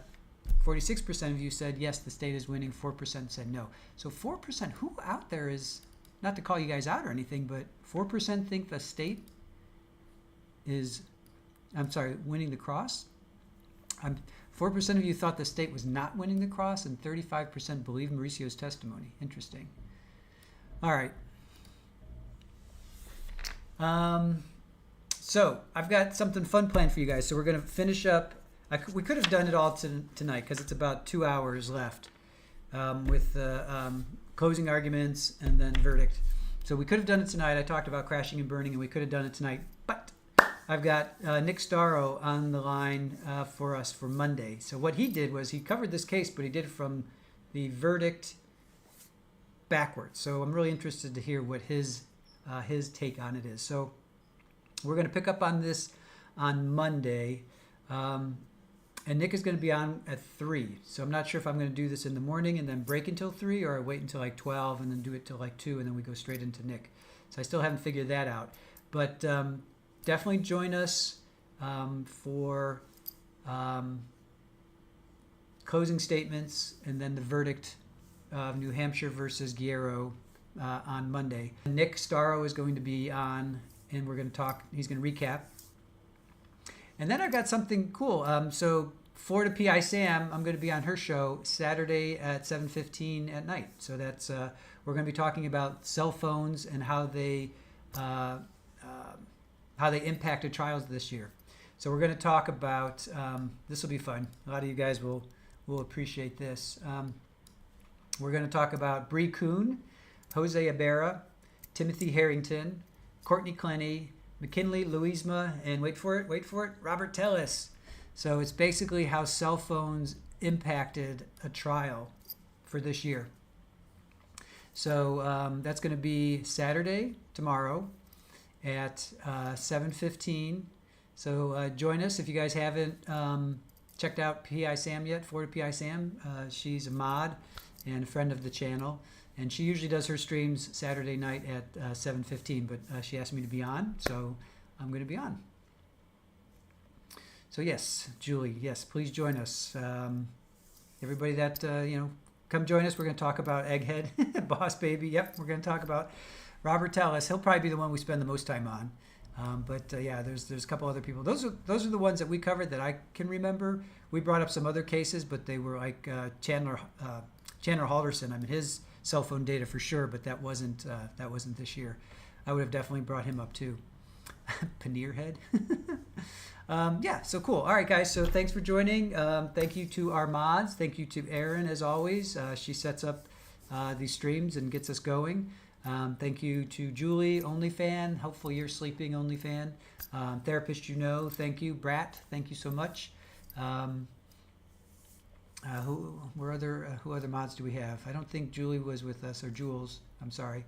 Are we streaming on? No, we're going to stream on PI Sam, Florida PI Sam. So I think here. Let me. You know what I can do? Oh wait, she sent me a link already. Here, I'll drop a link in for you guys. All right, copy. All right, so here's Sam's.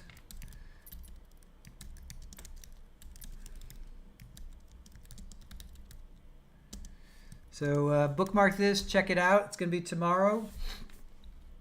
Thank you guys for joining us. Really appreciate it. Have a wonderful evening, Friday night. Be kind to each other. Be cool. You know, I saw there was a little going back and forth in chat today. So just be cool, guys. You know, let's not attack each other. That's not what it's about. You guys can disagree, but let's just also respect each other. You know, we appreciate that. So thank you guys.